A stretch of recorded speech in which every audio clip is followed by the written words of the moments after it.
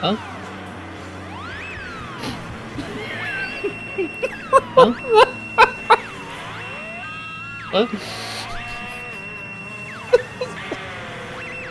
Huh?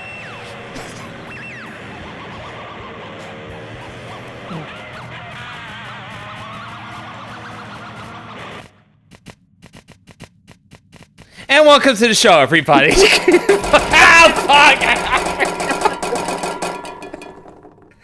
Everyone timed it as soon as I fucking like started talking. Like everyone timed it as soon as I fucking started talking. Also, you fucking caught me off guard with that, huh? Perfectly timed. Sorry. Ah, God. What do you mean? What do you mean? Sorry. It was funny. I don't know. I reflexively apologize. Don't. We are not going to. Do not apologize, because this is the art school stream. If there's anything to not apologize for, it's art school. If anything, art school should be apologizing to us. If I'm being It really should. if I'm being TBH and real about it. All right. Welcome to the show, everybody. Welcome to Shootin' the Ship. Welcome to my guest, a long fucking overdue guest to the show. Odd Video is here. Right there. That's me. That's you. Hey, I'm in the TV. You're in the TV. How about you? You're the first one to have a TV VCR combo on the show. Fuck yeah, good. Yeah, you do. Yeah, like everyone else has had like CRTs, but you are the first one to have and that is on purpose because I knew you were gonna eventually be on this show, and I was like, well, Odd has to have the TV VCR combo. Like it has to have it. You know. I have to be able to eat my yummy treats, which are VHS tapes. So that's the lore. Okay, all right. Speaking of lore, you should do like the introduction pitch that you do.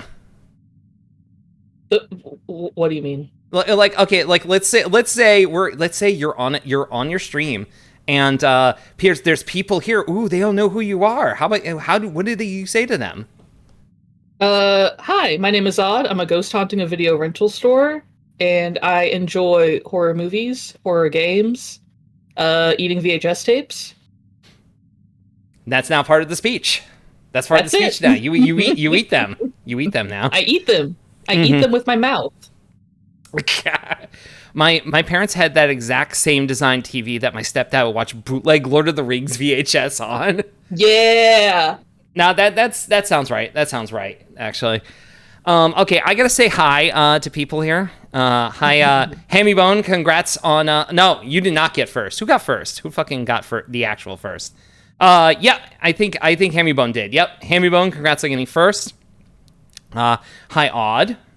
Hello. Hi, Lo. Hi, Juliet. Howdy, Juliet. Hi, Lily. Hi, Vixie. Hi, AO Hell. Drive safe. If I'm on your phone right now, drive safe, please. Do not text back. Do not text right now. Okay, do not.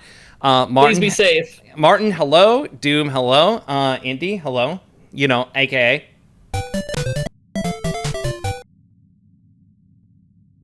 All right. Katja. Can I briefly interrupt? Who is that bird? Oh, that's Indy's bird. What is name of bird? Let's see here. Yeah, Indy, what's the name of this bird? Name of bird, please. Name one bird. Nyrene. Nyrene. That's okay, thank you. That's Nyrene. Have you been wondering that for a while? I have been wondering that. Yeah, Bibus. Bibus. Hi Ash. Hi Nyari. Hi Stag. Good luck at work. Hello Slab64 and hello Squid. It truly is Bibus though. Bibus, yeah. Ale Hell says extended series of fart noises into the speaker. So true, bestie. So true. That's how I feel. That's how I feel about art school, honestly. Like yeah. Okay, like let's cut to the end right now. Okay, the art school. Thumbs up or thumbs down? Thumbs down. Fuck that shit. Fuck that shit. Do not go to art school. Do not go to art school. All right, and on the next 3 hours, would be us explaining why with it. Like, okay, so, Hamyboat's saying he likes the manga sticker on the TV. Thank you. That was drawn by my model parent Limac. Mm-hmm. I tried to zoom in on it, and it's cut off there. Oops, whatever. Don't go to college. Oh, thank you for putting that in there. I forgot that you had that. I forgot that you have that, actually. Yeah, I think it's like a tier 2 because I don't have enough emote slots. I need to put all my shit on 7TV. Yeah, that's what I do, but that's not what we're talking about here. Okay, so what I think we should lead off this conversation with is we both of us went to art school. Thanks, Sixie. I need to change that so it doesn't include the Niari can with the regular Ashley can, but no, it's good. No, it is funny. It is funny. It is supposed to be empty cans as part of that one, and the Niari cans are completely full. That's why they make that noise. Yeah. No, hit her with my cans. Hit me with your cans. Anyway. I'm sorry. I'm sorry. I'm so sorry. Anyway, moving on. Moving on. So, working on it. So, Odd, I think we should start with what did we go to art school for? Because I think that's going to be all right. Got the recycle here.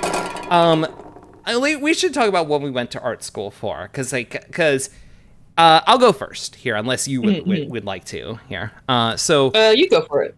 All right. So for me, I went to school for animation, and my original when I started art school is hold on, dude's saying 5 minutes in, they're already saying horn dog shit.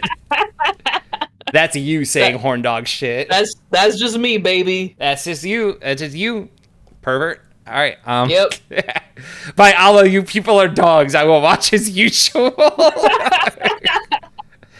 Hey, I just realized something here. Where the fuck is there we go. The show logo is missing on this screen. How about that? You forgot your bug. I forgot my. Oh, that's right. It is called a bug.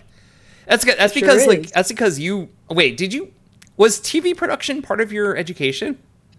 No, but my dad worked at our local TV station growing up, and it was specifically his job to like put in the bugs and the little ads between shows and stuff. So that's why I know what that is. And I forgot it on this screen too. So there we go. There, the bug's back on there. Good. Anyway, but I think the bug is very important for my stream, because guess what? This is a TV show. You're watching TV, baby.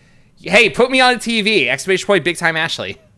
Do it. Do it. Put me up on a TV. Put Odd. Here's a screenshot of Odd. Put them up on a CRT right now. Put me on the TV on the TV. In the TV on the TV. That's how it goes here. All right. So, I think it's just exclamation point big time. Unless mix it up is here. Martin, help. Martin, call me for clips. Call Martin for CRT related shit. Martin did degauss me one time. That was good. Yeah, no, I made sure of that happening. Thank you. That time. Yeah, it's refreshing to get degaussed, and it's just like, really nice. Yeah. Anyway, so like I was saying, I went to school for animation. Specifically, I was going to school for 2D animation. And guess what program was removed after my first year of college? Really? Yep. I was going for 2D traditional animation, and they removed that program after my first year. And I will get more into that a little bit later here. I also, I know we talked about it before, but I want to say, we are saying what college we went to, right?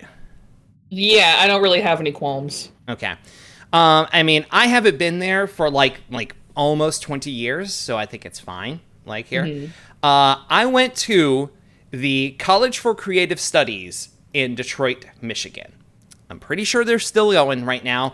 I certainly wasn't a star student there or anything. I'm pretty sure anyone who knew me there is no longer there.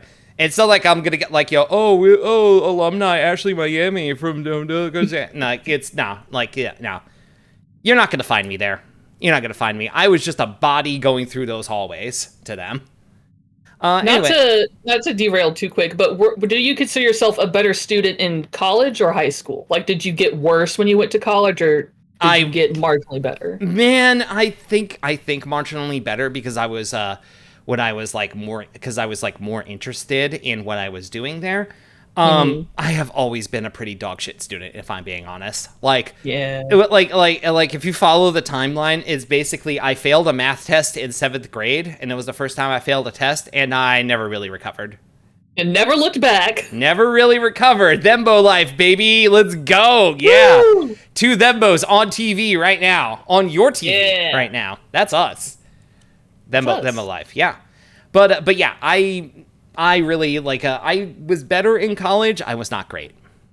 I don't know. I was not that great in college. C's get degrees, folks. Except at my school, fucking apparently. Okay, I'm not to fucking Hey, Odd, you should introduce your college and your degree and such first, and I will get into the bullshit with how my school treated C's. Okay, yeah. I have questions. But, please do ask them. But yeah, you talk about your college experience first. Where did you go, and what was your degree in? If I were doing an interview right now and talking about my previous college experience, I would say I went to the University of Texas Radio, Television, Film program, which, funnily enough, it's a Bachelor of Science. So technically, I have a Bachelor of Science in Radio, Television, Film, and a certificate in creative writing, which means nothing. But I have it. You never. Okay, I knew about the science part. I did not know about the certificate in creative writing. It's just like a bullshit credit. Like I had to take like one extra creative writing class, and then because I had already taken so many screenwriting classes that I had enough credits to get it, so I was like, yeah, fuck it. Mm-hmm. Looks like Vixie is high-fiving you for that one. Thank you, Vixie. Mm-hmm. Also, Nari saying like, yeah, do you qualify as a scientist? I think you qualify as a scientist. Oh my god, I'm a fucking scientist. Yeah, no, you're gonna trade in that green fur jacket for a lab coat. Katya, move over. We got some shit to make. Yeah, let's go. Yeah, we got experiments to conduct. Yeah, Katya, don't fuck up a Splatoon. Don't fuck up. Don't screw up. Oh, don't throw that bomb. Don't throw that. Watch out. Also, Juliet, absolutely. I'm high-fiving you. Oh, wait. Are you guys having a solidarity over colleges coming up? Well, here, I wanted to mention UT specifically because in terms of filmmaking, there's actually a lot of, big names that have come out of the UT film program, and there is like a film culture in Austin, sort of. And I just think it's funny that Matthew McConaughey said he would teach a class and then never fucking showed up for an entire semester. like he was booked to teach the class and then just didn't show up. Pretty much. Jesus Christ! So it's just like substitute all year for the Matthew McConaughey class. It was like there was like an actual professor there, but it was like, oh god, it was bad. He wasn't there. God, yeah, that sounds like just like the ultimate bait and switch to get people to take the class. If I to be TBH about it, honestly. Okay, so you said you had a question for me regarding my degree here, so please. Well, just about your school in general, like how many people in your program? Like, what was that? So like? It wasn't that big, honestly. It wasn't that huge of a program. Maybe like just like a couple or like a few hundred like in the program at any given time. Here's the thing with the College for Creative Studies, okay? Yes, there was an animation program. It got mutated into a game design program. Huh. It got mutated into it's something like a visual, no, it was called Interactive Arts is what it was called, okay? So here's the timeline for it, all right? My first year, I wanted to do 2D, like, hand-drawn animation. That's what I was doing. The shit where you do on paper, where you paint on cells, all that sort of stuff, okay? But by the time for context here, all right? We all know how old I am, all right? I started college in September of 2002. By September 2003, that track was no longer available, and I had to basically fucking a la carte my way through the program in order to get a degree. But like, you know what they did have? They had a 3D program. They had a 3D program set up, and let me tell you, I took 2 3D classes. I could not fucking wrap my head around it. I took 2 3D like classes in 2 semesters, like one after another. It was some of the most frustrating schooling I've ever done, because I do not understand 3D. I do not fucking get it. All right, I am a 2D bitch. All right, that's why I don't have a 3D model for VTubing. I can handle this. I know how to. Technically, you do have a 3D model.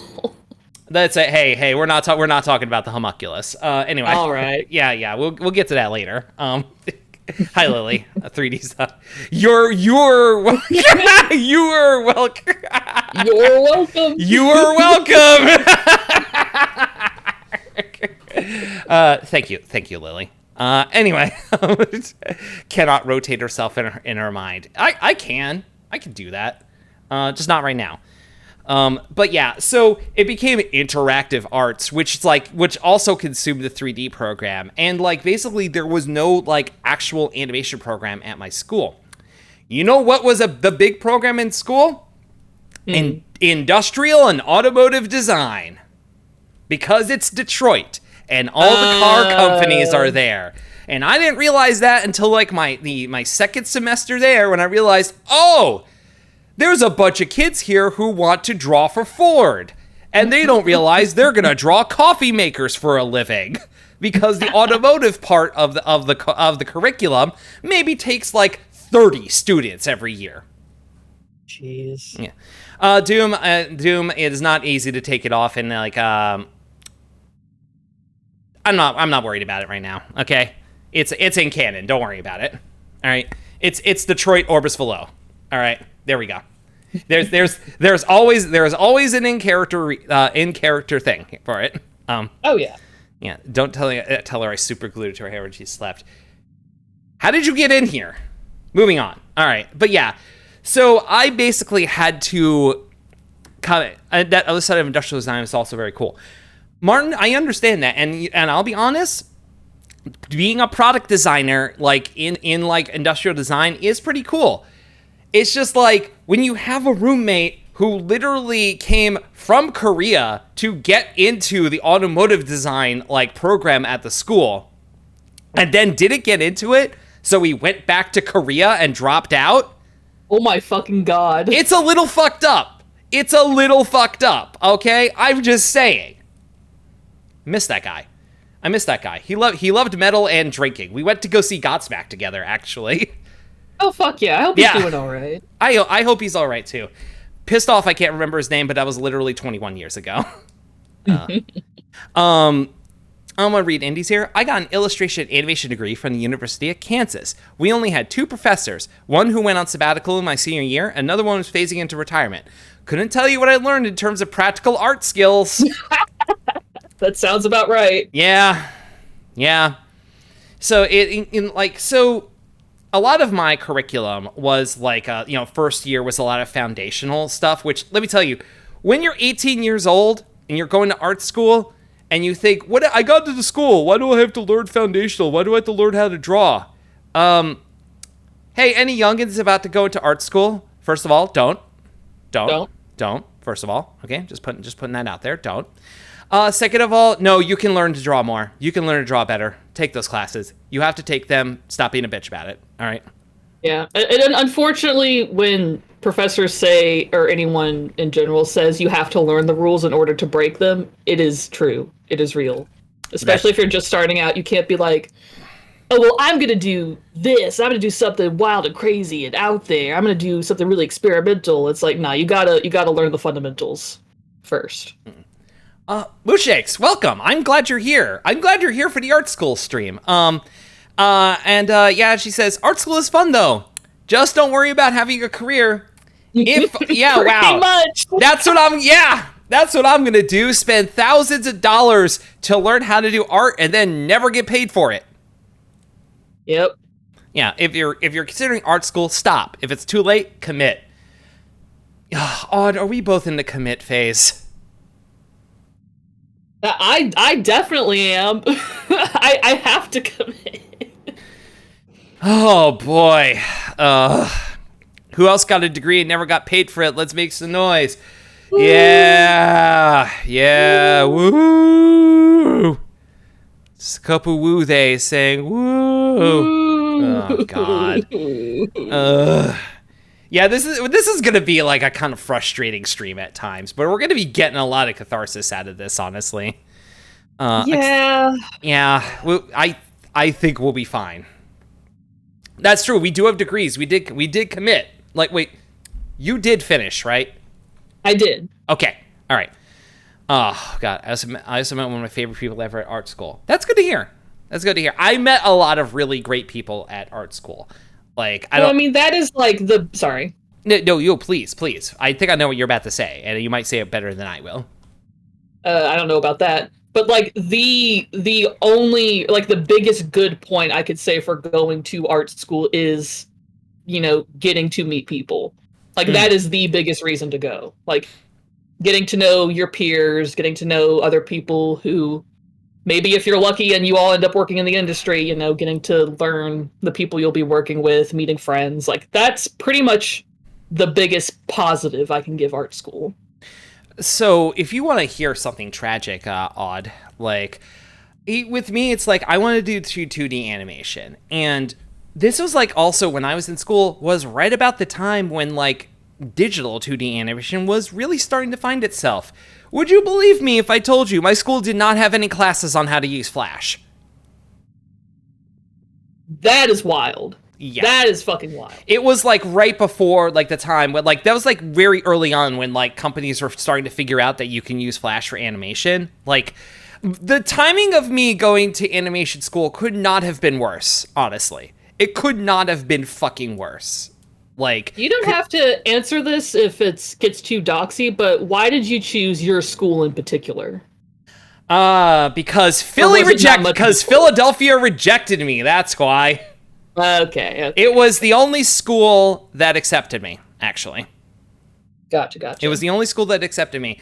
I applied to a lot of them, but yeah, that's because I learned how to use Flash. I mean, Flash was available in high school. I didn't have any classes I could take for it, but yeah, this school decided it was more important to include 3D and like game design shit into the school rather than 2D animation. All right, I could have worked on Total Drama Island. I could see a path where that could have fucking happened, honestly. You know, I wish you had. God. Just imagine where I'm a VTuber, but it's Total Drama Island style. Please. Oh, God. That's gonna happen now. Please, someone make that happen. It might be me. It might be me. Sorry for the trauma. Oh. I'll get into that later. Anyway, yeah. Worth hiring now and teaching. Oh Christ. Okay. Oof. Mooshakes is referencing something that listen, I'm not gonna get into details. Mooshakes and I know each other from a while back here, and we took a class with the worst fucking teacher ever. You know, worst fucking teacher ever. Why were they the worst? Imagine you take a course on portfolios, right? On how to, you how to put together an art portfolio, and it's like your senior year of school. And the teacher, is basically just, like, a guy who just, like, isn't really paying attention. And, like, it basically becomes, like, a lab class. And then, like, he talks about how great all of his work is and everything. And on the last day of class, he brings in his Emmy to show you that he got an Emmy for a commercial he did.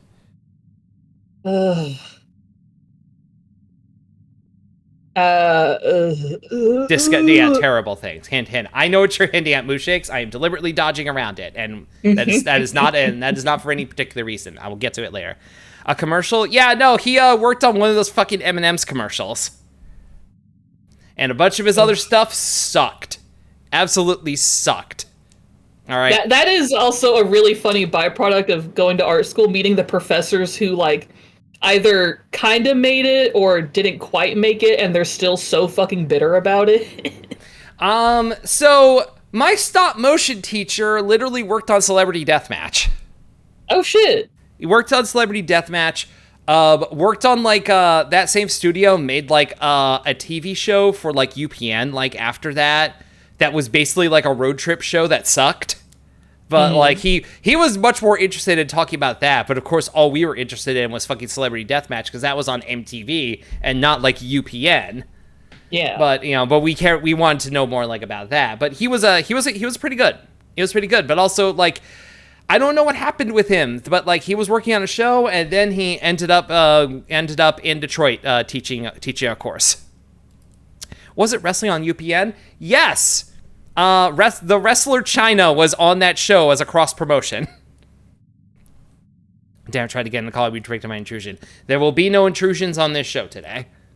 We have too much to say today. But yeah, no, I had you want to talk about teachers? The 3D teacher was literally a Buddhist monk who lived at a monastery. Hello? Yeah. What? Not with the robes or anything, but definitely he head shaved and all of that, and would talk about mindfulness and shit like that, whatever. And but they would talk about did you know this teacher lives in a monastery? And I'm like, he's not that good of a teacher. He's kind of a pussy of a teacher, if I'm being honest. Did you have any good teachers? The one that sticks out the most, actually, was I had to take an elective. I had to take. I took a class on like memory, sleep, and dreams, actually. Ooh. And so like that, like, first of all, like I was in like that teacher nailed the fact that I had seasonal depression and told me you probably have seasonal depression when I was falling asleep in his class. And I was like, wait, is that a thing? And he was like, yeah, that's a thing that happens. It's the fall. You are getting seasonal depression right now. And I'm like, oh. And I think that was the first time anyone ever brought up the idea to me that I might have a mental illness.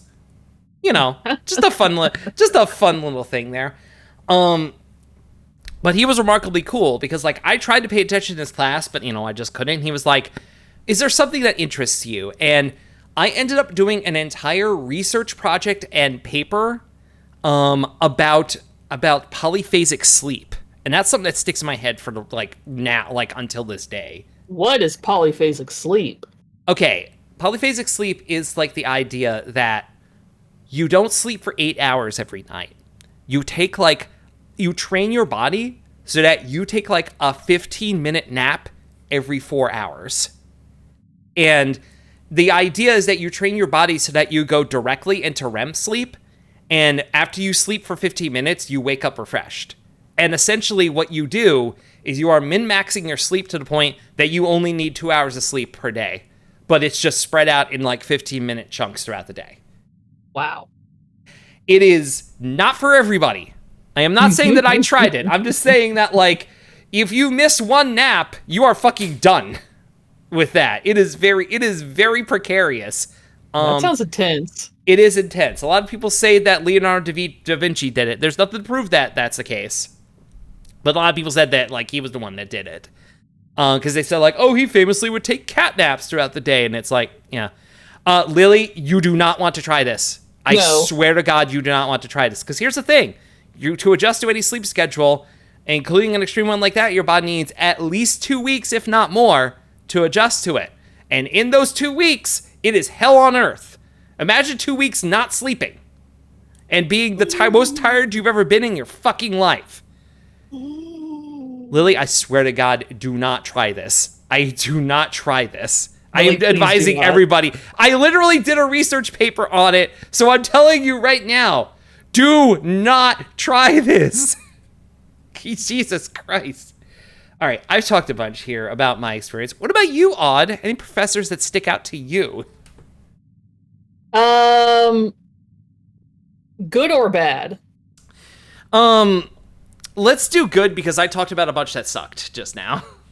Okay, and I think your professors that suck were actually funny, and because I don't really have any memories of like particularly bad professors. Mm-hmm. But in terms of good ones, my Asian horror film professor, I don't know why, but like consistently throughout my time in school, I have always liked the teachers everyone else hates. Or, like, at least the teachers everyone else hates have always liked me. And so, my Asian horror film teacher, she was really intense and, like, very specific about, like, how she wanted our papers done and, like, how she wanted us to, like, interpret the films we saw and stuff. But, like, that intensity and that, like, level of specificity she required out of us really like actually challenged me and the way I think about film and the way I articulate how I feel about film. And so yeah, I liked her a lot. I would go to her office hours and she would always tell me to study law instead. Oh my God. And I should have listened to her because maybe I'd have a fucking job right now. Oh my God. God. I did not realize that like Asian horror was like a class that you could take. That's pretty fucking cool, actually. There was Asian horror films. I took like sci-fi and horror screenwriting.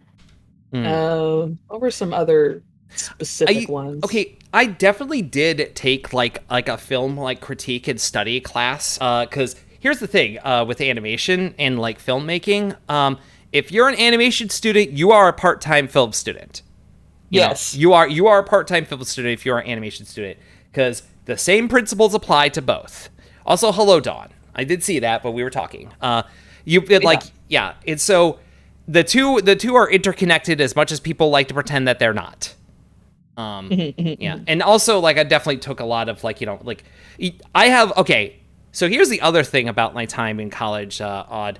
Even though I was in animation, the entire time I had a video camera and I was filming shit. And Good. You should, as everyone should. As everyone should. I was on I went from like high 8 tapes to DV tapes, mini DV tapes before, and I kept all of them. And I will get into why it's important that I kept all of them. But please, like, talk more about like classes you've taken and like so. Like that you studied like film like that. Did you have any production classes? I did. It was, I'm trying to remember exactly, because it was a similar thing where it's like, your first couple of years, you're really just taking foundational.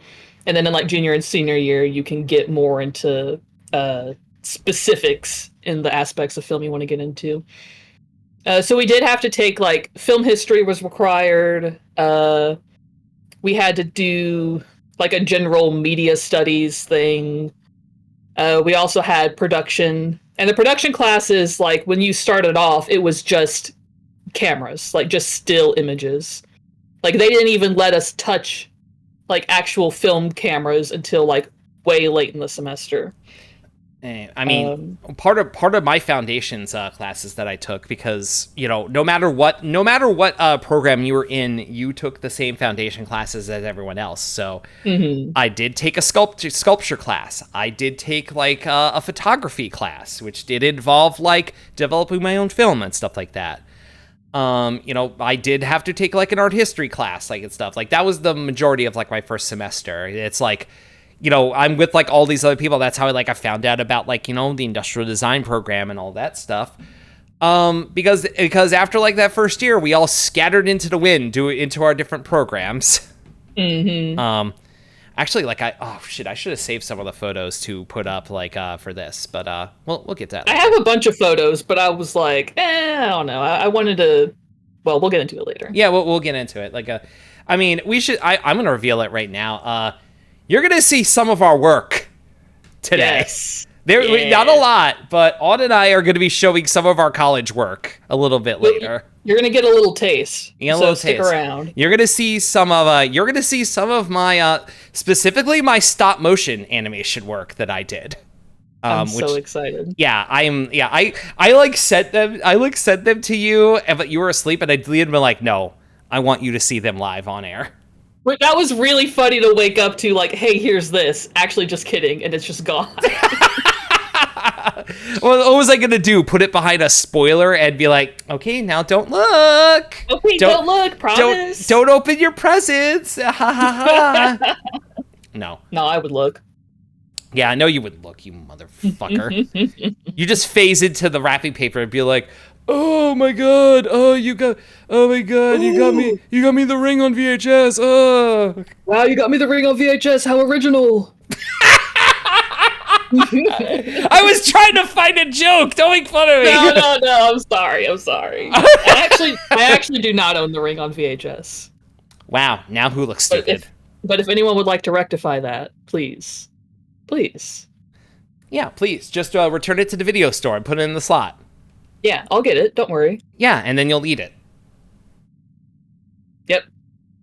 Maybe I won't eat that one. I don't know. Are you sure you don't want to have a nice $300 meal? I don't know how much the $300 meal. Christ almighty. Okay. Here's a question now. For you regarding art school. Did you live on campus? No. Well, okay. Here's the thing.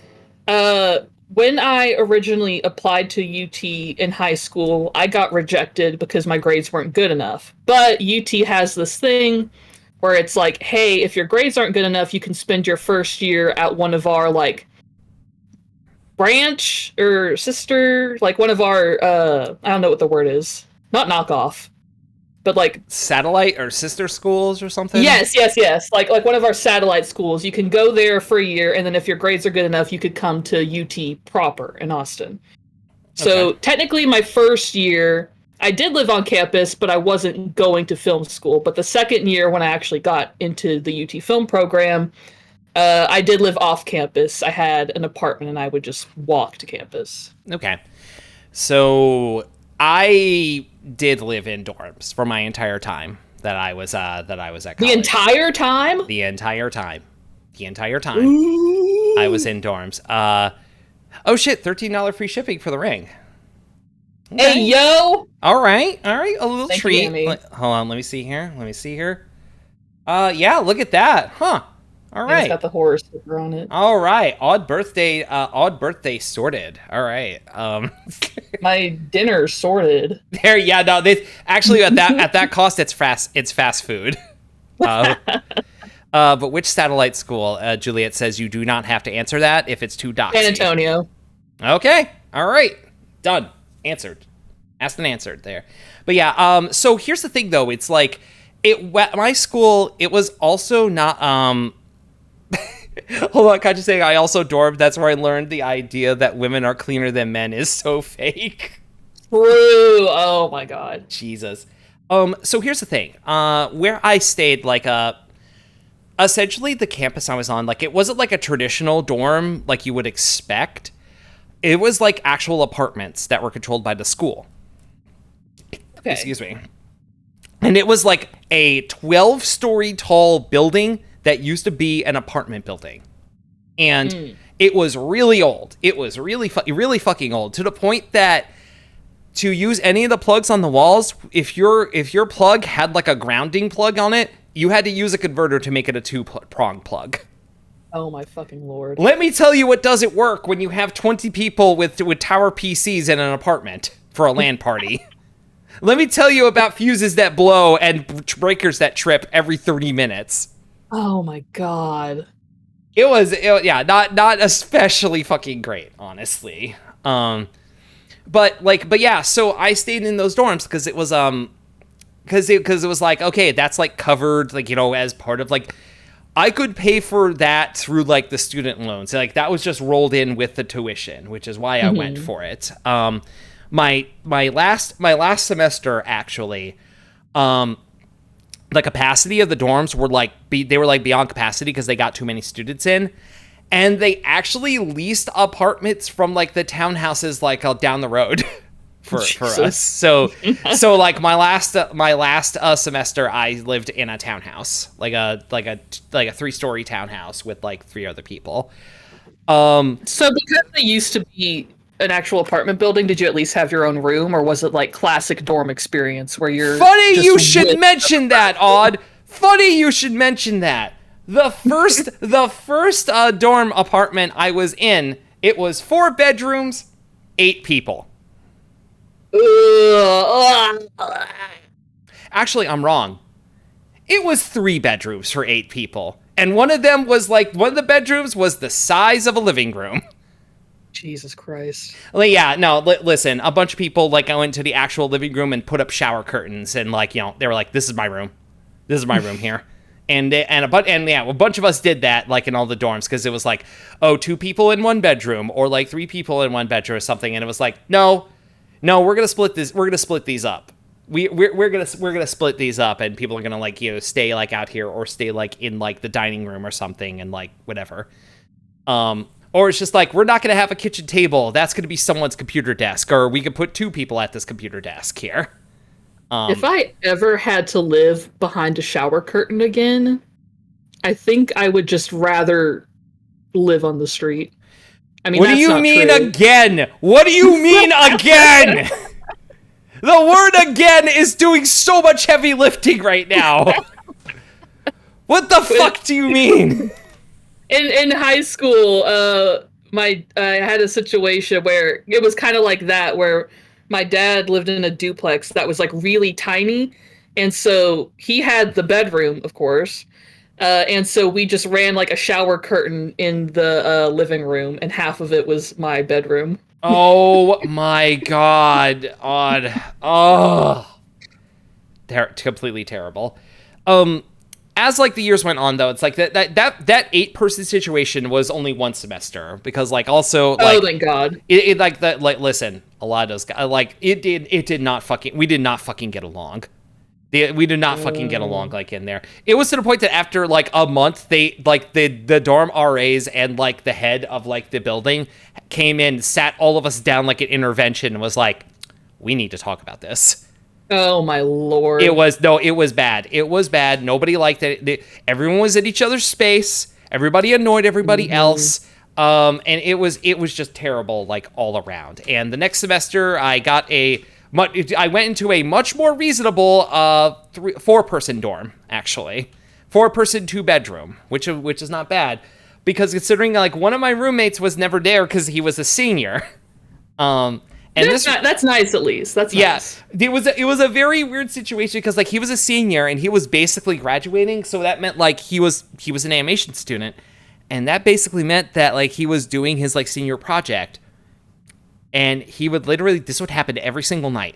He would come home at like 1 or 2 o'clock in the morning from working in the labs. Okay, he would come in, sit down on the couch, turn on the N64, and put in Killer Instinct Gold. And fuck yeah. would wordlessly just perfect his way through the arcade mode of Killer Instinct Gold. Just go all the way through it. And like also, if you're not familiar with Killer Instinct Gold, like Killer Instinct is the one where like has extremely fucking long combo strings that are so long that you can input them and put down the controller and it goes for like 20 hits afterwards. And and he would just come in, he would beat it, then turn it off, and then just go flop in bed. That was the most regimented way to unwind at the end of the day. Like it is no exaggeration. He would just fucking do that. Like the most you would get, good. He would like wave and be like, "Hey," and then he would sit down, beat Killer Instinct Gold, and then go to bed. One of the best roommates I ever had. Sounds like it. Honestly. There was also like the roommate I had like that semester, like we did not get along, but then like the next year we actually found out that we could be friends if we weren't living together, which is a very important lesson to learn. I feel is like that is very real. Yeah, like there are some people you can love to death and you can never live with them. Never fucking live with them. And there are some people you could live with who you will never be friends with. Like that is. It is when I say 2 things can be true, this is one of those. 2 things can be true with that, okay? Please understand that. Just because someone's your best friend doesn't mean you can live with them. Please understand that. Ugh. Anyway, so I know we're supposed to be talking about art school, but can I tell you my worst college roommate story? Oh, please. This is part, I mean, it's college, it's art school, it's part of the college experience, so please. That's true. Okay, so for 2 years, I lived with these 2 other people. Basically, the apartment complex I had, they would like, it wasn't like sponsored by the university, but since it was nearby, they would like, take in students, and they would like try to like match you with roommates who you would maybe get along with. So I got put with this one girl who would, in the morning, constantly blast either Family Guy, Big Bang Theory, or what was the other one? Oh no. The Office. Oh, the holy trinity of dog shit television. Great. Was every morning as loud as possible. And then she got a dog. No! Fuck off! No! And our apartment did not have windows, except for in my room. I had the only window. And so this poor dog was just like kept in a kennel all day. No! And one time I called her out because the dog like peed on the floor and she like hit it or nudged it. And I was like, hey, you can't fucking do that. And she was like, don't tell me how to treat my dog. Oh, so I hated this bitch. I hated her. Oh, no. Fuck that. Oh my God. But one day. What do you mean? Oh no. We shared a bathroom. And one day I went in there and she was unconscious next to the toilet. And she had attempted to take her own life. What the fuck? What the fuck? So I got her out and I like called 911 and like did the whole shit and like, you know, made sure she got to the hospital and waited there until her parents showed up. And we like never spoke after this. And it was like, I still hated that bitch, but I was like, you're not allowed to die here. Yeah, no, you're just like, yeah, you hated her, but you're just like, I'm not gonna be fucking responsible for this. I'm not gonna be responsible for this at all. And genuinely, after that, we never spoke again. I still lived with her for like 6 months after that, and then moved out and never saw her. Oh my god. Oh, the funny thing is, no, I saw the funniest thing I've ever seen in my life through that experience, which is a couple days afterward, people, like her family would send over like flowers and like her family was like showing up and stuff. Someone sent this poor girl who just tried to take her own life a fucking edible arrangement.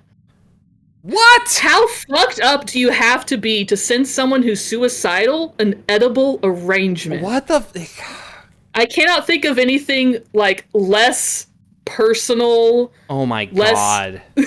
Just Jesus Christ. Here's some fruit that's been sitting in a tub like at room temperature for 3 hours and we put some toothpicks in it. And I hope this makes you want to live. And we put some chocolate on the strawberries. Yeah. Yeah. Hey, don't die. Cantaloupe. Literally. I don't know why, but that has just always tickled me. I've always thought that is so fucking funny. Actually, yeah, it really fucking is. All right, well, I'm not gonna outdo that, but I could try.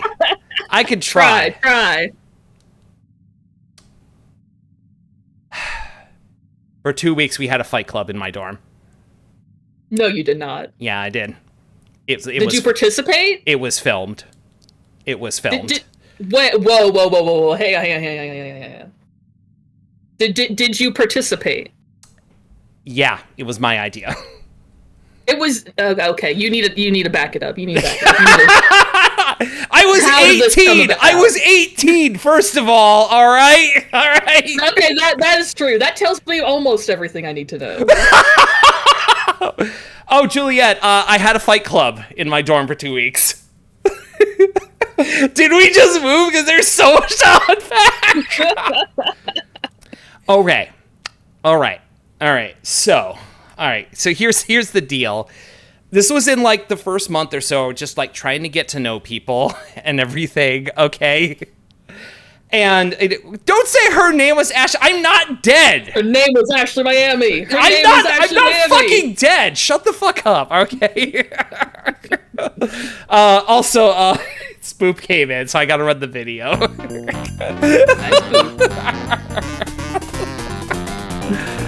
God. All right. So new raid phrase. Her name is Ashley. All right. We'll have to do that. Okay. All right, Nyari, please remember that there, and when the time comes, unless something funnier happens along the way. Also, I noticed Crystallis came in. Hello, Crystallis. So this is also like started by saying that I never drank. Okay, and within 1 week of living in the dorm, I got fall down drunk on vodka one night. Jesus. Fall down drunk on Papa vodka and cheap orange juice. And I remember I was so drunk I rode the elevator down from the 8th floor, made it all the way outside where it had just rained and fell, and like my entire right side was covered in mud. Oh no. And then I like stumbled my way back into the fucking yeah. Actually, I had two choices: backyard wrestling or fight club. I'm shocked where the plot diverged. Okay, well, did you actually hit people and get beat up? Yes, and yes. Okay, so here's the thing: like, I got to be talking with a kid who didn't live in my fucking dorm room, but he was like a couple of like floors down. But we got to talking about just like sometimes it's cool to fight, you know? And he was like, you want to just like fucking do that like later? And I'm like, yeah, just come by my place. It's fine. Yeah, let's do that.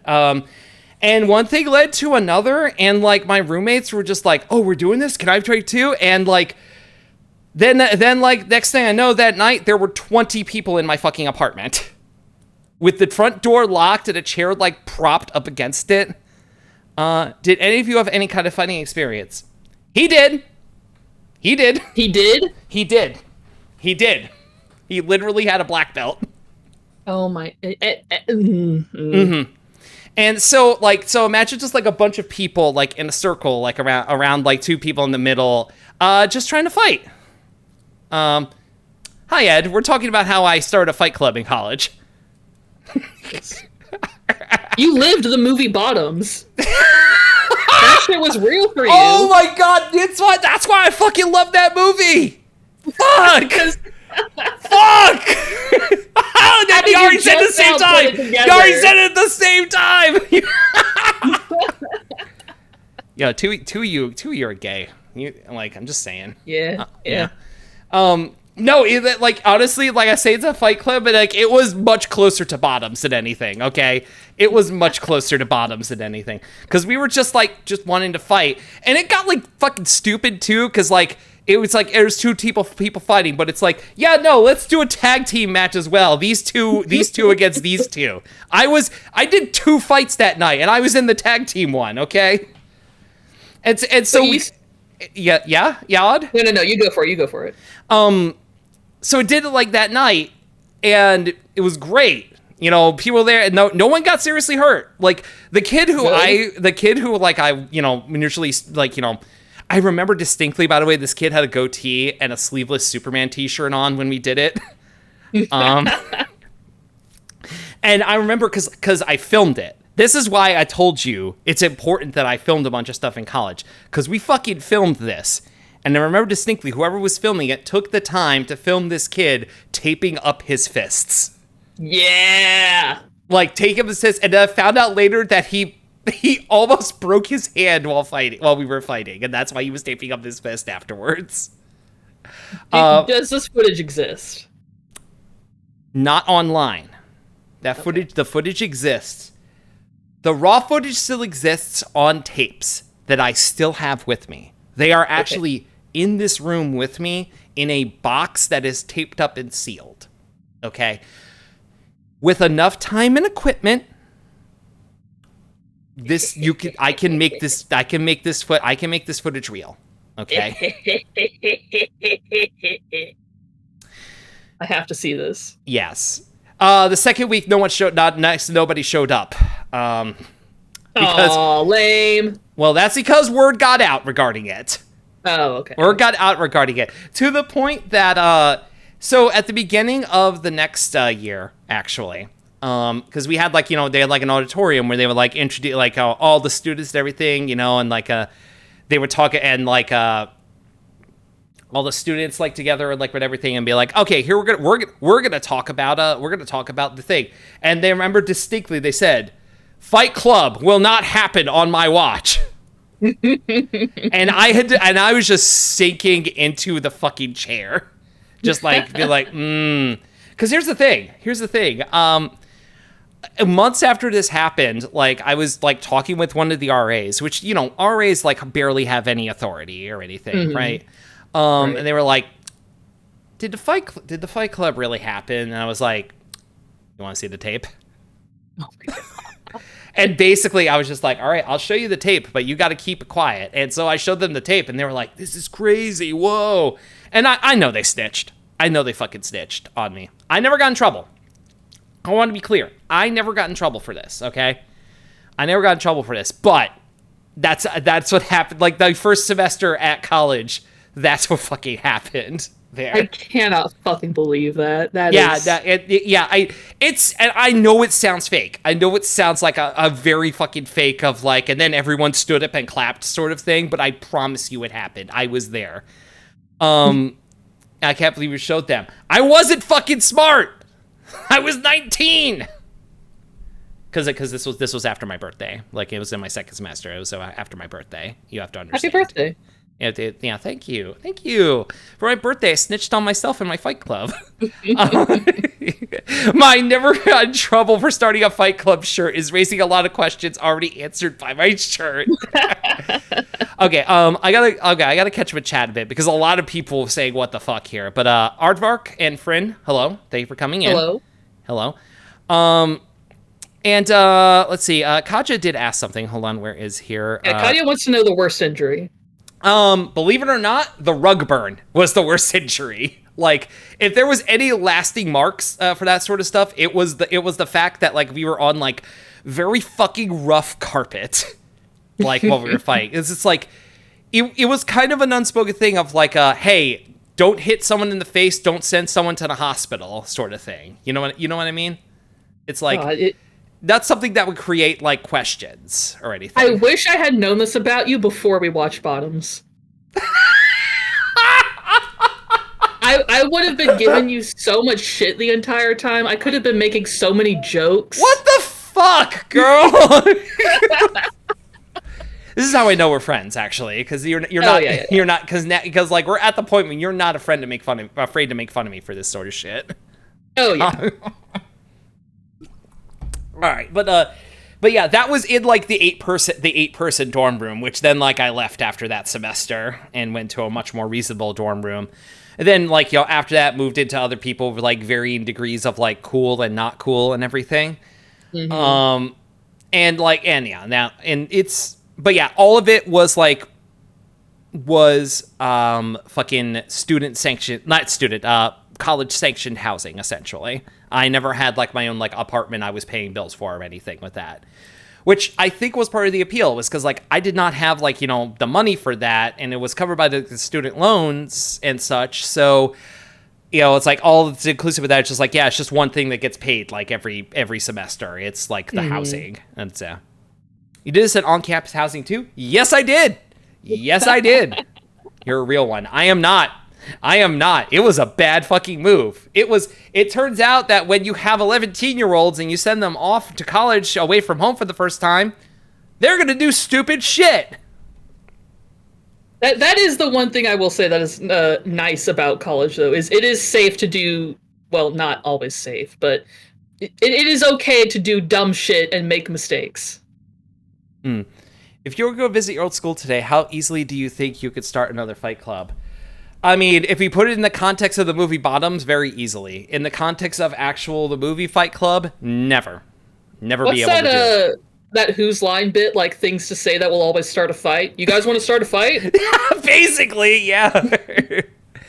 Is it more expensive to stay on campus than off campus? Off campus. Off campus is always more expensive. Unfortunately. You're paying for like the freedom for it, you know? Mm-hmm. It's because like college, the campus housing meant that you could not have alcohol like in there at all, even if you're an adult and legally able to. You could not have alcohol like in there. People smoked in them all the time all the time. I remember. Okay, this is making me thinking like that one time.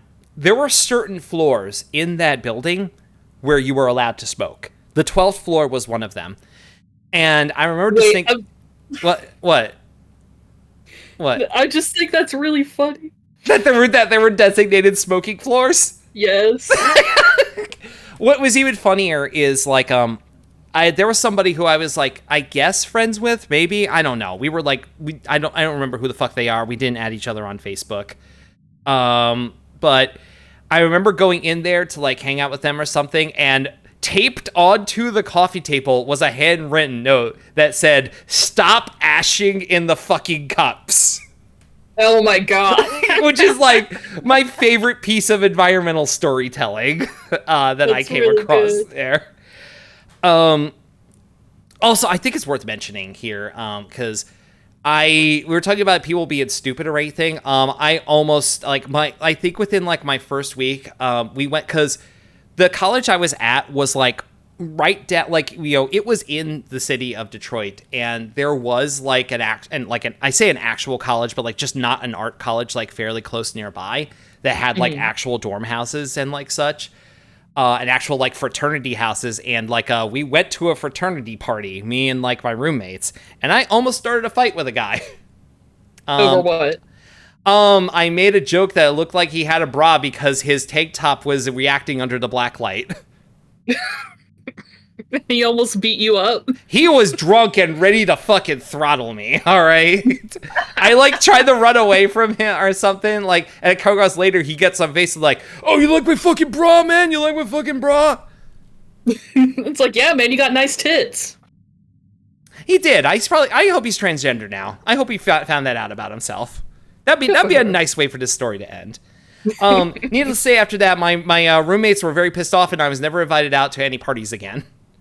But Aww. joke's on them. We started the Fight Club 2 weeks later. Yeah, so Odd, do you have any stories about fraternities? You fucking bitch. This is a very important piece of odd lore. Yes, please, do tell. In college, I was part of a film fraternity. Specifically fraternity. Mm-hmm. Frat boy Odd is real. Frat boy Odd is fucking real. A frat boy. Yeah. I'm a frat boy. But it is. I don't want to say the name of it, but you don't have to. You don't have to. It is real. It is out there. Mm-hmm. There wasn't like a house or anything, but there were like dumb frat rituals and shit. Okay, there was what ritual did you have to do? When I got initiated, it was literally like a ceremony with like robes and like candles, like D&D type shit. Oh, that like, fucking rules. That fucking we were in like ass. The black box theater, just like doing dumb shit. Mm-hmm. But I mean, there was some effort to be like to have a modicum of legitimacy. Like it was good because each semester, you would like get into groups and like pitch a project that you wanted like grant money for. And then so as a group, we would be like, okay, well, these are the projects we want to put forward, to try and get some money to make. And then like if your project was selected, you would get some money from like the national fraternity, whatever thing. And then we would also like get campaigns on like GoFundMe or Kickstarter to raise money for our films. And so that was a cycle like every semester, like picking out which films we were going to focus on and make, and they would be entirely like crewed by people in the frat. So that was ostensibly my reason for joining. But there was still absolutely like, dumb frat parties and shit. Mm-hmm. What was the initiation like? I want to table this by saying that tabling isn't the right word, but it's like you not need to get into any details that you don't want to get into. Oh no, it was totally fine. Like part of it is like during the pledging process, we had to wear berets. Like if we were on campus, we had to wear a beret, and if someone in the frat saw us without it, we would get shit for it. Okay, I'm gonna I can't make fun of you. Not yet. No, you no. can later. No, I can't. One of my senior photos, I wore a beret in high school. You wore it voluntarily. I did it because I had to. Yeah, that's worse, Odd. I don't know how to tell you this. That's fucking worse.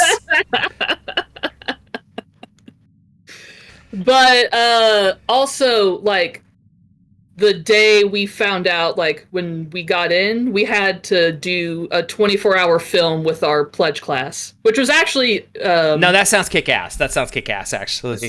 Physically, that sucked, but mentally and, like, artistically, it was a lot of fun, because I was like, okay, and here's your time. You have 24 hours, make a movie. And so it was just, like, running around all over Austin, and... that was a lot of fun. No, that does sound kick-ass, honestly. Mm-hmm. Oh my gosh. Okay. So we've talked about like living as college living and everything like that, but what about like the artistic like part of it like as well. Like when you like, I know this for me. It's just like when you were going to art school, what was the end goal? What did you want? I wanted to graduate. I wanted. I don't know. I wanted what I always wanted, which is to be a writer. Okay, yeah. I'm mainly like curious of just like just like because like for me it was like the end goal for me was like I wanted to have my own show, like I wanted to have my own show or something. In like a dumbass, like I said, I just want to have my own show. I don't want to have to pause the credits to show my parents I worked on something.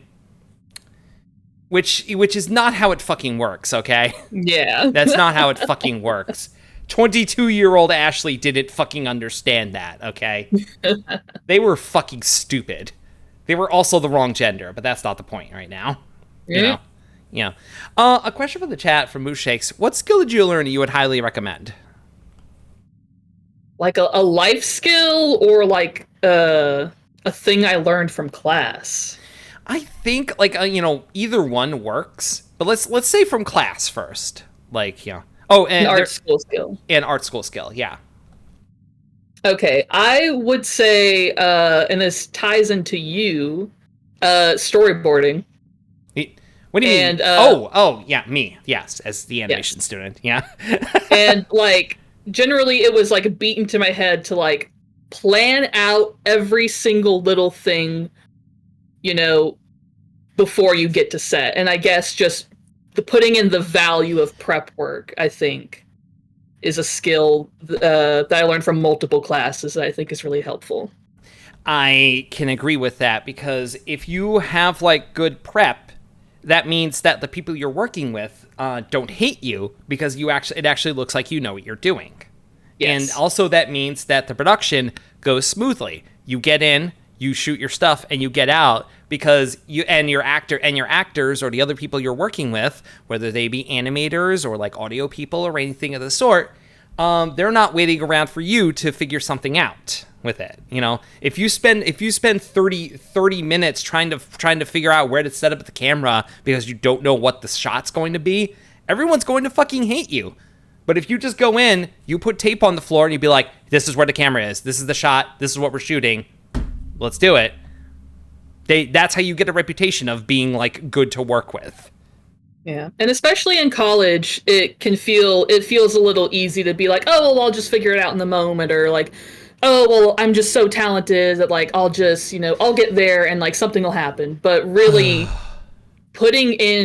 making sure you prep for a long time, that really goes far, not just in terms of what you were saying in terms of like the people you're working with, because then who's going to work with you again if you're spending half an hour futzing around like, oh, well, I don't know what this should look like. You prep for the people you work with, prep for your own peace of mind, prep for better art in general. Precisely. Like, I can't agree more with that. Here's something. Were there any like other classmates that you had that just like in class where you like hated their work and like the way that they conducted themselves? Absolutely. Please.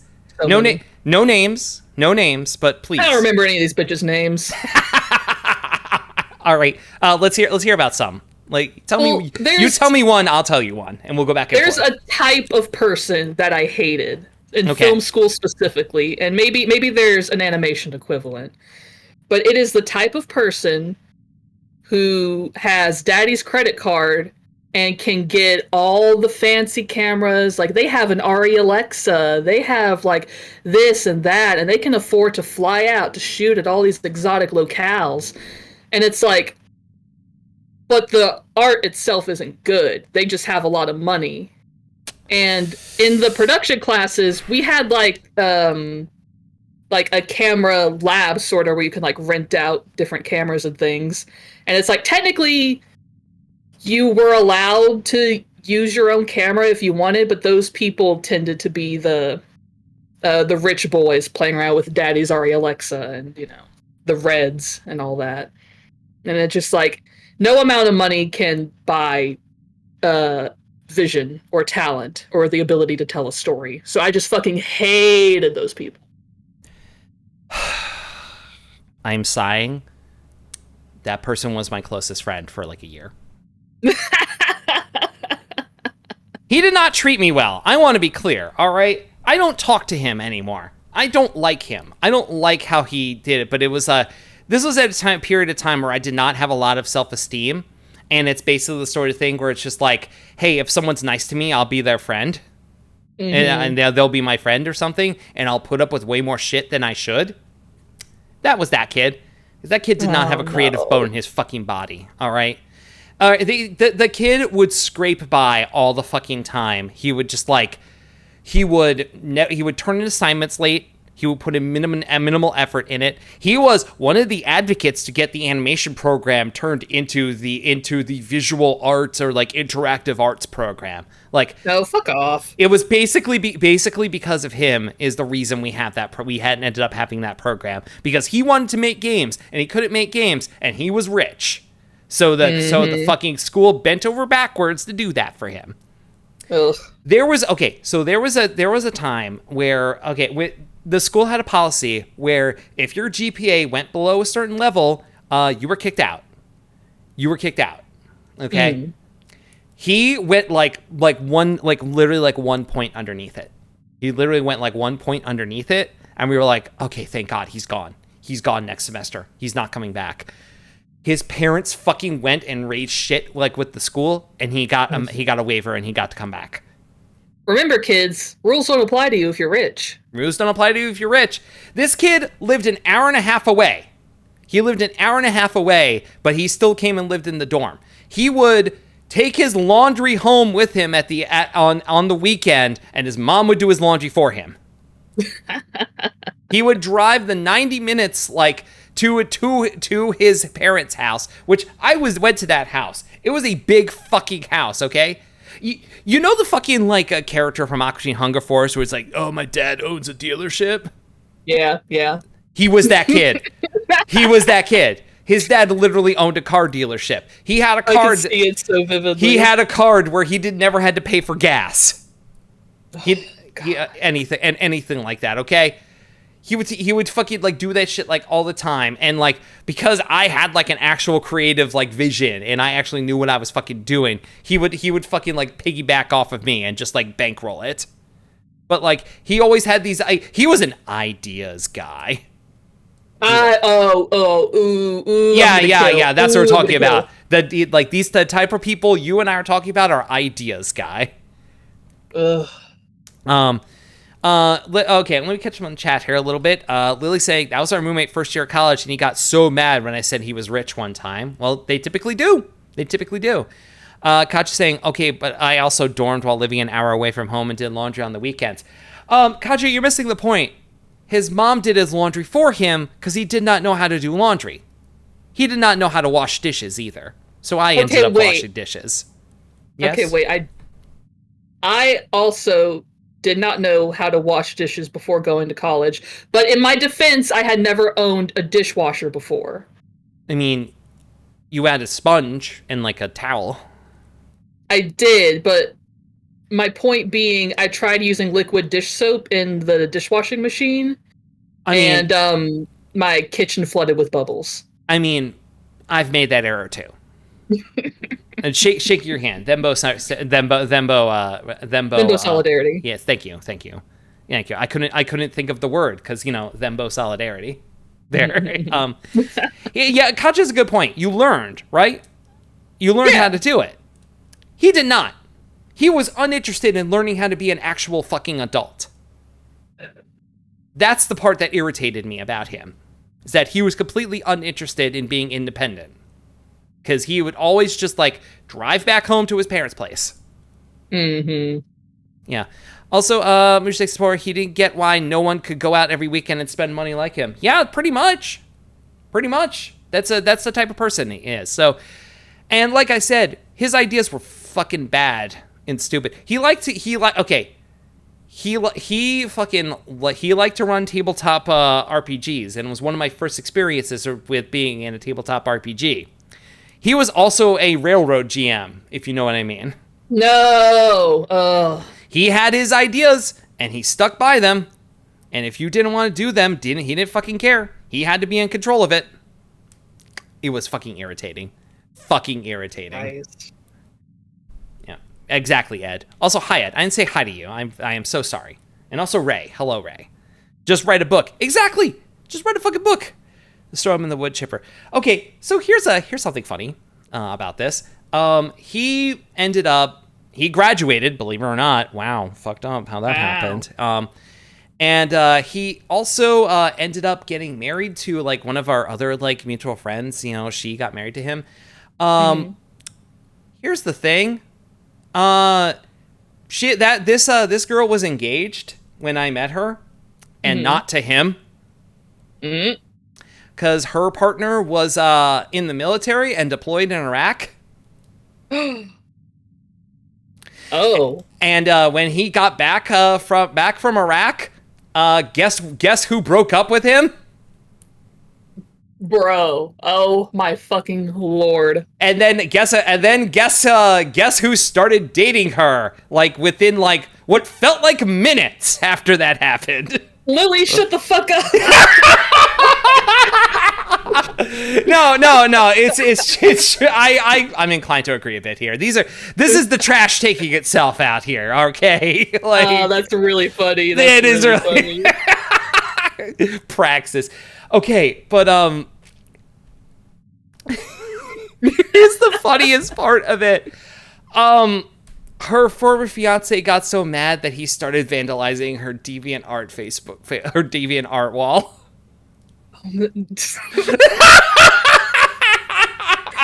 So much about this is of such a specific era, and I love it. This whole story is 2005 as hell. Okay, it's so good. It's so yeah, good. I know, right? Like, I'm just kind of like, I was kind of like, man, that's kind of fucked up that you did that. But also like, I'm just kind of like, like I'm an actual adult now, and I'm like, no, this whole situation is like, I wish I was less of a pussy. I would have been just sitting down with popcorn watching this situation back then. If I knew how fucking funny it was. I understand that it's tragic to cheat, to essentially imply, like, the implication is that she cheated on her her husband, her fiance, who was deployed, for this dirtbag rich kid. Honestly, like, nobody involved was good in this story. Yeah, nobody is good. Nobody's a winner. Yeah. Now, speaking of people in classes who were fucking terrible, here's something for you. Did you ever have people who thought they were like above the assignment that they were given, and they would just like come in? Well, here's what I did, and it's like completely missing the point of the assignment. Okay, please do tell if you have any examples. I don't know if I have any specific examples, but I mean, I definitely remember moments where people would try to do that, and thankfully the professors would always shut that down and be like, no, fuckhead, I'm trying to teach you this for a reason. You have to do this assignment to learn this thing. I know you think you're above it or whatever, but, you know, we're all playing by the same rules here. I can't think of anything specific in regards to that, but I definitely remember it happening. Well, I definitely have something specific regarding that, because it was my second semester. It was a traditional animation class, and this was with the professor, actually, the one who worked on Celebrity Deathmatch, because he was also teaching the traditional animation class as well. And we were told to like do like an assignment that was like a ball bounce or something like that, something very simple.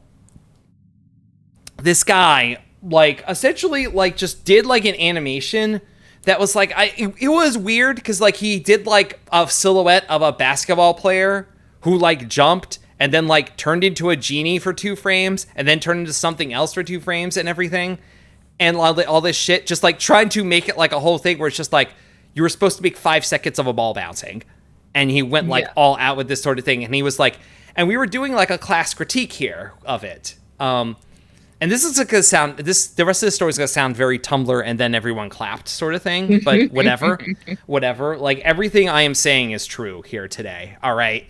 I have no reason to lie about any of this shit. It was bizarre enough on its own. Everyone was kind of like tiptoeing around the critique with him and be like, well, he's kind of did this, kind of did that. And I was in a bad fucking mood that day. And I just like, you best it like, and basically like, I like almost like stood up and I was just like, no, you're supposed to be a ball bounce. You did this thing in the middle of basically I capped off saying like, face it, you fucked up the assignment. You fucked up the assignment and you didn't just redo it. And afterwards, like the teacher, like kind of leaned over to me and was like, hey, I'm the teacher. I'm not supposed to say that, but thanks for saying that. Essentially. Can we talk about critiques? Oh, did you talk about critiques? A lot of like group critiques and stuff like that? Yes, I did. I did not have a thick skin to start out with. Let me tell you. Oh. Yeah. So, if for those who don't know, critiques in art school can be brutal. In like almost in a way where you will think that people are coming out to fucking get you personally, and some of them are definitely, but other times it's like people are saying stuff because it's like, they actually absolutely do want to help, and sometimes you need to hear something very upsetting about your work in order to make it better. There were plenty of times where like my worst part of critiques is that where I would had a professor who was really fucking inconsistent with his critiques, actually. That sort of thing. But I've been talking a bunch. You go first. You talk about critiques. Okay. Mine might be a little different because I also went to an art school for high school. And so that was where I kind of really learned how to get critiqued and how to be a good critic of my peers' work, because I definitely had thin skin at first too. I definitely I used to cry like after every critique. Oh, but yeah. Same, honestly. But by the time I got to college, when you're in like a group setting and people are critiquing your work, you kind of just have to sit back and listen and know which things to take and which things to leave. But you also kind of have to put ego aside and be like, okay, this thing this person said might have been a little hurtful, but, it's coming from a place where they want the writing to get better. It's coming from a place of this part in the story doesn't make sense, And you kind of have to leave the things that are like, oh, this person, like whenever people are like, oh, well, what if you did this? Or like, oh, well, what if this person did that instead? And it's like, sometimes they're good ideas. Most of the time they're not. And so just having to filter out like things people want you to put in their work for their benefit or things that are personal, kind of having to sort through it in your own head. But yeah. I definitely had a lot of there was one time where it was actually a storyboarding class, where sort of slowly over time we realized this one kid was making every film he was making was basically a film talking about how great he was. And like to the point where it's just like you are like drawing yourself as in a deity like fashion, like here. Oh no! Yeah. And then it was like it eventually just kind of like got to a point where we're just like, bro, this is the same subject for everything, and it's just like, and then it animates into this thing, and it was like, oh god, I love neoprene. Christ Almighty. So. Something that also happened, like a common critique that would happen a lot, especially like in storyboarding classes and writing classes and such, is like, why is this animated? Because basically it was just like, they wanted us to, when we were like storyboarding for stuff, they were like, if it could be done in live action, it's an F. It's an F. They wanted us to use the medium of animation and do something that was like, you couldn't do with just like a video camera. And it's like, of course, like at the time, I was like, well, King of the Hill is realistic, you know, and all that other like sort of stuff. And it's like, Yeah. you know, like I said, I was an 11-year-old, and I, you know, I didn't have a fully formed brain yet, and I didn't realize what they were trying to do with that. So of course, I took it very personally whenever I had something like that, you know. Or it's like, what do you mean? This person has like a rocket launcher. That's so you can animate that. And it's just like, no, you're missing the point. You're missing the fucking point of it. But yeah, God Kid. Oh, I'm just gonna call him now. Whatever. God Kid. God Kid. Yeah, God Kid. He absolutely fucking his things eventually when we got the critique of like this is just something to be shot in like, you know, with live action. He just like made it so that like the same scenes, but then there was like a weird liquid transition between them or something. It'd be like, and then it animates into this scene, and like that made it count to him. Just like really just like missing the point of the assignment sort of deal. Was there ever any like recurring critiques that you got where it felt like, you know, people would always bring up certain things in your work? Not that I'm aware of. I could talk about the worst critique I ever got. Please. So, at my school, at the end of every year, we would have a portfolio review. And it was the sort of thing where it's just like, you look at all the work you did over the year, and so at the end of the year, they look over your stuff and they tell you like how you're doing. And it's with like the heads of the department. The animation department at my school was basically in turmoil, as you know, I've told you about. Clearly. Yeah. So there was this dude who I'd never met before was doing my critique. Now, keep in mind, I didn't realize that you had to have all of your stuff. And like, I had brought a bunch of my stuff home, a bunch of my artwork with me from home to home. And which was like, I did not work digitally at the time because you didn't work digitally at the time. So it was a bunch of drawings. It was mounted stuff. It was paintings. It was all that sort of stuff. And I had to have that shipped back to me from my house to the school so that I could put it up for this review. And the review that I got was at the end of my first year was poor drawing skills, no sense of design. And that I felt like the most like, yo, you gotta just fucking pack it up, girl. You can't see my face, but my eyes were wide and I was blinking, and there were little xylophone sounds whenever I blinked because I'm so shocked that someone would say that to you. It hurt.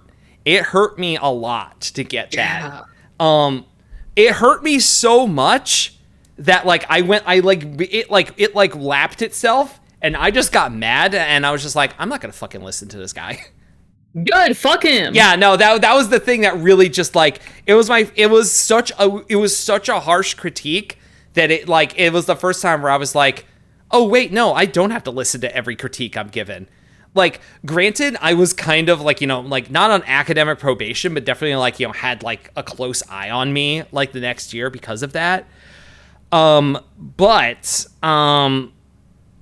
I fucking, you know, when I don't know where I'm going with this other than just like he fucking killed me with that critique. Like that was the harshest critique I ever got. What about you? What's the harshest critique you've ever got?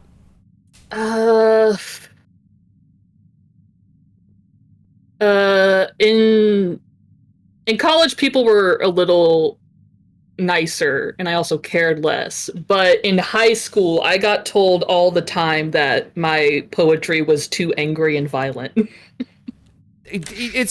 Why? You can't say that.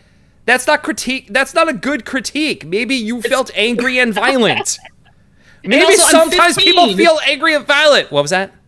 And also, like, I was 15. Like, yeah duh. Yeah, and when you're 15, you're angry and violent because you're trying to fucking figure out why your body is doing this. Literally. Jesus. But it's like, I think critique is an extremely vital part of being an artist. I think it's something you have to do. You can't just make shit in a bubble. But you have to, you know, you have to get thick skin. You have to be able to filter out the things that will actually help you with other bullshit people say. So like even if don't go to art school, but find a group of people that you can like critique things with, you know? Yeah. There are writers groups out there that you can like meet up with, and like they can read your stuff and like give you like feedback on it. There's there are artists, you know. Katja's a good point. That's this is my personal preference as critique, which is yes, that is it. Oh my god, that is the fucking key. The personal preference critiques are worthless. They're worthless. They are not, because that just means that they are not willing to engage with the material you are presenting with them. Yes, and that's bullshit. That's absolute bullshit. People who do that. Okay. That's not what we're here for. We're here to talk about the structure. It's just like, you may not like the fact that the poetry is angry. So, but like, it's supposed to be angry. So critique whether it's angry enough or if it's getting the message across that it's angry. You have to meet the work where it is. You can't bring your own bullshit to it. You have to be like, okay, this is what this is. So I'm going to leave all my personal biases behind and just focus on what will make the work better. And if you can't do that, you just say, this is not for me. I cannot give an honest critique on it, which is frustrating to hear, but a lot better than what that fucking person did to you. What those people did to you multiple times. Yeah. So, oh God. I will admit that like I definitely got a lot of the critique of just like, this could be live action sort of thing, like, which is why I brought it up here, but also like I learned my lesson with that, and I learned what they were trying to do, so I got over myself. Hold on, Juliet's saying, I had an art teacher straight up fail me one year because I kept drawing violent things in high school, and it ruined my artistic drive. Fuck that. I'm so sorry, Juliet. Juliet, my heart breaks for you for that. I am so sorry. I am so sorry. Like, a bad critique can fucking kill any passion for art, you know? It almost killed me. Like, literally, if the critique that I got, like the no drawing skills one, was, if it wasn't so fucking harsh that it fucking like stack overflowed me, I might have quit. I might have fucking quit. But it just went so fucking hard on it that I just lapped myself, and I was like, no, fuck you. I'm gonna keep going despite that, which is good.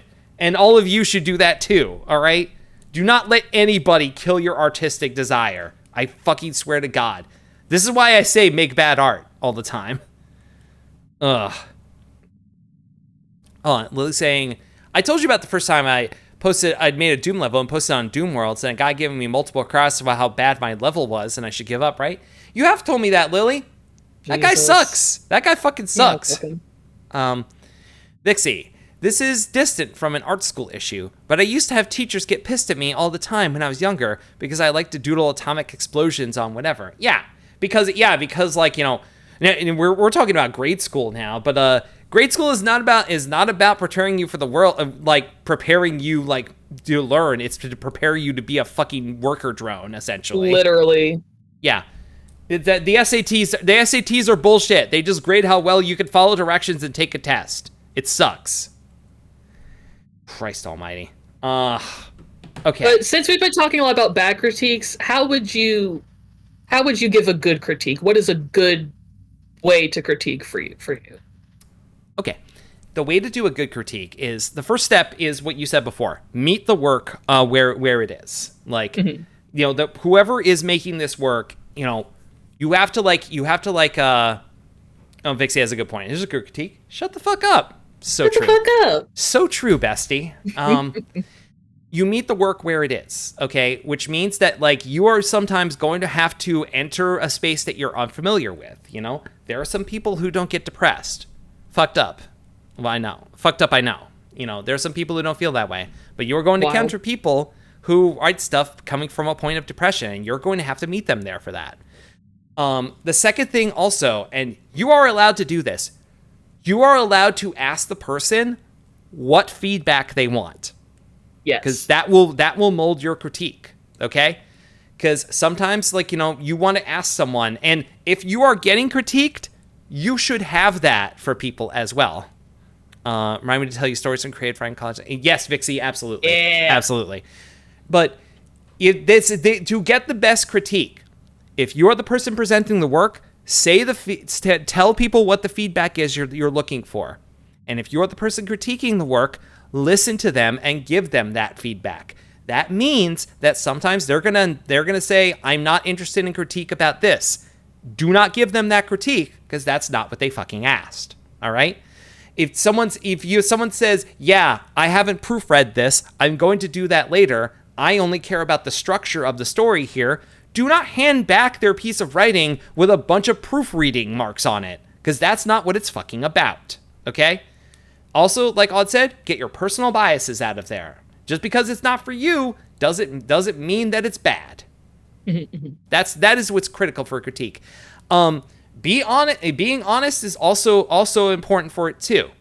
But also don't fucking drag the person through the mud unless they ask you to. Yeah, right? Be honest, but don't be an asshole. That is much more succinct than what I was saying. Yeah, be honest, but don't be an asshole. Because remember, the end result of a critique is you are trying to improve the work. And if all you're doing is bullying and beating up the person, you're not improving the work. You're making the artist worse. And the worst critique you can give, that when there's one less artist in the world at the end of it, you gave a bad critique. Mm-hmm. That's what happened to Juliet. I'm raising my hand for a question. Yes, Vixie. What is your question? Real quick before Vixie's question, though, I do want to say I think questions are the best way to give critique. If you're just like, well, I didn't really understand like why this character did this thing, or if you're like, why is this scene here and not here? Because then it allows the artist to think about it on their own and be like, okay, well, why is that here? Maybe I should try something else. So I think encouraging the artist to make more art, to think deeply about their own work, is better than, oh, this sucks. Yes. Or, oh, this isn't good. Oh, this is wrong. Yeah. A good critique is not you saying you shouldn't have done this. A good critique is, what were you trying to do? And if they didn't accomplish that, let them know what they need to do in order to accomplish that. And you can't... Exactly. How can we get closer to the genesis of what you're trying to say here? Precisely. Someone is trying to say something, and if you think they're saying it, let them know. If you think they're missing the mark, let them know. And if you can give them some input as to what they can do to reach that mark, tell them. And also, if you don't know what someone needs to do in order to get what they want, it is fine to say, I do not know what to tell you to get to where you need to be. Because it's not your job. It is not your job in the critique to tell a person what to do. Your job when you're critiquing is you are the audience. You are the test audience for the piece of art, whether it's writing, painting, filmmaking, animating. You are the test audience for this person, and essentially you are trying to help them figure out if they were able to reach their artistic vision or not. And sometimes that artistic vision is, hey, is this porno picture hot? Yes or no? Should I make her tits bigger? Yes or no? Yes. The answer is yes. The answer is always yes. You can make the tits bigger. But do you feel the soulfulness of the tits? No. All I want is big nips. Next question. My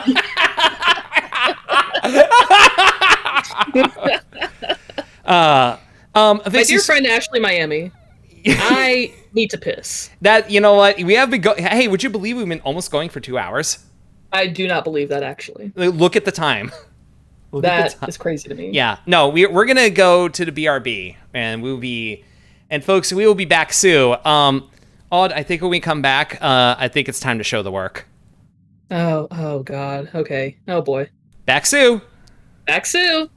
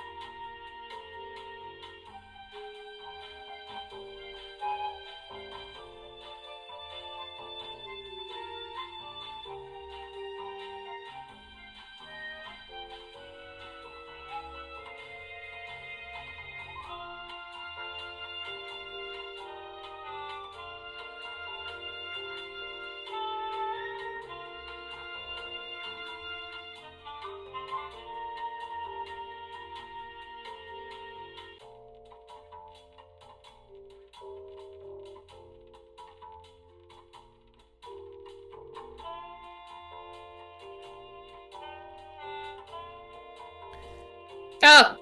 Yeah. Sorry, I couldn't resist. Oh, ghost jump scare. Boo!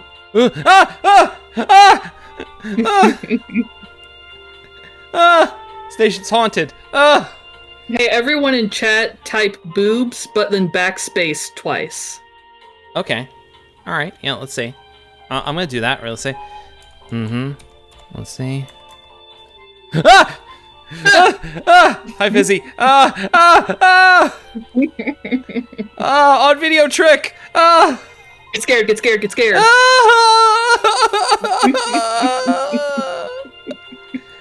This is so fucked up of you, my friend. Odd Video. It was actually my enemy. Odd Video at this point. Oh my god. Spooky season. Oh shit. That's coming up. I'm at maximum power, or I will be. Do you consider like I'm imagine you are. Are you the type of person where Halloween starts on September 1st? Yes. Okay. Yes. Odd, one of my favorite things about you is like that like very like immediate yes to answer when you answer something. I'm glad you like it. I think it's funny. It's so there's so much resolve behind it. You're like, yes. And it's and it's like it's like frame perfect. As soon as I'm done talking, you're like, yes.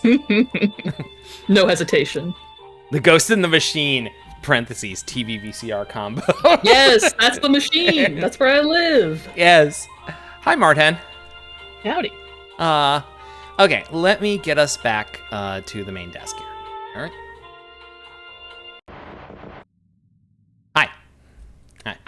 Hi. So, Odd, we got a little treat coming up here. Ah, fuck!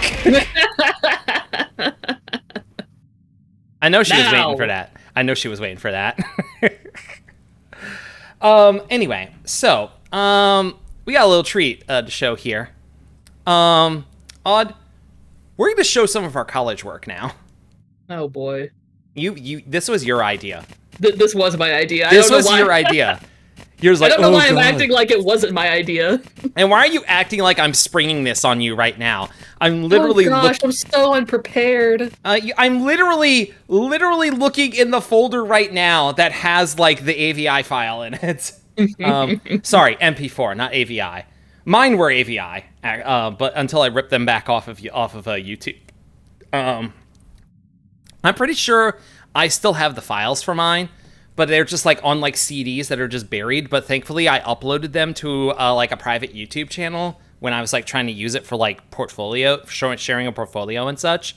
So they're not the best of quality. What I have is I have two very short animated pieces from my stop motion class. Like one is like 15 seconds, one's like about a minute and a half.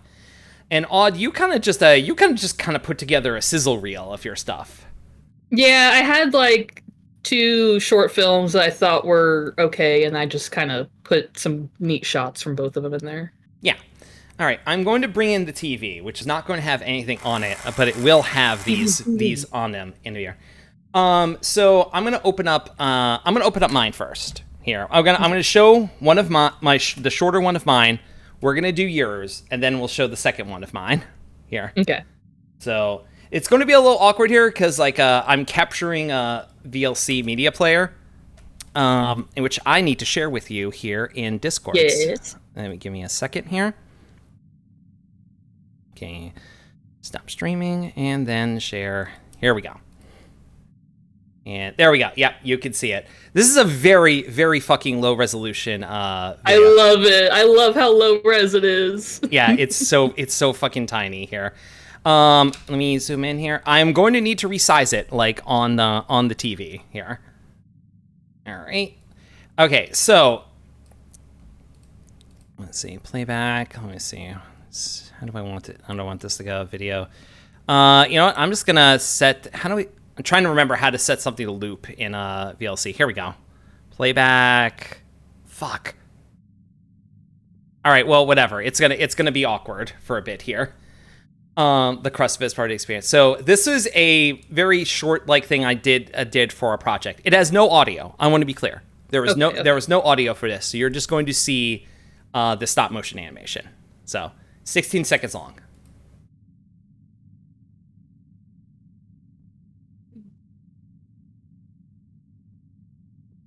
Oh my god, that's...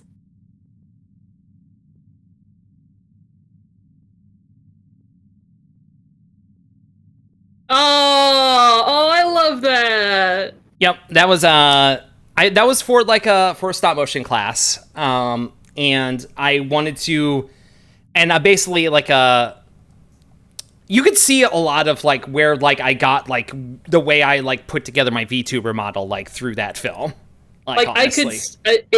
it's funny because it's like it's clearly older, but it still reeks of your style, which I love. Thank you. I appreciate that I've been able to maintain that actually. So, oh my gosh. But yeah, like that was a thing. I think I got like at least like an A- on that or something. I don't fucking remember my grades. Like actually, I don't fucking remember any of that shit. Yeah. I listen, I just fucking graduated. All right, that's it. Oh, wait, I didn't get a chance to talk. Hold on. We're going to take a brief sidestep here. Hold on, wait. Nyari said, love that you've been able to keep the same art style all these years. I mean that most affectionate way. Yeah. Honestly, Nyari, that's the nicest compliment I've gotten all day today. I really appreciate that. I really do. The other video is not that. But that's fine. I actually showed this to a friend of the show, Johnny Cloverleaf, because he wasn't able to be here, and he was like, I could see the alternate timeline where you became like a stop motion wizard, but school like did you dirty. Unfortunately, yeah, I could. Okay. As I say, this video seems to me like you have no sense style. It's the other thing that guy said. Shut up, Figsy. God. Ashley working at Leica timeline. Funny story, Nyari. Funny fucking story regarding that. Okay, we're talking about this now. We're talking about this now. Let's talk about it now. So one of my friends from college. Yeah, I know I don't want to work for Leica. All right, honestly, if I'm being honest right now, even if I still wanted to do animation professionally, there are exactly zero studios in this country that I would want to work for. Zero. Mm-hmm. This country or anywhere else in the world. There's no studio I would want to work for at this point. None whatsoever. So I had a friend who was like older than me, like a year older than me, and she ended up going to Leica actually after she graduated. And this is like in like 2006. Like she worked on Coraline originally. Hell yeah. And so I was like, I had graduated like after her, and it was like I was like talking with her. I was like emailing with her. I'm like, I don't know what to do. I'm living with my parents again. I don't know what to do here. And she was like, I mean, I could get you in here at Leica, but you need to have a driver's license. And it was like, because it's like I couldn't go all the way to fucking Oregon and then just like have like bum rides from people everywhere. Yeah. Like it basically it was the sort of thing where it's just like, it wasn't like it was a requirement to work at the studio, but it was basically like her saying to me like, if you're not gonna be able to survive in this city without being able to drive. You are not gonna be able to get around without driving. You are, and like I was still like very young at the time, and it's like there could have been a timeline where I just like, just like, pull myself up by my bootstraps or whatever and just like go out, teach myself how to drive and drive out there and just like figure it out or something, but I couldn't. Oh shit. We're getting a raid here right now. Hey. We're getting from Dick Debonair. Hey Dick. I know that Dick was doing a stream with Ember earlier. Let me do a shout out to welcome. There we go. So hi Kian. Hi Dick. Hi Ember. What's up? They were playing Lego Star Wars earlier, which is very, very fucking cool. Also, it's Ember's birthday tomorrow. Happy birthday, Ember! Happy birthday! She's doing a stream tomorrow. Happy birthday. Say the other part. Happy birthday, you jerk.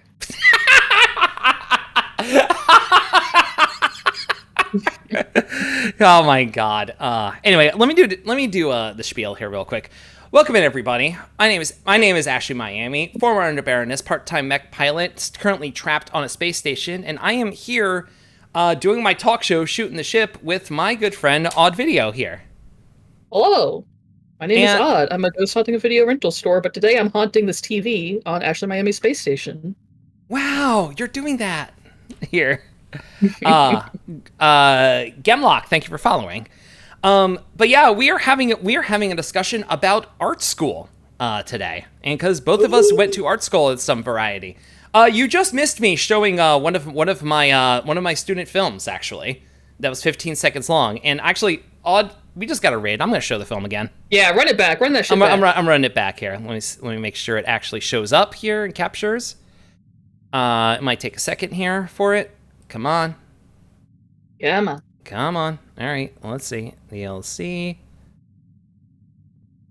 I don't think I know anyone who went to art school. You do now. You do now, Foxplot. You do now. You do now. Okay. It is not capturing. It worked before. So actually, I'm going to close this out and just reopen it and pause, and hopefully it'll capture. Here. Give it a second. There we go. All right. So the context for this, here, I probably have to reshare it with you. Do I, Odd? Yes. Okay. There we go. But yeah, like what class was this for? What was the assignment? This was for stop motion 1. So it was like so this was for I say, like, part of my curriculum is I had to take one stop motion class. I ended up taking 2, actually. For it, because of the aforementioned thing where it's like I had to kind of cobble together like my own curriculum to try and graduate. So I decided I liked stop motion enough once that I was going to take the second one of it, even though like my focus was not going to be in stop motion. Maybe it should have been. I don't know. All right. But yeah, so here we go. There was no audio for this. This was my student film in stop motion 1.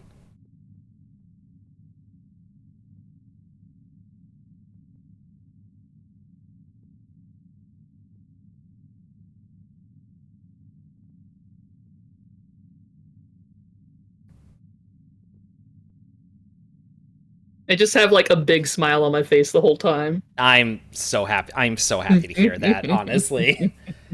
I that went through a lot of iterations. Actually, I'm gonna talk about what I did to make that puppet, actually, because Please. it's armature wire, cut like tied into like a body, but to give the limbs the clothes I like sewed together out of like scrap cloth with it. And then like the skeleton's armature wire, and then what I did is I actually took like gauze and wrapped it around like the skeleton of it to give the body like density, actually, and to give like the limbs density. And I wrapped those around, and then I just sewed the clothes like on top of it. And the feet on the puppet are actually magnets.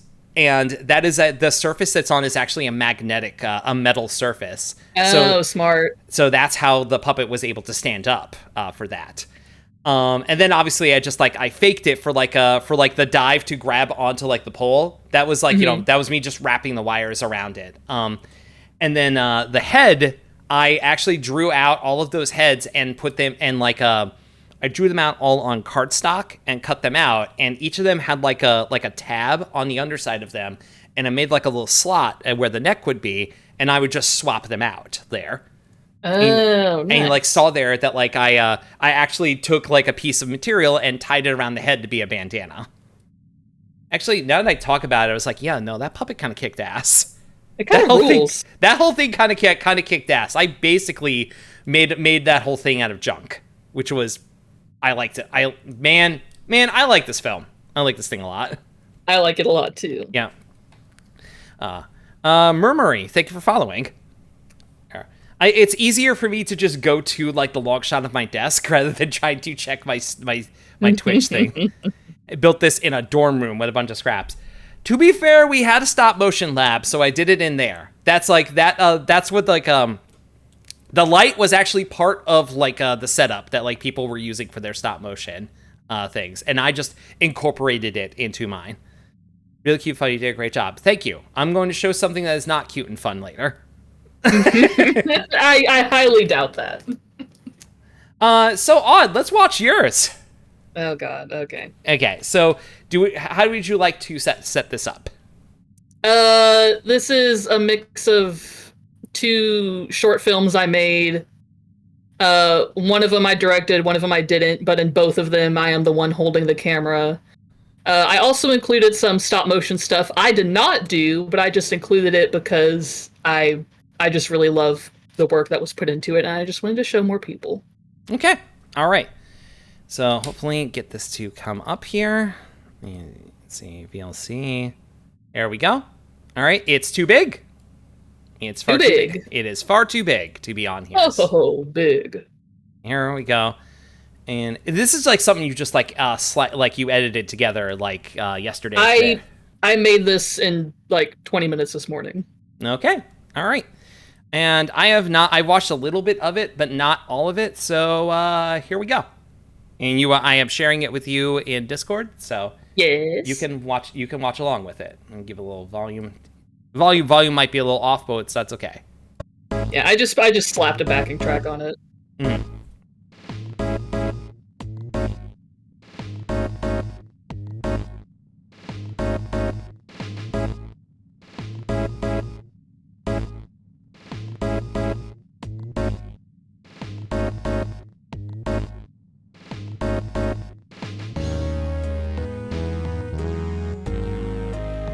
Oh!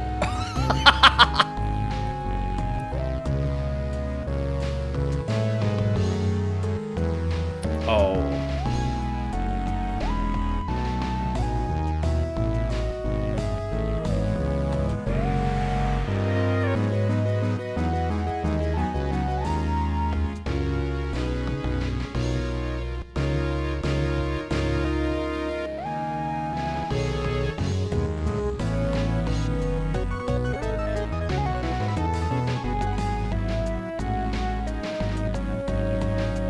Oh!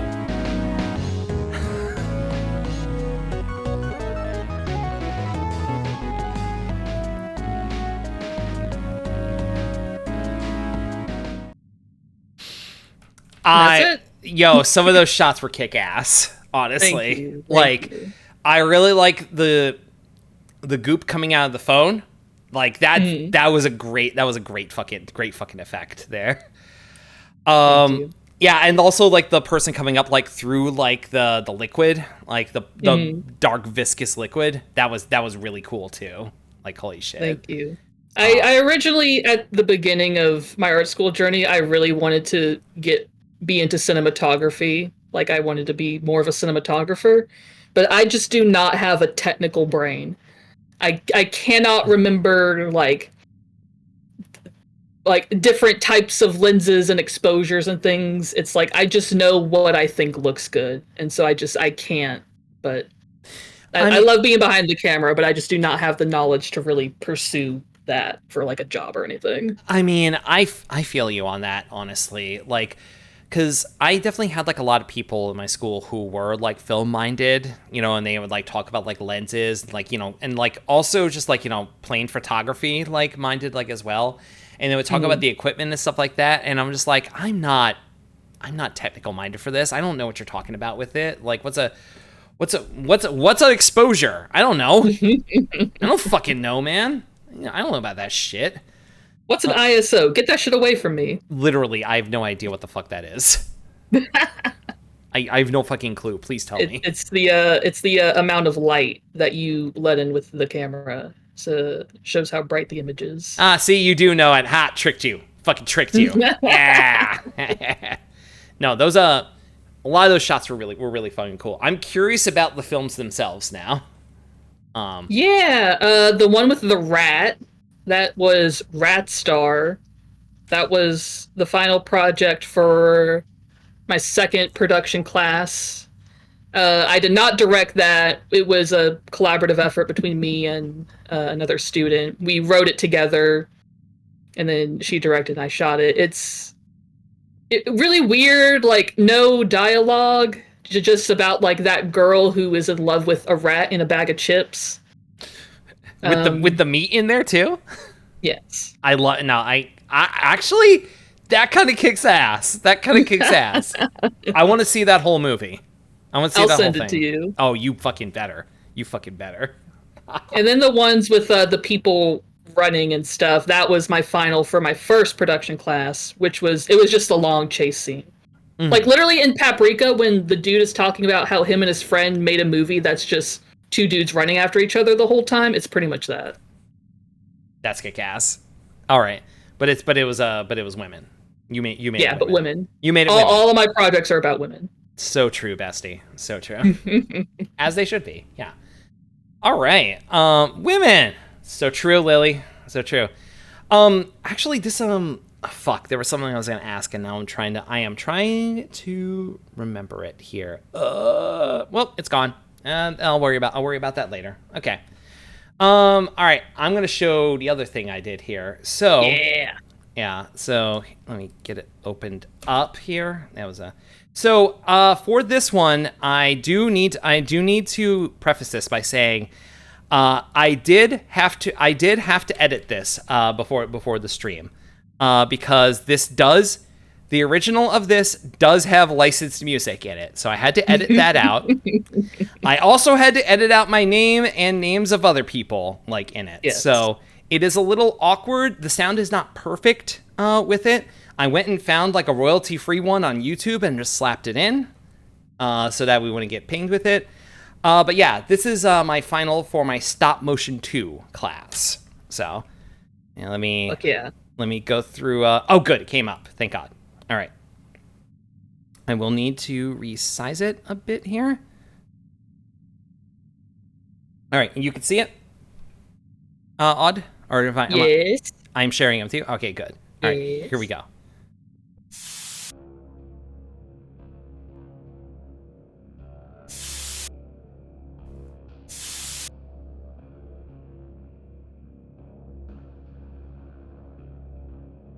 Ooh.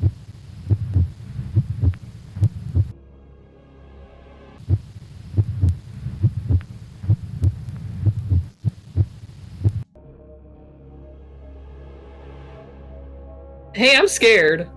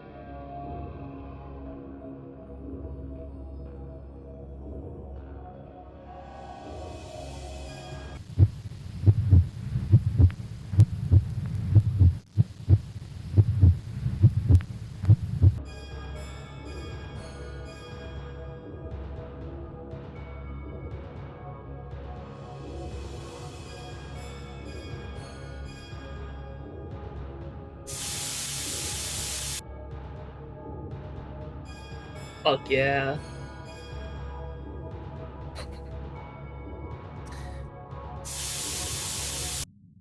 And yeah, that was basically my final for my stop motion 2 class. That fucking rules. I'm so obsessed with that. You have no idea. I'm gonna send you the full thing because literally how appropriate I said what I had said before.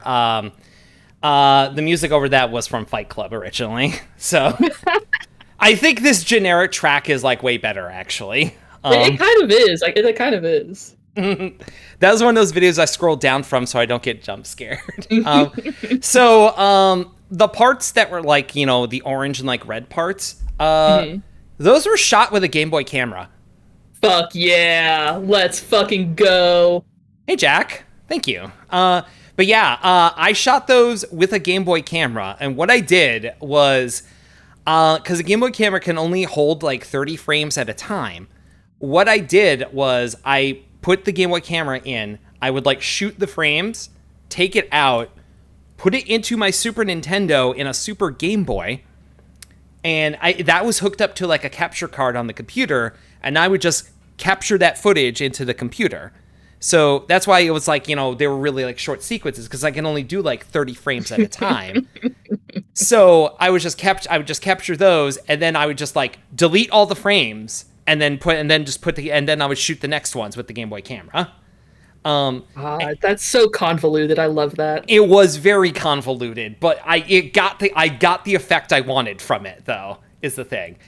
I think this one, I maybe got like a B plus or something on it, and I think the main thing was the fact that like the other shots were so dark you couldn't even really see what was happening, and there was a lot of like animation going on in there. You could kind of see it, but like I will like agree with the critique that maybe it was a little darker than it should have been.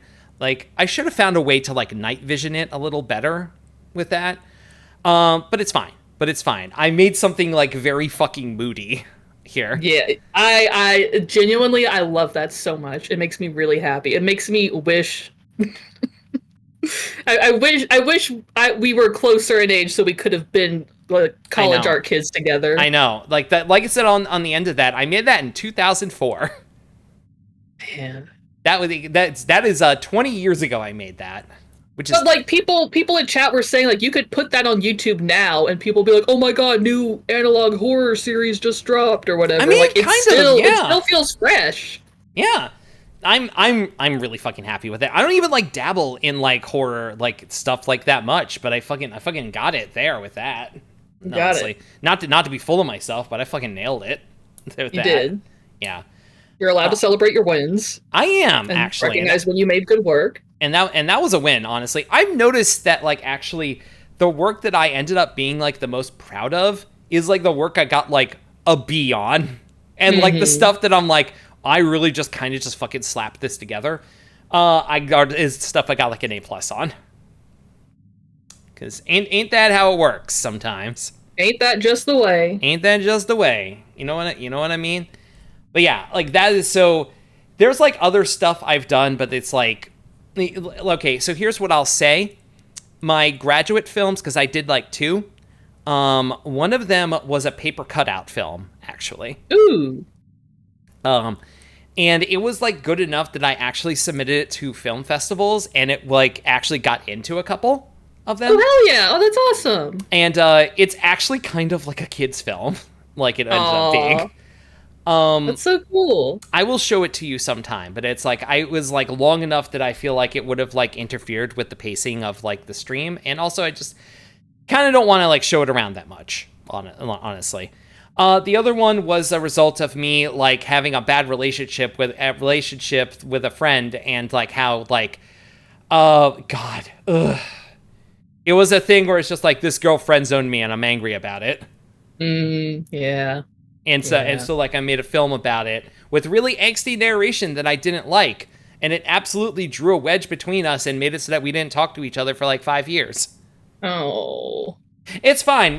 We reconciled. We reconciled sometime later through a series of coincidences. And now we don't talk again.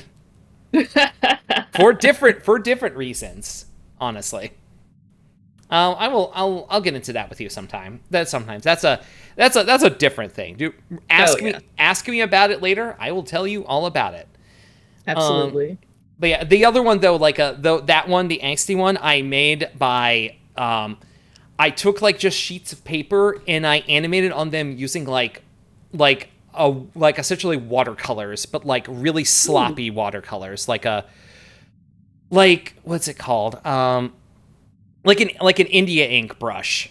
And like it was just like very rough like line boil like animation, and then like certain parts of it I colored with like a colored pencil like on paper.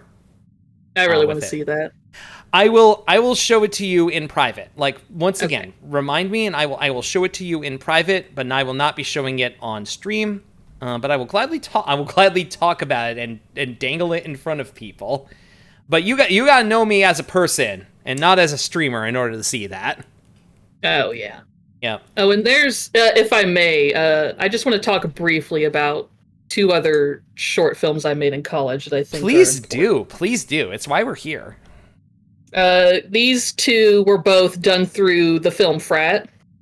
Hell yes. And one of them, I forget I did this all the time, but when you mentioned you submitted it to film festivals and stuff, I remember like, oh yeah. I directed a short that has since been submitted to festivals and things, and I did not want to show it here. It's like a very melodramatic, like gay relationship drama. I had no idea what I was doing, uh, and it was a lot of fun. But Christ, I'm embarrassed that it's still being submitted out there by the producer and writer. Uh-oh. The other project, which still haunts me to this day, it was like my senior year, so it was like my last chance to like get this grant money to make the short. I was writing and directing it. It was very personal to me. I was super excited about it. And it was all going good, and then my grandmother passed away. Oh, and so on the last day of shooting, I woke up, drove 3 hours to bumfuck Texas for the funeral, and then drove back to Austin for the last shoot day. And then I got to set and had a complete breakdown. Oh. I could not finish the day. I could not finish the day. Oh my God. I just like handed it over to my cinematographer, and I was like, I can't be here. I need you to just get everyone through this day. And to this day, that film is still like unfinished. I don't know where any of the footage is. No. Odd. And it really I'm still kind of struggling with like, it really hurt my confidence, because it was like I had this big chance to direct my own story and I completely fumbled it. And it's like, since moving to LA and meeting other, people and stuff, and they ask like, oh, what do you want to do? Oh, you're a writer. Do you want to direct? And for years I've been like, oh, I don't really think I'm cut out for directing. But it's like, do I really think that? Or is it just a confidence issue? And it's like, do I feel comfortable advocating for the space to tell my own stories? Or should I just leave it in quote unquote more capable hands? And so that's kind of the project that has always haunted me. I think the capable hands are your hands, Odd. Not to call you out on stream. Don't do that. Don't do that, you bitch. Come on. You had horrible circumstances happen to you, like on that last day. That is not a personal failing, Odd. But like, I could have done more. Like after that day, I could have been like, hey, let's get all the footage together. Let's get an edit together. And instead, I just kind of like, just let it fall out of my hands. Oh God, the letters. Yeah, this is Vixie requested it zoom in on you. Yeah, she's just hitting you with these letters because we want to see the footage. We want to see the film. I could not.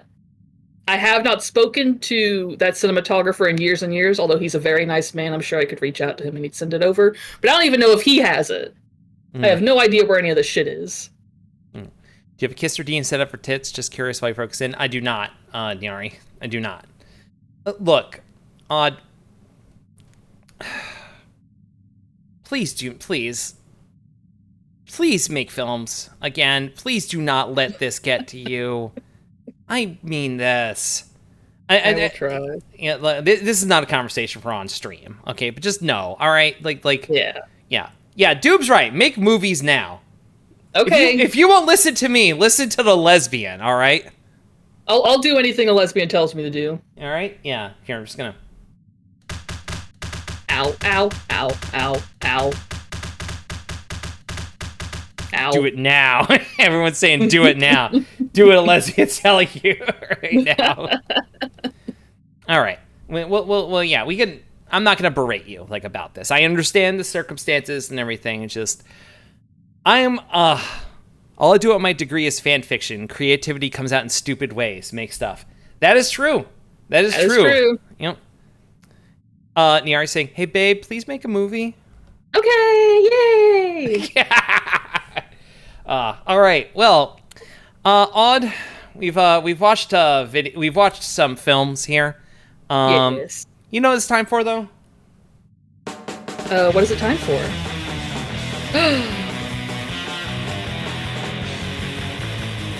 Oh boy, oh boy, oh boy, oh boy, oh boy, oh boy, oh boy.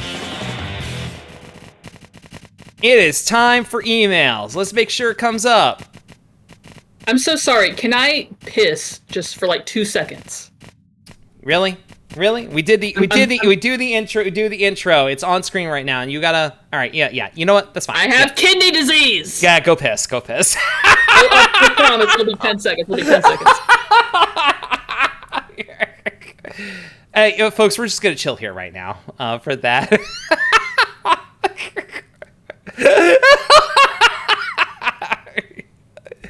Anyway, hi folks. We're just gonna wait here. I'm not gonna go to the BRB screen. I'm gonna leave the emails thing up right here for that. Hey, can I come in? You know what, Vixie? You get a few seconds. Get into Let's Chat and Flirt, and I'll drag you in.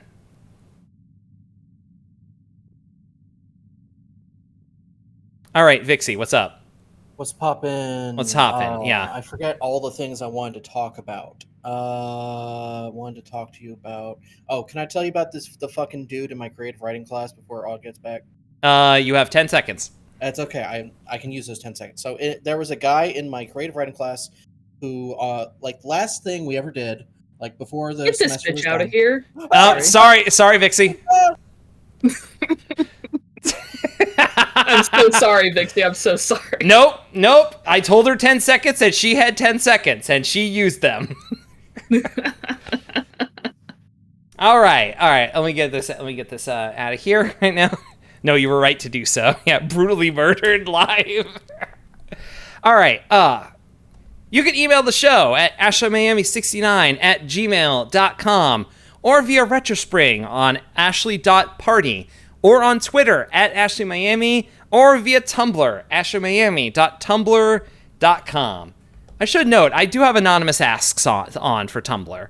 So You're so brave. Yeah, I know, right? Nobody's really abused it. Like, I mean, Retrospring is anonymous as well. Like, the worst thing I got was like people being unfunny and sending the entire B movie script. Yeah. Hold on, I'm gonna read this thing from Doom. There was a guy in my major who was in several of my classes. He was one of those guys who thought it was very deep and edgy to make his character say the N-word. He was not black, critical. Yeah, I figured Jesus that's fucking Christ. Yeah. Did you go to school with Quentin Tarantino? Oh shit! Hold on. Slugwave. Slugwave, welcome in. We just got a raid. Odd. Welcome on in. Welcome in, everybody. Hi everyone. Hi Slugwave. Let me get a shout out here. And there we go. This dude wishes he was Tarantino. Slugway, thank you for coming by. Welcome in, everybody. My name is Ashton Miami, former Underbaroness, part-time mech pilot, and stuck on a space station doing my talk show, Shootin' the Ship, with my friend Odd Video. That's them. Hello, that's me. And we are talking about art school. And you came just in time for the email segment. And I was just saying how I have like anonymous asks on Tumblr, but also you can submit anonymously through Retrospring for next time. Not for this. I already have the document set up for this here. But no, we're gonna answer some art school related emails here. We've already talked a lot about it. What's the wildest thing we've said so far here? I still think the wildest thing is that you started a fucking fight club for real. Yeah, I know. I did do that, and it's taped, and I have to find the tapes. Yeah. So we have to see the evidence. Yeah, no, trust me. Please trust me, the evidence exists. Vixie, you were here for that. Vixie! What do you mean you missed that part? What do you mean you missed that part? This bitch doesn't care about me at all. Not in the fucking slightest. Anyway. Doesn't even know the Ashley Miami lore, SMH. Yeah, I know, right? Also, MDis, thank you for clipping me murdering Vixie in cold blood. Anyway, so let's go through the emails. You can see, right, Odd? You can see the emails? I can see email the show, ashley.miami. All right, cool. We're going to see the first one here. This is for you, Odd. If you're a ghost, how are you touching stuff? Who's pushing the tape into the VCR? Ghosts can fucking manipulate objects and shit? What are you, dumb? First email, you just get really fucking rude about it. Sorry. No, get their ass. Whoever this is. You don't know me? You'll fucking know me. You'll know them. Oh God. Yep, there we go. Oh, just said hi, Cormana. It's like we say a 10 out of 10 answer. Hell yeah. Hell yeah. I saw it on Charmed. God. All right. Asked and answered. Good. Moving on. Next question here. For both Ashley and Odd, what's like the one movie you consider the worst possible movie in existence? And by worse, I mean like not even fun to watch either. Like if someone mentioned they were going to watch it, you stop them and throw like 20 video essays at them about it to watch instead. You gotta. You had me until the last part of the question. You don't need to talk about that part, but it's just like it's just for emphasis of like, you know, how bad of a movie are you talking about? Okay. I think genuinely the worst movie I've ever seen, I do not think this movie should exist, is a Serbian film. Yeah, I can see that. I mean, I haven't seen the movie. I've definitely heard about it. Yeah. Ugh. That is the worst movie ever. Do not. Yeah. There is nothing to be gained from watching it.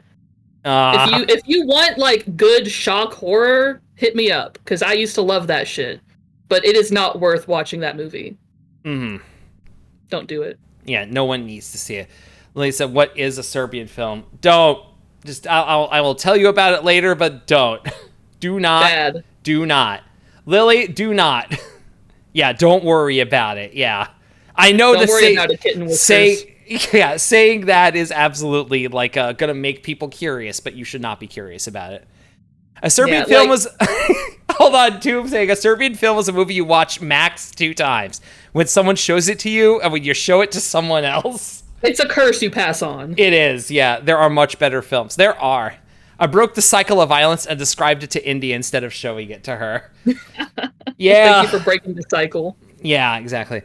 I got BRB for a hot minute. Godspeed, gamers. Godspeed, Nyari. Godspeed.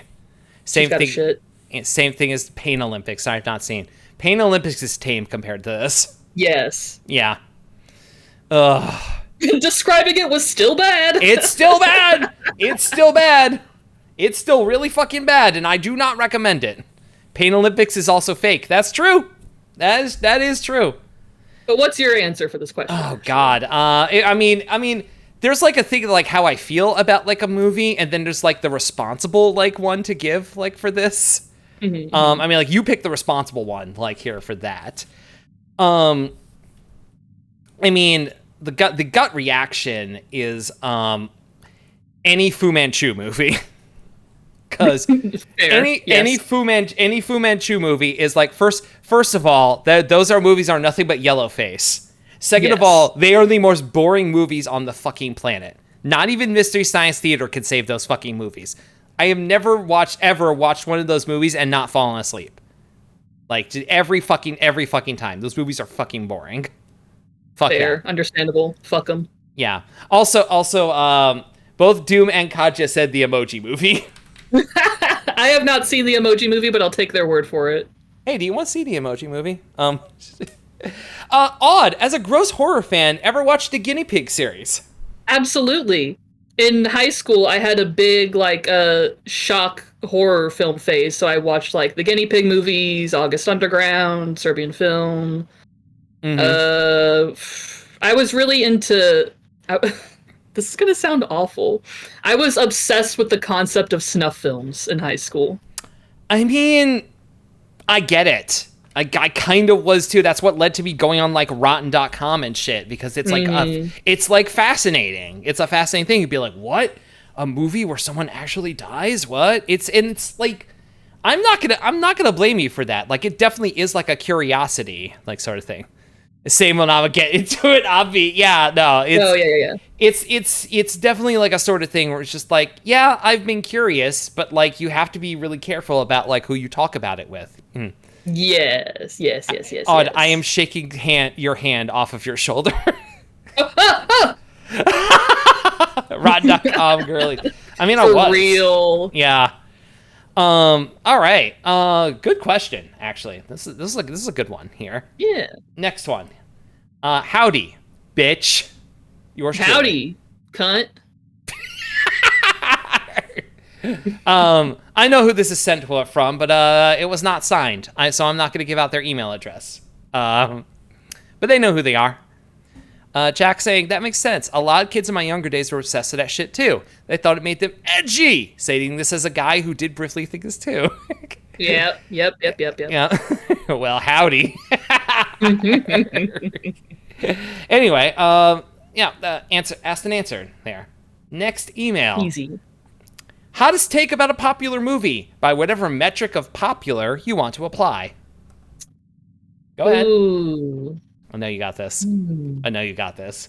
I have a problem defining what is a hot take, though. I mean, okay. Historically, a hot take means that it's an opinion that you have that nobody else really has. So, what is that? Like, but it's like, I feel like sometimes the concept of a hot take gets corrupted because, like, our circle of friends, we definitely have found people who think very similarly to us. So exactly, yeah. It's like, what is a hot take for, viewers of the Ashley Miami channel may not be a hot take for, like, other people and vice versa. I thought you were gonna say, what is the hot take about the Ashley Miami channel? The hot take about the Ashley Miami channel is, I love it and it's my favorite. I never want the show to end. Well, I got bad news for you. Kaji saying hot take, ketchup boogers fucking rule. Juliet saying you need that to made me gag. Yeah, Juliet saying you need to be thrown in a drainage ditch for every time you make me read this. Okay, but yeah. I think like the hot take here is just like for like common like place, like movie opinions for like the regular straight couple going to the movies on Friday night. Like, what is your hot take? My hot take is that long movies are not inherently bad. If I don't think people should be so frightened of like 2.5, even 3-hour movies. I think what matters more than anything is the filmmaking making that time feel like it's passing quickly or not. I agree. Because I think people who are like, oh, it's 2.5 hours, no, I don't want to watch it, or oh, it's 3 hours, oh, it's too long, it's stupid. No movie should be over 90 minutes. It's like, it's not about the length, it's about the pacing and the structure and the storytelling, And I think it's like a lot of people have ended up being like traumatized by the like movies like nowadays, because it's like a lot of times those like really long movies nowadays are 90-minute movies that were stretched out to 2.5 hours. Yep. And their pacing fucking sucks. Or it's like, you ever like watch a movie and like you realize partway through that like this was definitely 2 scripts stitched together? Yes. Shit like that where it's like, where it doesn't earn the time it's spending. You know what I mean? You know what I mean when I say that? Like, it has to like earn that fucking time. Indy having a good point here. 3-hour movies rule, bring back movie intermissions in the West. Exactly. Yeah. Hi, Groot. I just wish long movies let me have a piss break. Yeah. I'm willing to bet that if you had like a built-in intermission in the middle of movies where it's like, we are stopping the movie for 10 minutes, go use the bathroom, or if you don't want to use the bathroom, just go, we'll give you a free popcorn refill, I think more people would go fucking see them. I agree. It's that simple. You can piss at the theater and nobody catches you. Everyone will see. Everyone knows. Everyone knows. No one will know. No one's gonna know. Audio video rental. No, not the full name. I'm scared. God. What are you, my mom? Jeez. You're telling people to piss in the theater. No one's gonna notice. Kaja, my mom, who was infamous for falling asleep during long movies, was completely out of attention during the Spider-Verse movie. When it was revealed it was to be continued, she was like, no! She was fully ready to be willing to watch her in 2 more hours. I love that. That's good writing and pacing. That's good writing and pacing. That's all you need. Once again, the issue is elitist directors who are like, I will make a 3-hour movie and you'll piss yourself. Babylon. Oh, calling them out by name. Yeah. Fucking get their ass. Crystalis has a good point. Concession prices will go up at minimum. Concession prices are already fucking out of control, okay? We're already high, and they'll make more money if there's an intermission. Yeah, exactly. It's fine. It's fine. If you get a huge bucket of popcorn and it's like $2 to like refill it, because I guarantee you they're still making a profit on that $2 to fill your fucking popcorn. They'll fucking do it. They'll fucking do it. If you're not sneaking in your own snacks to the movie, you are the fool. Cool. Code Blue just said that. Sneak in snacks from CVS. Yeah. Great to tell if your new crush loves you is if they're willing to watch all 3 Lord of the Rings extended editions back to back. Oh, God. $9 the other day for a fucking soda pop. That's gross. God. Yeah, sneak in stuff to the theater. 9 times out of 10, the people that work there aren't going to give a shit. And the people who do give a shit, they're fucking narcs, and they will die alone. Yeah. Oh, you're very correct. I'm guilty of sneaking every time. Is Good, it guilt if you're doing the right thing? That's all I'm saying. That's all I'm fucking saying, all right? The only thing we get from the theater is popcorn. Everything else, like candy and drinks, I sneak in. Yeah, everyone start wearing cargo shorts. They'll check your bag. They're not going to check your pockets.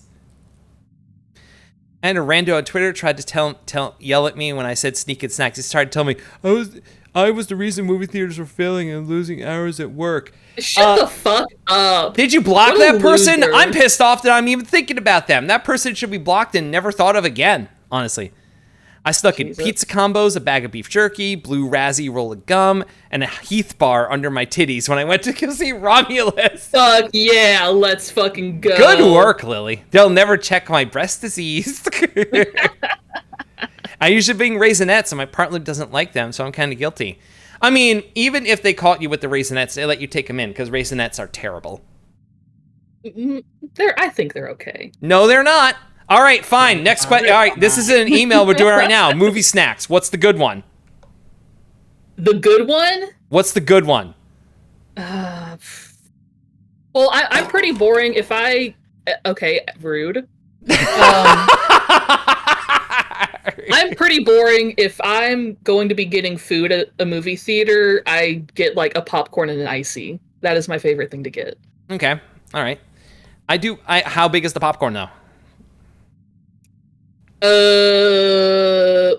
Whatever. I guess just like a large. Mm-hmm. So like you would not get like the giant bucket? No. I get like whatever. All right. Yeah. Like not the smallest, but not the hugest one. All right. Yeah. Pussy.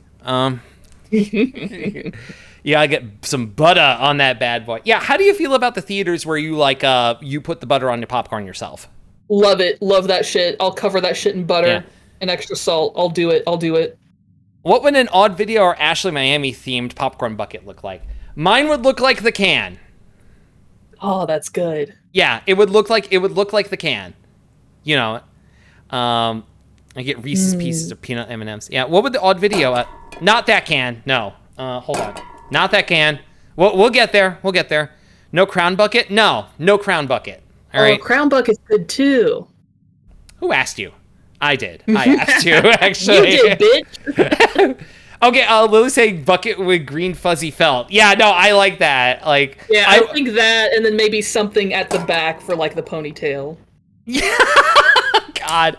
Yeah, like I wanted to have like the fuzz on it, and the popcorn makes it all nasty as you're eating it. Yes, and it gets so rancid you can never use it. Yes, exactly. Yeah. Oh, Groot, you have to do that. You have to do that can twice, and then it sets off the thing. Now I want to make VTuber popcorn buckets. That would be fun. If you make a VTuber popcorn bucket, I will include it into my throws. Oh God. The thing is, you know, the thing about baking popcorn buckets is you're just like one step away from making fleshlights. Because people be wanting to fuck the Dune worm. People be wanting to fuck the xenomorph. The Dune bucket has done irreparable damage to this country. It really has. It's done irreparable damage to the popcorn bucket industry. It's fucked up, honestly. Dune your mom. Mods? Leave her alone. Mods run a tank through her living room? Leave her alone. The Dune bucket was fleshlight shaped, okay? How big are the fleshlights you're getting? That thing is a chode. I'm just saying. You don't know what Katya has going on. Jesus Christ. All right. Moving on now here. Let's do the next. Let's go to the next email. Um, During my second semester in art school, summer, while I was walking my mile-long commute to the bus, I slipped on Jesus. fresh mud and twisted my ankle bad enough I thought I tore something. For some reason, I still went to my Design 2 class after that. What's the worst state, physical, mental, spiritual, etc., you've gone to class in? If this is too much of a bummer, do you have any memories of crazy-ass art school fits? I mean, I feel like the thing where like the film that you were making is probably that. But that wasn't like class specifically. Like Okay. if we're talking about like going to go sit in a classroom, Yeah, I mean, what is the worst state? I mean, I've definitely had like, you know, just like the like rolling out of bed in like going to class in the clothes I was wearing because I'm late sort of shit, you know. As far as like art school fits, like I'm trying to remember, like I mean, I don't know about you, but for me, it's like there weren't a lot of like those types of people. It's mainly just like people just like throwing on whatever they had because everyone was fucked up and tired. Like, honestly, especially like the high upperclassmen. I'm trying to think. I think the worst state I've been to class is probably just hungover. I think that's probably the worst. I mean, I was definitely depressed during college, so True. I'm sure I definitely went to class feeling very mentally low. Not as bad as what this poor person emailed us. Yeah, no, this poor person, whoever you are, I wish you the best. I hope you graduated okay, and I hope you got a job and you're making $1 skillion. I mean, if I'm thinking about it, it's like I definitely had an anxiety disorder in college that just went like untreated and continued to be untreated until like late 30s. So, you know. See, college was when I got medicated for anxiety. Odd, I did not get medicated for anything until I was 37. Jesus. Yeah, me being on like meds is a fairly recent thing, honestly. Man. Yeah, it's great. It's great when your mom doesn't believe in going to the doctor. I feel so bad because my mom did believe in going to the doctor, so that's why I was able to start so early. Mine didn't. Moving on. Fuck that bitch. Moving on. Question for both of you. If you could go back and not go to art school, would you get an art degree at a normal school instead, or get a different degree altogether, or not do higher education at all? How do you feel about this one? Well, when I was first getting stuff together to go to college, my parents were very shocked I wanted to go into film, because they assumed I would go in for poetry. And I think they might be the only people on the planet who were disappointed that their kid didn't go to school for poetry. That is wild, actually. That is a little wild. This to say, I probably would have just gone for a straight-up creative writing degree anyway, because it's the only thing I know how to do. And I would still go into higher education because I had to. That was like something important to my family. And two, I feel like the structure of academia suits me better than the structure of just working for a living. Yeah. So what I might have done differently is I might have done the thing where like you take like foundational classes like in community college, so it costs less, and then like transfer them into like another college. Like I probably would have done that. Also, hi AOL with the WoW. Very well. But like, I probably would have done that. But also, like, the college I went to, you couldn't really transfer anything into that fucking school. You know, because unfortunately, that's what a lot of art schools are like. It's just you don't transfer, like, you can't transfer stuff into it. Probably the other thing I would have done is I would have gone to school in state instead of moving so far away. Yeah. You know, and that is not doxing me. As I said, I went to Detroit, and Detroit is far away from a lot of places, so you're not going to fucking figure it out where I was from. So, but like, I probably would have stayed in state because it probably would have cost less, and I probably would have had a better time with it. Martin has a good point. Higher education is good in general. The fucked up thing is that university in the States is mega expensive. Don't I fucking know it? Don't I fucking know it? Yeah. Like here, my biggest, it's not even a secret, my biggest shame is that I really want to go to grad school. Even though multiple people have told me I don't need it, like, you don't have to go. It's like, I just want to. I miss being in that environment. I miss, the critiques and having the structure and, having deadlines to actually get me to finish shit, I mean, I feel it. I feel it, because it's like, when you're doing stuff like independently, when it's just you, it's really difficult. It's really difficult to like find the time to do it and everything. But when you have like a class you have to go to, when you have like teachers you have to like answer to, when you have like fellow classmates who are interested in the work you're doing and you're all going towards like a common goal, it's a big motivator. It's like especially like, if you're someone who has like ADHD or something like that, having structure in your life helps a lot. And school is that structure. It should not cost that fucking much. Hang on, Lily is so right. Please, just another few $1,000s of debt, please, and my degree will get me a job, please. It's not a sunk cost fallacy, please, bro. For real. Jesus Christ. So real. Oh, God. Yeah. Deadlines do wonders for productivity. Yeah, I hate the fact that deadlines do that. I hate that deadlines are like that. But if I set a deadline myself, I'll be like, oh, fuck it, it's not real. Exactly. The deadline has to be for someone else. Mm-hmm. And like, oh, God. So you wouldn't get a different degree altogether, right? I genuinely could not think of anything I would do that is not writing or film. I can see that. Man, I really like what I'm doing. What's so funny?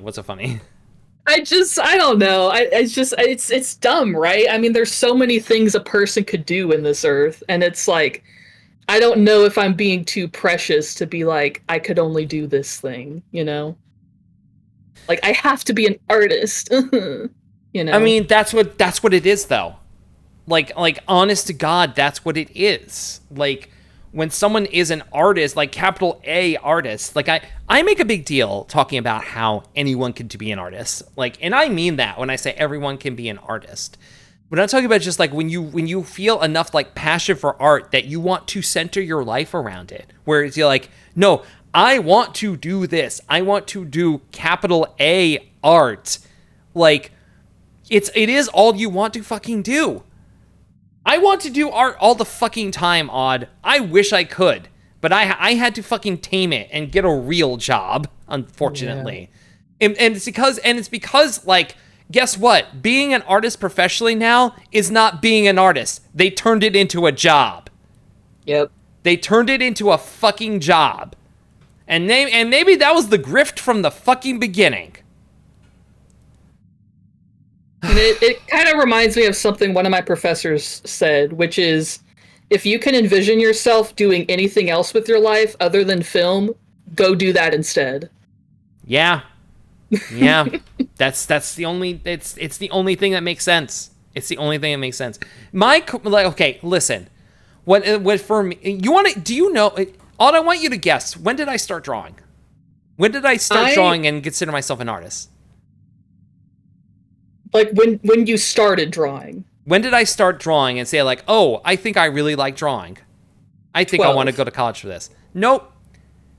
16.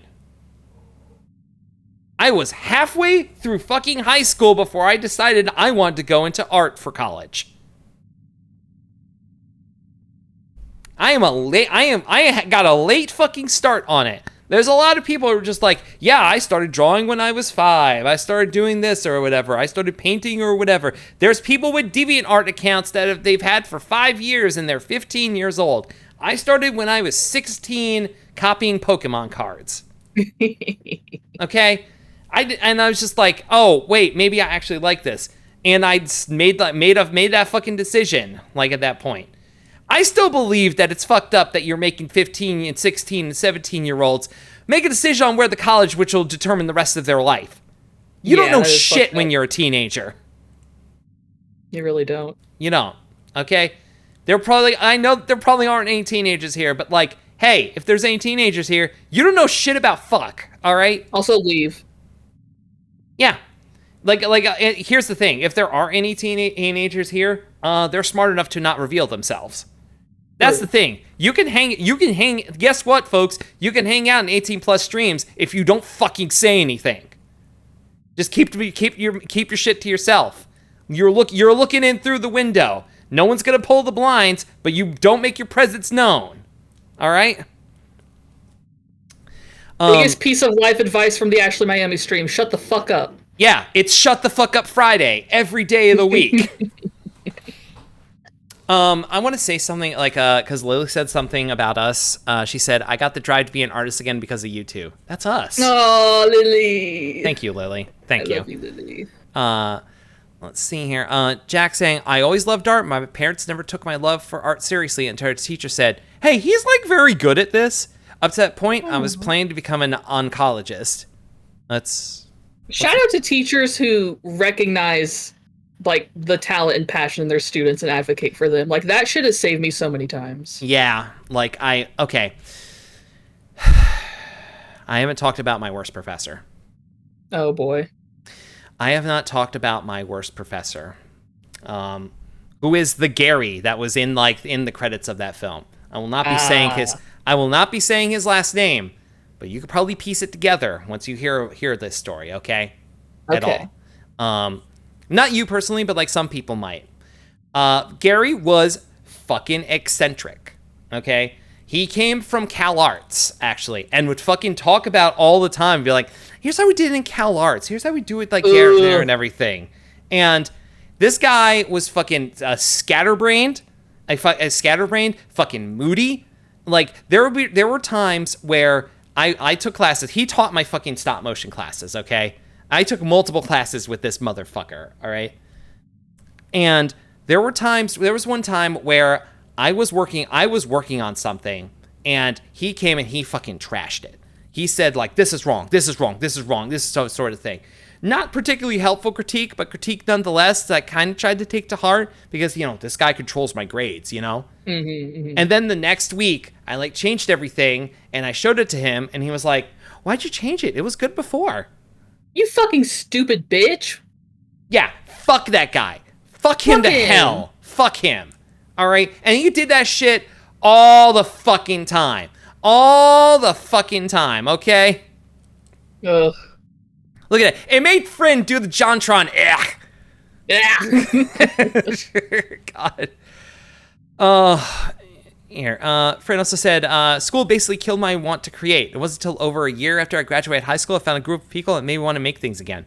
That is like the one thing zero Rate My Professor view upon he. I don't think there was Rate My Professor was a thing when I graduated. Otherwise, yeah, I would have fucking trashed his ass.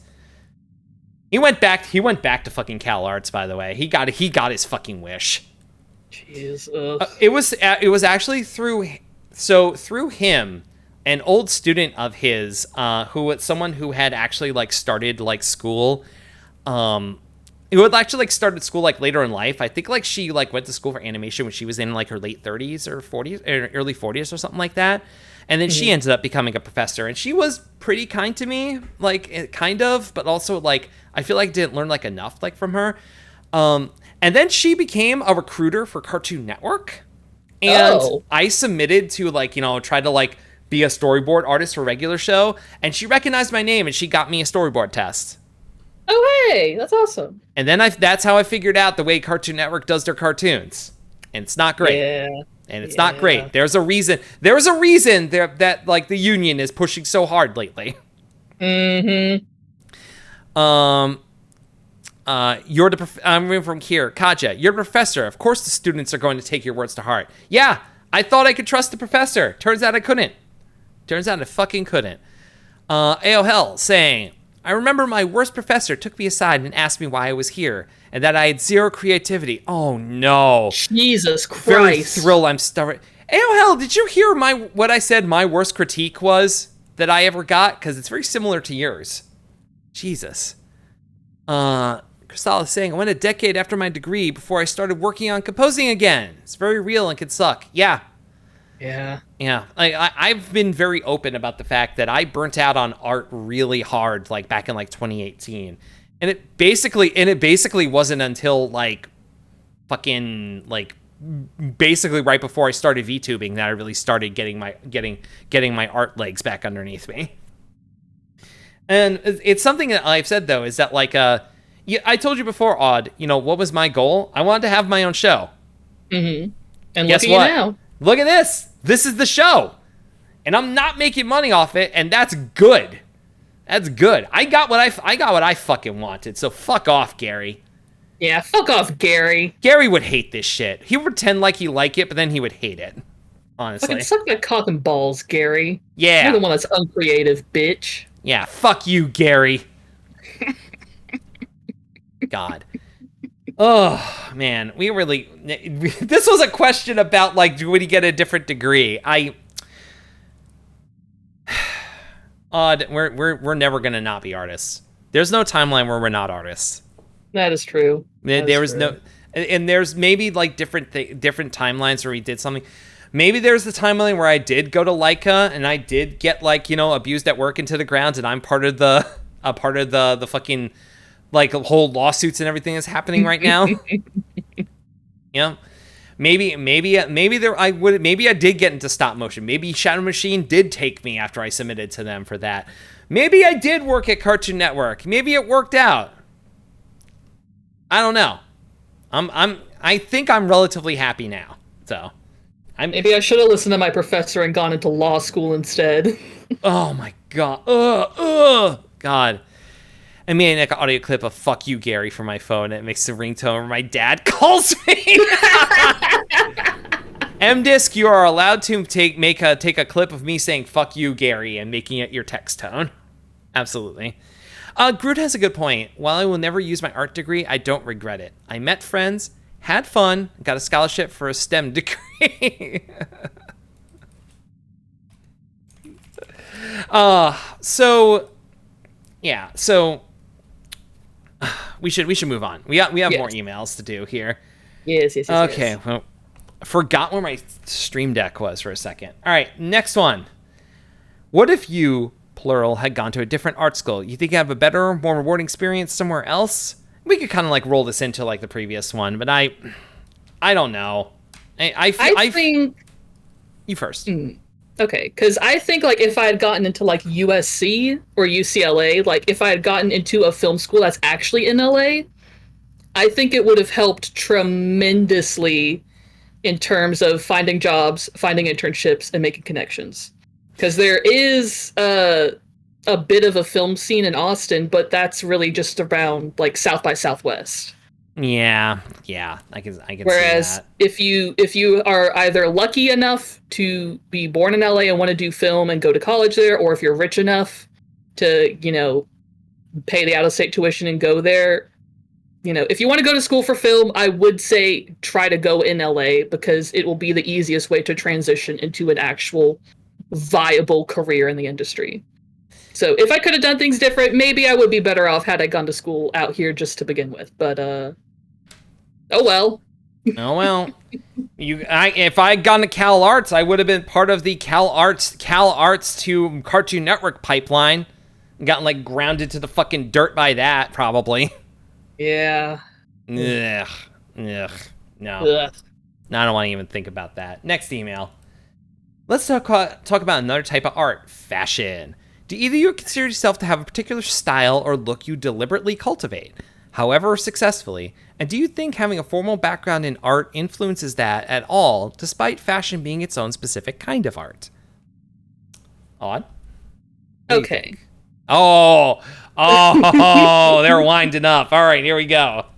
I have always been a very shy person in general, but I have always loved fashion and dressing in certain ways for sure. Mm-hmm. Like I have worn like full like Lolita dress to like high school. Nice. Like I would do like like decora stuff. I was also really into that in high school, like pastel. I guess pastel goth, pastel Kai. Yeah, AEI. yeah, hell yeah. Less so in college. College was more just like, I guess, just like general kind of punky, grungy, I guess. But I don't know. I think, what was the question? The question was, do you think having a formal background in art influences that your style that you cultivate, despite fashion being its own specific kind of art? I don't know about formally, but I think if you're a creative person, it's naturally going to come out in different ways, especially if you are a visual arts person, you're going to extend that to the way you present yourself to the world. Yeah, I mean, right now, nowadays, like my fashion and everything is closely tied to gender presentation, which is, let me tell you, I'm really in an in-between phase with regards to that. So, Shaking your hand. Yeah. There's certain things I want to do with it, and I'm trying to do that, but also it kind of works, kind of doesn't, and it's like sometimes you can't wear a skirt to work. You know what I mean? Sometimes you can't do that. And then like sometimes it's like you can dress to go out to brunch, but you can't dress that way to go to the grocery store, sort of thing, you know? So it's like I'm working on it. I'm trying to figure it out. But like, it's funny this should like mention it because like so on a previous episode of Shootin' the Ship, when Remy was on here, I was talking with her and we got to talking about like being in a band and stuff like that, and I definitely found a lot of fashion expression like in that because of like the costumes I would wear like when I was like on stage and stuff like that. Yes. Definitely just like, you know, a lot of like thrift store sort of shit like that. Just like, you know, just like, let me put together something right here. It's just like, yeah, construction outfit with Jason mask, you know? Happy Friday the 13th yesterday to those who celebrate. Happy Saturday the 14th. Happy Saturday the 14th. It's so fucked up. Oh! Don't get me started on Tuesday the 17th. It's so fucked up. Oh, God.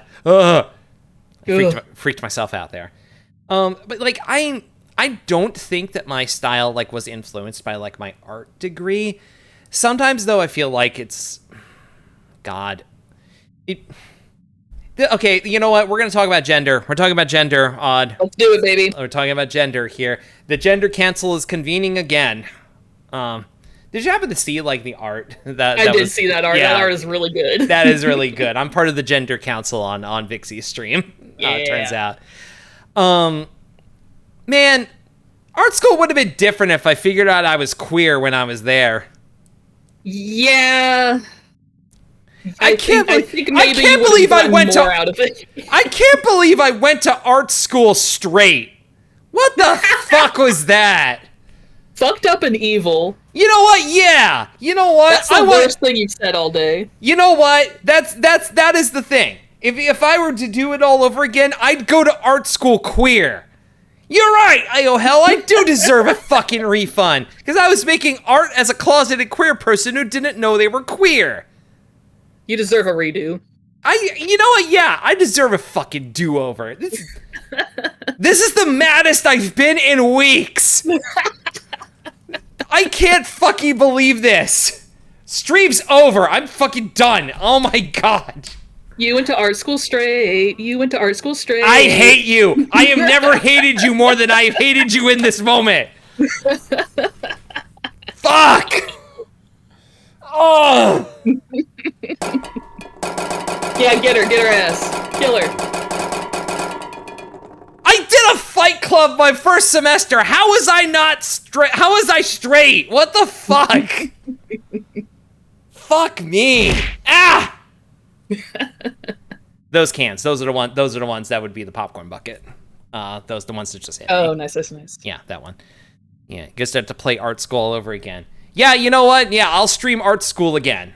The one with SQOOL. If you know. But you have to do it extra gay and trans. Yeah, no, I mean, I streamed it. Like, you know. Oh, you mean like, yeah, you know what? Yeah, I'm just gonna have to do it over again. I'll do it. Yeah, I'm gonna have to do it, and then like, I'm gonna do. Okay, you know, odd. We're forming something here right now. If I played the game Art School, would you be on to critique all my drawings? Yes. Oh my god. Yes, I would love that. Oh my Okay, god. and you Please. have to art school like critique them like you got to be a piece of shit about them. All right, Ooh, real. I'm gonna get real. Ooh, I'm gonna get under your skin. Ooh, you're gonna be such a piece of shit. Ooh. You went to art school straight. Fuck you, bitch. All right, I've had enough of this question. I don't really have room to talk because I technically I was bi during college, but I was What do you mean technically? well, because it was done out of I was outed in freshman year, and then so I was like, oh, I have to at least kind of pretend to like men a little bit for my own safety. Yeah. Listen, But it's not as still not as bad as being straight. listen, only it's not het when you're bisexual, but like you get what I'm trying to say here. Yeah, like yeah. it wasn't your fault. All right, it wasn't your fault with that. Okay, next question. Technicolor Hair Club meetup. Odd. What if your hair was pink? Ashley, what if your hair was purple? In high school, I asked my cousin to dye my hair pastel pink, and he did it. But because my skin is already pastel pink, it looked horrible, and I felt bad because he spent hours and hours doing it, and I hated how it looked. And then I went home and dyed my hair back. So that's what it would be like if I had pink hair. This is not what I was fucking expecting when I put this question in here. Yeah, I thought this. I don't know. Odd. I thought it was just gonna be a fun outfit hair swap thing. Oh, palette swap thing. Oh, something. Well, what if your hair was purple? What if it was purple? You know what? Hold on. Let me see something here. Let me see here. Oh, please. I hope you're doing what I think you're doing. Yeah. No. Well, it's not gonna do the sleeves of my jacket, but then whatever. All right. Color correction. Here we go. Let's see here. Well, that's the gamma. Let's see, saturation. There we go. All right, that's that. Hue shift. There we go. There we go. There it is. God. What if it was purple? What if it was purple? Not that different, turns out. I kind of pretty similar. I kind of look like I just went on a carnival ride and I'm about to throw up. You look like you're holding your breath, like you're a kid that's mad about not getting something. Yeah, that's true. It's true. I do look like that. Hold on. What if we did something? Hold on. What if I was blonde? Oh, there we go. There we go. Well, I don't like blonde Ashley. Ugh, that's evil. Oh, if I got bad news for you, Odd. Ugh. Ashley food poisoning. Okay, enough of this shit. All right, here we go. We did the thought experiment. You're welcome. All right, moving on. Next fucking email. Jaundice. Ojisama looking ass. Ashley. Oh my god. That was Katja. That was the gimmick from the start. Watch the product. Sorry, no, but it's different when you're blonde. Is it? It is. Like that? Yeah, like that. Actually, you know what? With like the color, it looks like I'm wearing a varsity jacket now, with like the sleeves in different colors here. Oh no, blonde Ashley is Ashley spelled Ashley. Yes. And bitch going. I can't do the laugh. It's more. It's not that. Right. I know. Mine's more witchy. You're now. Of course you would be a witch. Of course you would be a fucking witch. Anyway. All right. Art school VTuber pipeline. What do we think? Yep. Thumbs up. Yep. All VTubers. All right. All VTubers in chat who went to art school, put your hand up. Raise your hand. Put your hand up. All right. Get him out. Put your hand up. Hand is up. Art major count? Yes. Yes. Hands up. Hands up. Yep. If you did any sort of art school at all and you ended up being a VTuber, put your hand up. Cause you're gonna playing the tube eventually. Yep. Yeah, it counts. It counts. Yeah. Got a $20 bill. Put your hands. I didn't go to art school. I have a game design concentration. Does that count? Yes. Well, Kaja, considering what my fucking school did to the animation program and turned it into a game program, yeah, I think so. I think it does. I'm thinking it counts. I'm thinking it fucking counts. All right. This one is targeted directly at me and at the community. Here. Calling out my viewers live on air like this. Council has spoken. Yep. I have a creative degree. I'm counting myself. That means you're counting yourself as a VTuber, Doom. That is Doom voluntarily saying she's a VTuber. We did it. We did it, folks. VTuber art starts now. Yeah, yeah. Doom's a VTuber. It counts. It counts. Can't wait for Doom to debut on VShojo. Oh my god. Could you fucking imagine? Could you imagine? The bad girl of VShojo, the Doom merchant. God, Doom would last one day. Like, Doom shows up, like, insults everybody, gets trashed immediately. Oh, it's like, hey guys, come to my debut, and then it's just the immediate next post is just like a notes app apology, like I have been removed from VShojo. I apologize for my actions. I will be graduating. God, yeah. I wouldn't give my name to a corpo outfit. I'd make them call me Shadow Reaver. Yeah. God. All right. No, this one is too real. We're moving on. Do you consider art a hobby of yours? What kind of art do you most do in your free time? Question for both. I mean, at this point, art is my hobby. But that's only because, like, I can't do it as often. And, like, me doing art as a hobby is absolutely a result of, like, just, like, trying to keep the dams of creativity back. You know what I mean? Yeah. Yeah. I know that you, like, you are going to make it a career and everything. So, like, art is a compulsion for me. Yep. I have to. I get it. No, I get it. I get that. Every day it's like I want to create, I want to do stuff, I want to draw, I want to make films, I want to make a show, I want to do all this. I would not be doing this show if I didn't have the art disease. Mm-hmm, mm-hmm. All right? And not to harp on this like I do all the fucking time. But the fact that I'm not making any money on this show whatsoever should be a big fucking clue that I have the art brain. And it's terminal. A great time to go in today's sponsor, BetterHelp. You picked the worst possible one for know, that bit. I know I did. That's why I said it. You are on one today, Odd. And you know what? This is the place to do it. And I'm glad. Yeah, good. Yeah. You made Dawn laugh and you grossed out Kaja. Mission accomplished. Awesome. All right. But I won today. All right, this one's not art related. The three of us are grabbing food at 3 a.m. We're sober, but been up all night hanging out. What's your go-to non-denominational 24-hour diner order? And where in the diner are we sitting? Ooh, this is very important. This is an art school question, or at least it it's is, like a though. It question. really is. It really is, honestly. So, what's yours? At the diner we would go to, no matter what time of day it is, I'm ordering breakfast. I'm ordering pancakes and scrambled eggs and sausage because I don't trust how other people cook my bacon. Damn, all right. Yeah. Okay. Oh, I'm a freak and I like my bacon burnt, and I feel like whenever I go out places and order bacon, 90% of the time it's like soft and floppy. Okay, but like you say burnt, but it's like, you mean like, does it mean like beyond like it being crispy, or? I want it black and charred. Yeah, no, this is where our paths diverge.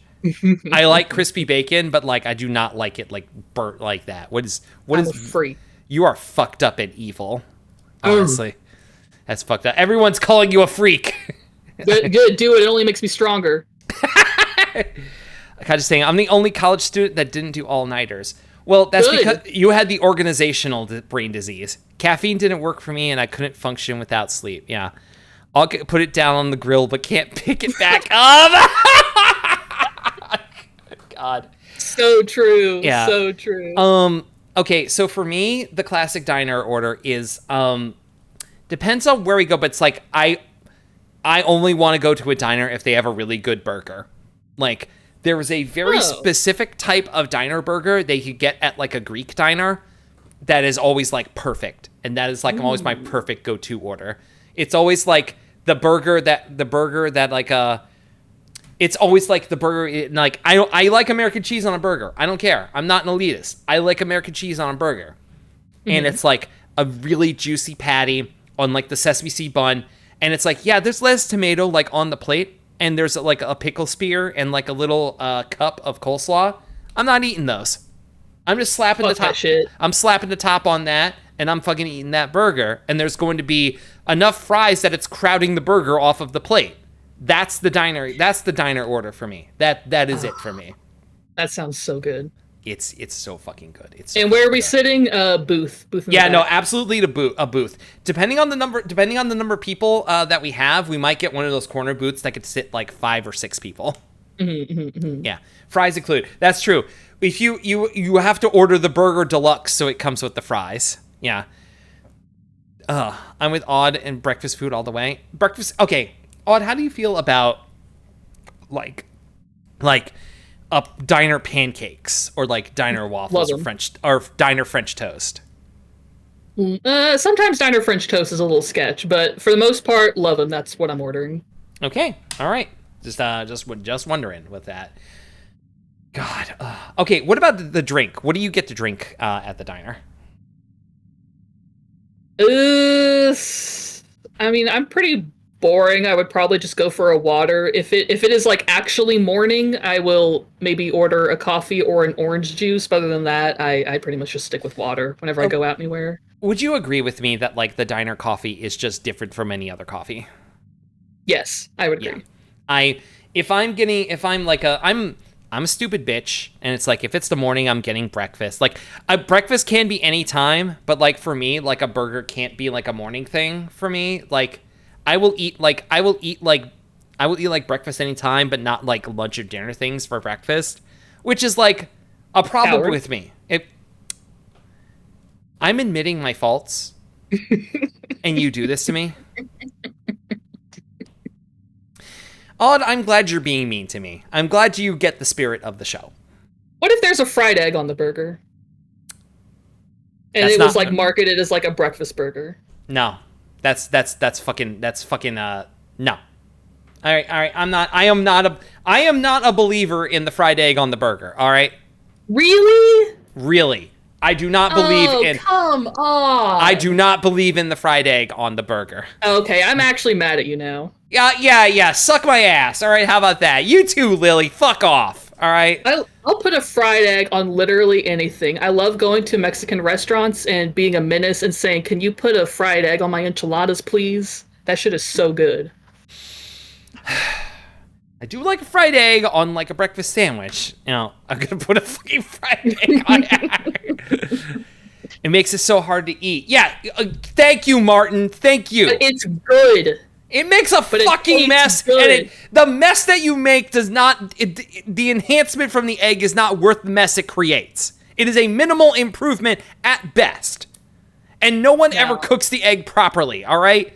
9 times out of 10, it's either them cracking the egg directly onto the burger and it's still fucking liquid, or it's just like a fucking hard disc in there with no egg yolk running at all.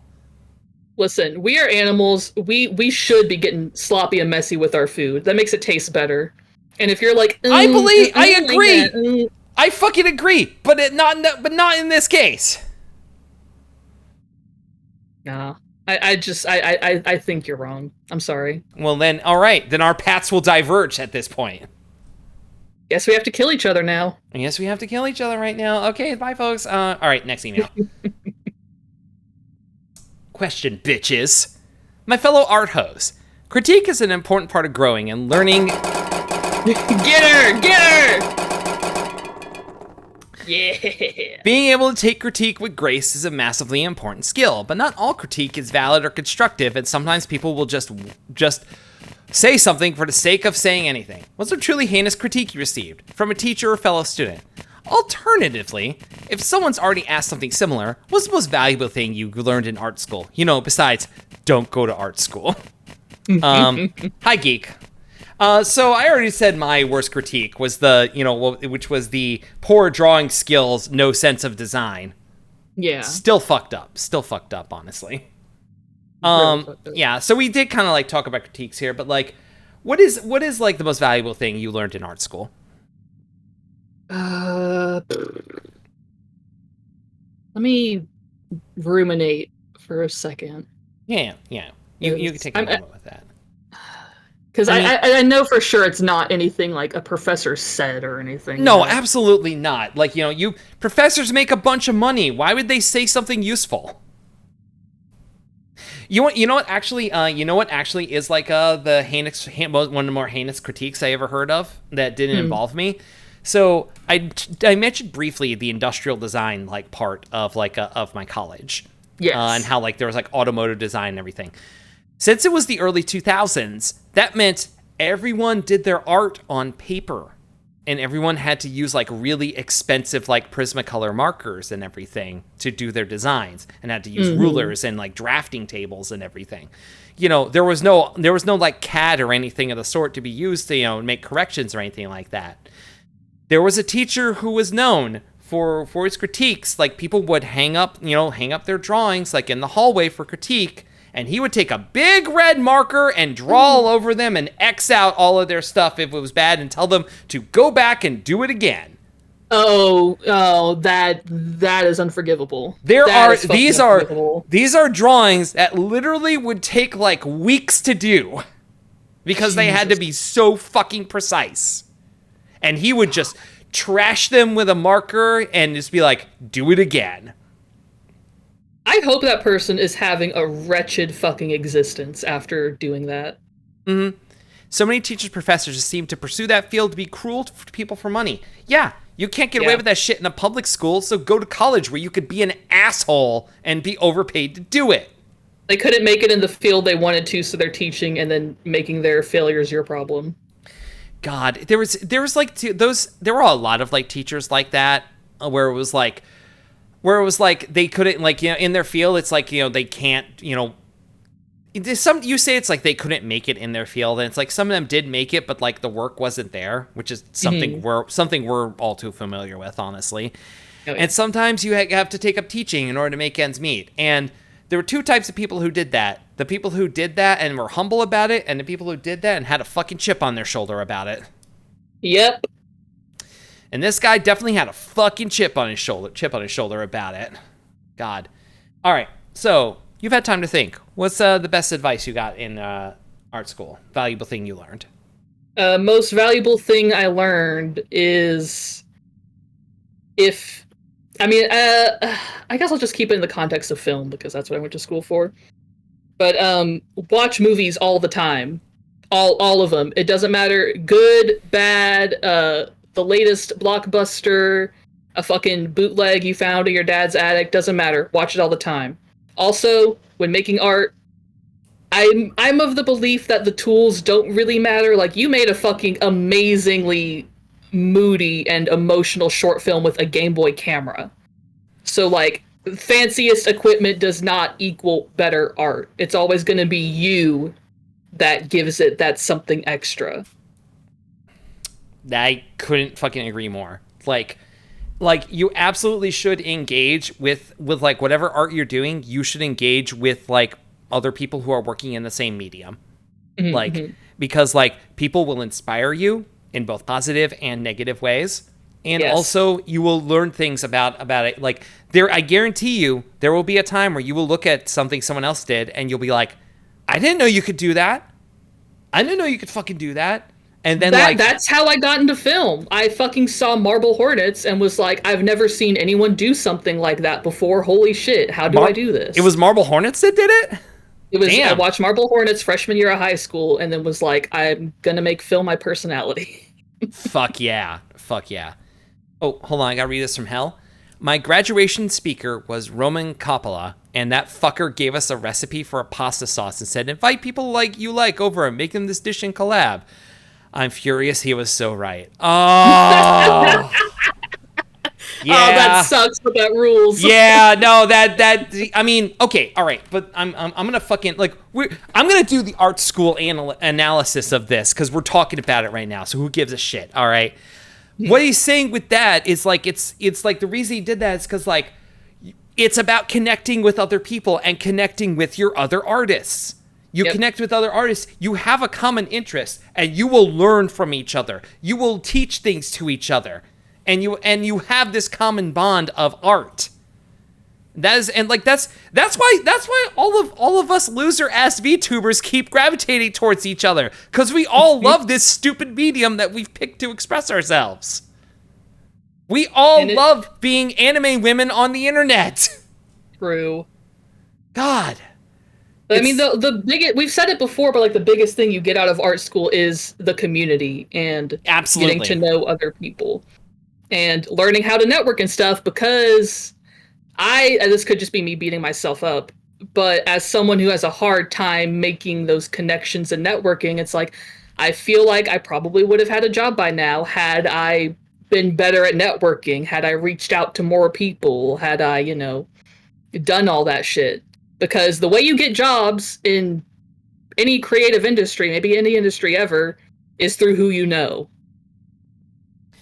I imagine you still know people, and there's people who still know you. So, I'm not talking about it here. Yeah, that's fine. That's fine. We're not going to talk about it then. But yeah, community and connections are important. And sometimes it's as simple as like inviting some people over for dinner and talking about stuff. Because if you're all creatives, you're going to talk about your creativity, and eventually something will come together. Mm-hmm. Yeah. All right. I think we covered. And this email came from Indy, by the way. Thank you, Indy. I forget the name of the bird. Fuck. Beebus. Beebus. That's the bird's nickname, which means that's the bird's name. I didn't mean to start it again. Whatever. That was I'm sorry. Could I have another 10-second piss? I'm so sorry. That's fine. No, go ahead. Okay, you already yelled at me about that. It's like anyway, hi folks. I hope you're enjoying the stream. We've been going a while here with this. Like it's been going a long time. But Autumn and I have a lot to say about art, and like honestly, a lot of this is us getting a lot of shit off of our chest here. Like we've had I'm just gonna fucking like. No, that looks fucked up. I'm just gonna. It's like I just fucking unpersoned Odd by doing that. Invite your butt back and voice her 10-second story redemption. Unfortunately, Vixie is not here. Vixie has gone off. So if she comes back, maybe I'll pull her in. But unfortunately, no. She is not here, which is fine. And Vixie get fucked. Yeah, she's missing out. Everyone message Vixie and tell her you're missing out. You know what? If you want to, at her on Twitter and say you're missing out. Just at Vixie Bombay on Twitter, just like saying you're missing out. And if she's like, what? On what? Just say missing out. You're missing out. God. No, on Twitter. Do it on Twitter. This is my first time catch your show, and I'm really enjoying it. Is this something you do weekly? I mean, the talk show I do not do like all the time. I do it whenever I have something to say and people to have on for it. I do like typically like play video games and such on here, but I really like having a talk show. Oh, hold on a second. Thank God Vixie's not here. Yeah. Oh, sorry. Hold on. Lily's here. I'm going to give Lily 10 seconds here. All right. Okay. Hi, Lily. You're on. You have 10 seconds to talk. Lily? Panicking. You're panicking. Funny to say. I gotta think of something funny to say. Okay, yeah, go ahead. Waiting. Dick Cheney made money off the Iraq War. Okay, Dick bye. Cheney made money off the Iraq War. Dick Cheney made money off the Iraq War. Dick Cheney made money off the Iraq War. And she's gone. All right. There we go. Anyway, Slugwaves, thank you. Thank you. I'm glad you like my show. Thank you. All right. I think we're almost done. We got a couple more emails, but some of them are a little lengthy. You holding up okay? Holding up okay? Yeah, I'm doing great. This is a lot of fun. All right. Next one. What's your favorite piece of art that you own? Ooh.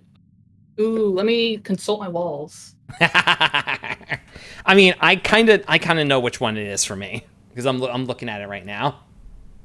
My dear friend Tiff knitted a little. Here, I'll take a picture and put it so you can see.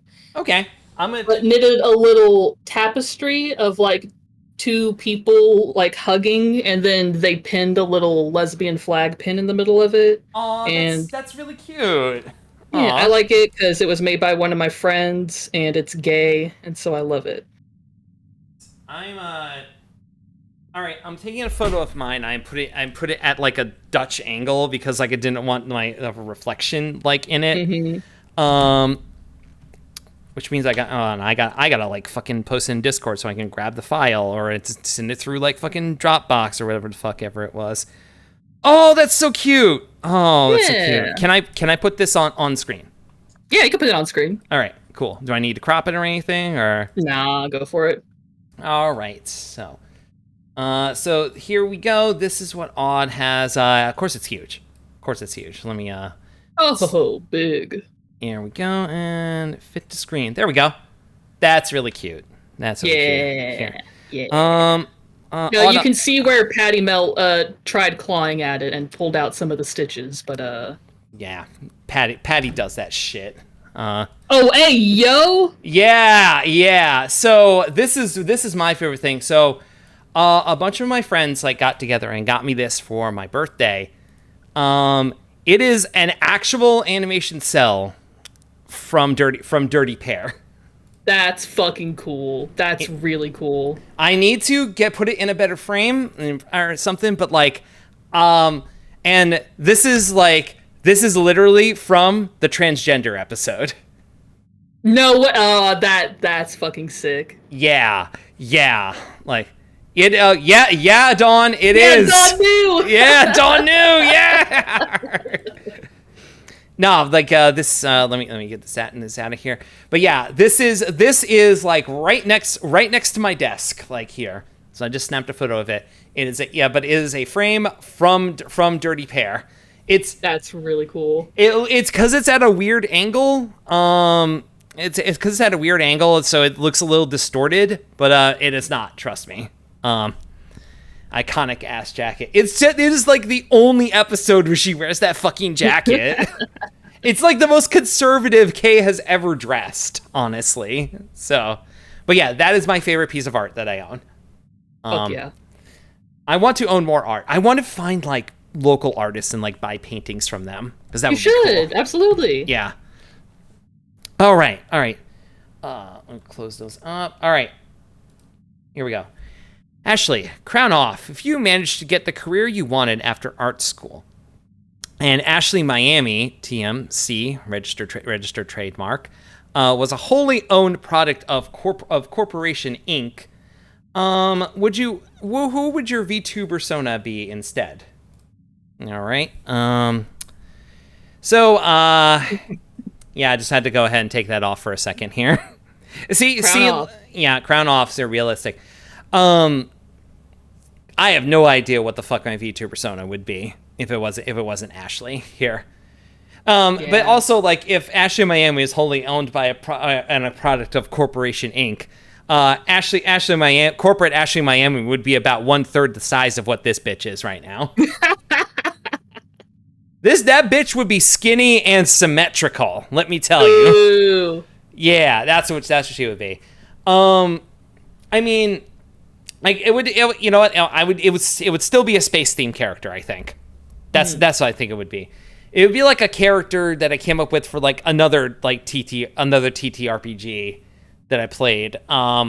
One where like she literally like lives out of a van and like is actually really fucking smart but prefers being stupid. like she's a disappointment to her parents in that way. Mm-hmm. Instead of the way that Ashley Miami is. But there we go. That's your crown off moment. That's besides the rest of the crown off moments here for this. Which could be explained like in canon. So don't worry about it. Okay? Don't worry about it. We're good. Don't worry about it. Don't worry about it. It's fine. All right. This is the last email. Rate video game movies.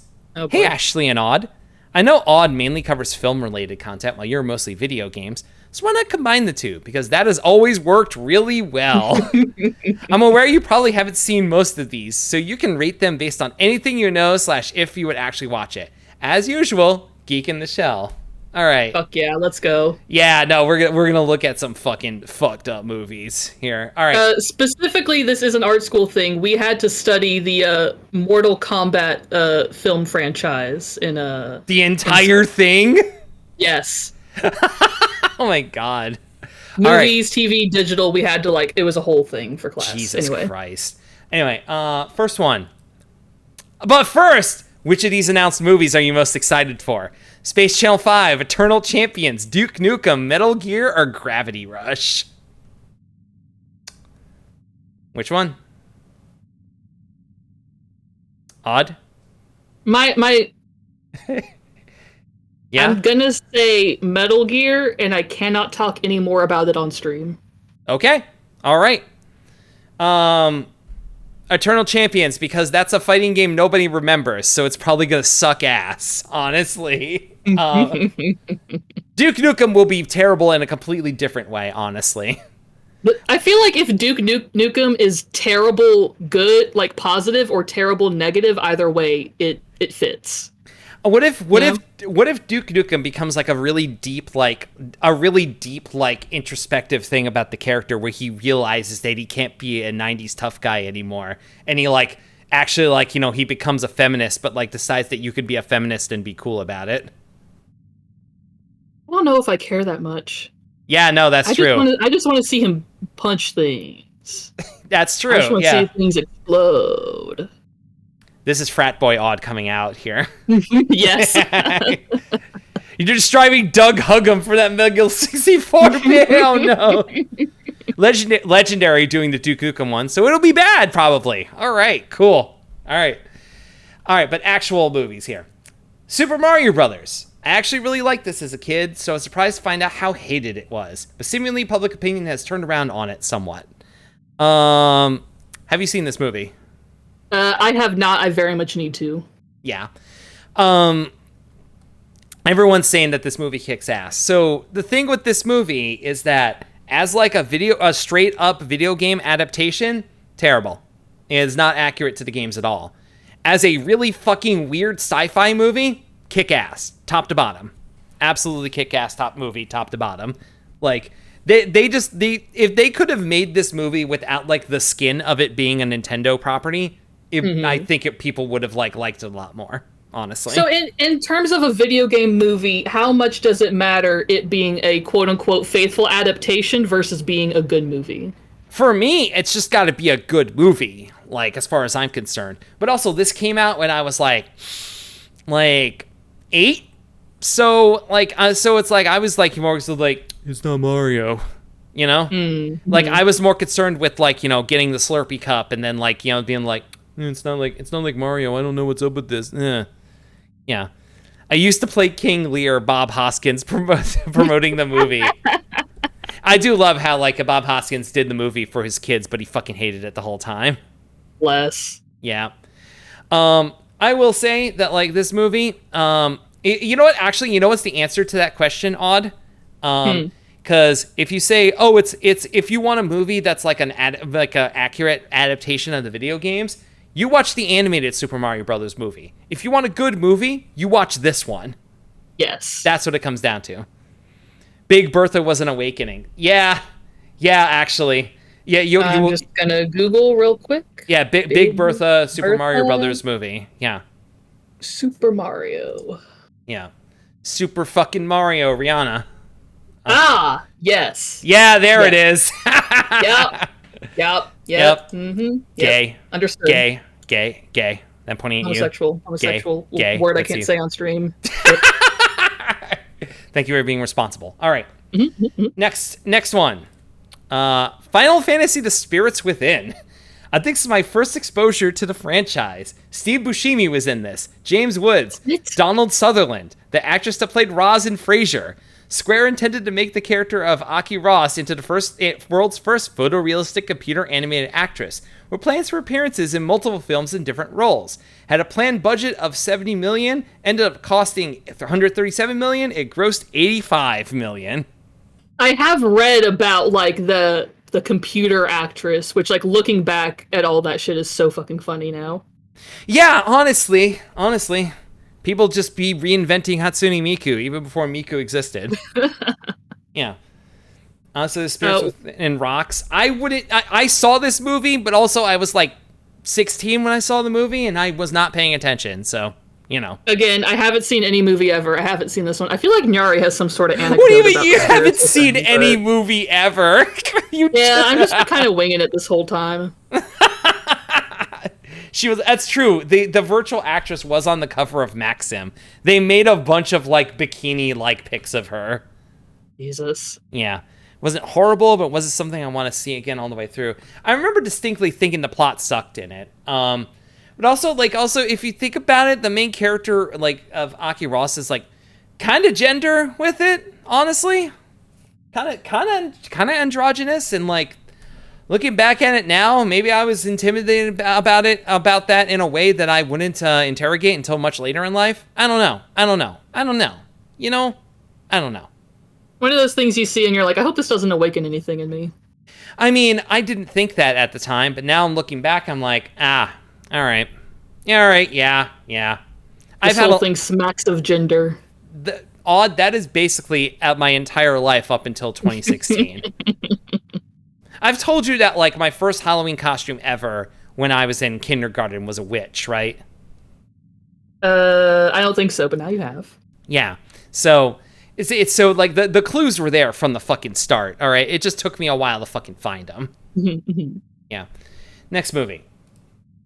Ace Attorney. I've seen this called the best movie adaptation more than once. Directed by Takashi Miike of Audition and Ichi the Killer fame.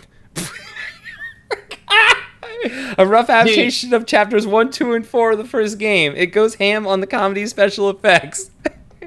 I want to see this. If it's a Takashi Miike joint, I want to fucking see it. Yeah. Like I saw Ichi the Killer. I'm like, all right, yeah.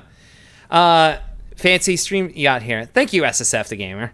Appreciate that. Welcome in. Yeah, I know nothing about Ace Attorney, so that's why I haven't watched it. But I do love Takashi Miike. I have not. I've only seen Ichi the Killer, and like I'm just like, ugh, like that's gotta see Audition. Will Audition fuck me up? Yes. All right. Yeah. All right. A lot of people saying though that this movie rules and Ace Attorney rules, so we'll have to eventually we'll have to get to this. Next one. Dead Rising Watchtower. There are Dead Rising movies? I only found out when writing this that there are 3 Dead Rising films, 2 being American. What? Set between the events of Dead Rising 2 and Dead Rising 3, the story follows online reporter Chase Carter and his camerawoman Jordan as they cover the stories of the people inside the walled-in quarantine area of the fictional town of East Mission, Oregon. There are so many whats and hus in the chat right now. That is fucking wild. Well,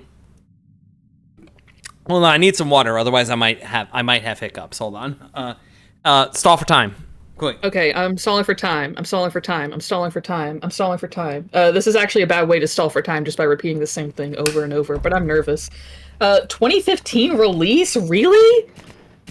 You're getting hit with envelopes now. Also, Nyari's back. Hey, Nyari, we just found out that there's a Dead Rising, 3 Dead Rising movies.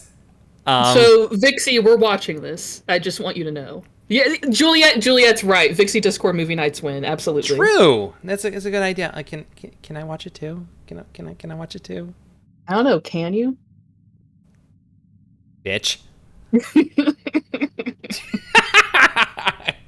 Down to clown. No, don't exclude me. No. Mean to me. All right.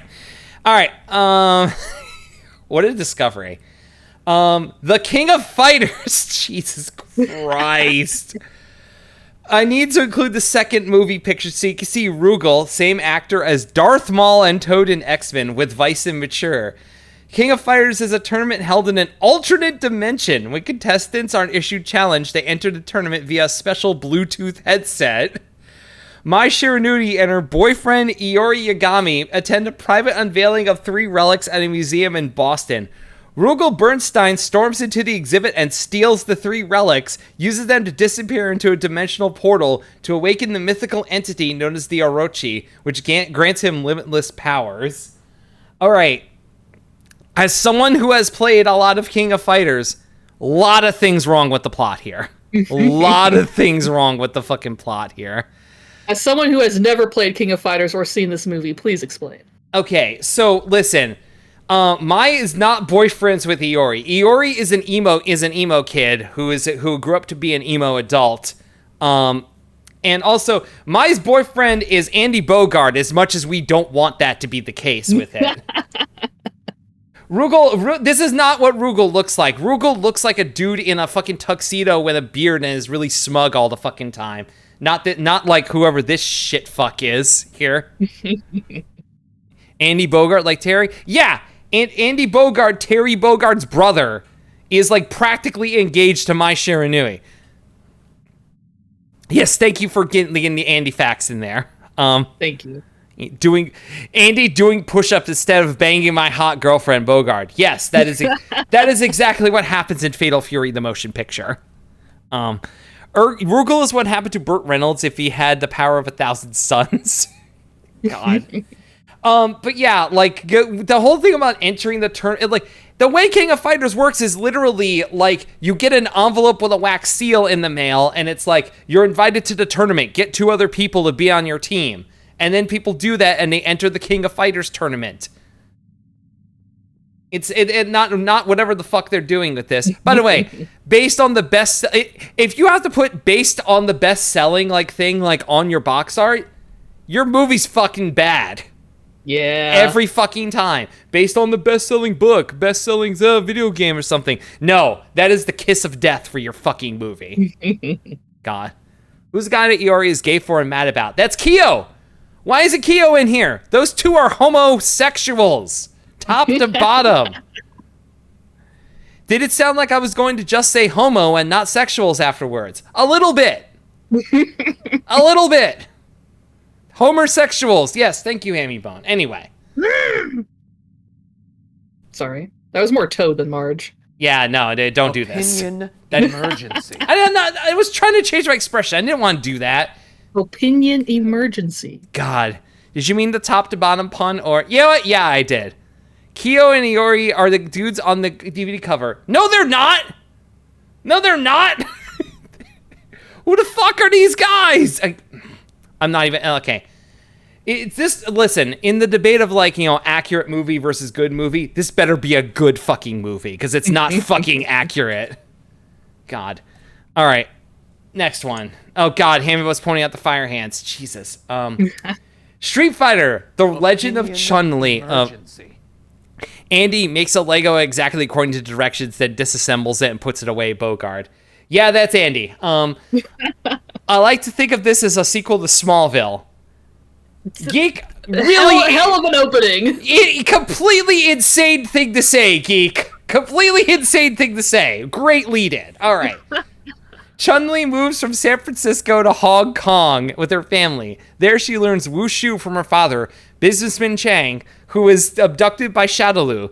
Chun-Li grows up and becomes a talented concert pianist. One day she receives a mysterious scroll written in ancient Chinese. In an interview with MTV, Jean-Claude Van Damme, who played Guile in the 1994 film, revealed he was offered to reprise his role but turned down the movie. The film flopped at the box office, grossing $12.8 million worldwide against its $50 million budget.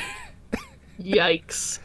That's not great. I have heard that this movie is dog shit top to bottom. Like for it. Came out in 2009. That's wild. There's no way this had a $50 million budget. It's so bad. It's well, I mean, video game adaptations with large budgets that are so bad. Can't think of anything recent that might have, I mean, history definitely doesn't repeat itself. Whatever do you mean, my friend Odd Video? I don't know. I don't know. I don't know. Who could say? Who could say? Who's to say? You know, Jack Black about to repeat it twice a year. God. Ooh. God. The Chris Prattification of Jack Black. Ooh, Christ. All right, but yeah, looks like shit. Out of 10. Next one. House of Neko Atsumi. I don't know why this exists. Oh, I would have watched this. I knew it. I knew you would want to watch this. I knew you would want to watch. It's just a fucking movie about cats. Wait. Oh my god, I had a brain blast. The animated Animal Crossing movie from like 2001, maybe? It was like, I think like 2004 or something. It was like mid 2000s, yeah. Yeah, but the animated Animal Crossing movie fucking bangs. I love that shit. Isn't that That's all I gotta say. Isn't like kind of like a weird like isekai sort of thing going on with that? A little bit, and there's not really a plot. It's just very cute and sweet and nice. Oh, Nyari's yelling at me. This is just a movie about cats. And Ashley, do you know who you're talking to? All I ever hear about is how much you hate your cat. No, well, Patty Mel is. I don't hate him. All I hear every day is how much of an asshole he is. Patty Mel vexes and haunts me, but I still love him. Vexes and haunts me is very good, honestly. He can't help it because he's just a creature, but yeah. Lily saying, I think Illumination could make a hella entertaining Animal Crossing movie. Yeah, I could see it. Yeah, I'd agree with that, yeah. Yeah. They would cast Jack Black as either Tom Nook or KK Slider. No, he would be KK Slider. He would be KK Slider. They would make him do a musical number. Oh, they Jesus Christ. They would, and everyone would hate it. Everyone would fucking hate it. All right, everyone would fucking hate it. Me. Yeah, no, M-Disc, you fucking cursed it. We had a great idea, and you fucking cursed it. Oh, we had a good thing, and you ruined it. Oh, you and your pride. Job done. You did it. Holy shit. All right. Next one here. Mahershala Ali as Punchy. God. Tekken, Kazuya's Revenge, a prequel where he has amnesia. The other Tekken characters are Hayachi and Brian Fury. There's barely any information on this film. I now know that his characters like Jimmy the Thief and Chloe the Schoolgirl Assassin. Okay. All right. I heard this wasn't meant to be a Tekken film at first, but I can't find a mention of this anywhere. Okay, I want to know more about Chloe the Schoolgirl Assassin. I'm what's going on with her? Oh, let's write fanfic about Chloe the Schoolgirl Assassin. Let's talk about this. Let's talk about this right now. What does Chloe the Schoolgirl Assassin do? I think she kills people in a cute little outfit. And I don't trust any men to be within a 30-foot radius of her. Unless they're being killed by her. Unless they're being killed. It's so true. That's our review of Tekken 2 Kazuya's Revenge. We did it. We did it. We reviewed a movie. Yeah. Suck one, Siskel and or Ebert. Are they both dead now? I'm pretty sure they have to both be dead now. Yeah. So what you're saying is that like there's a hole in the market we can fill. I'm sorry, I just had the image of like I don't know who passed away first, but like Roger Ebert passing away, and then they put down Siskel so they could be buried together. Like a pharaoh. No, they don't put him down. They bury him alive with them. And they put a little portable DVD player in there for him. Okay, get in. Okay, get in. Yep. God.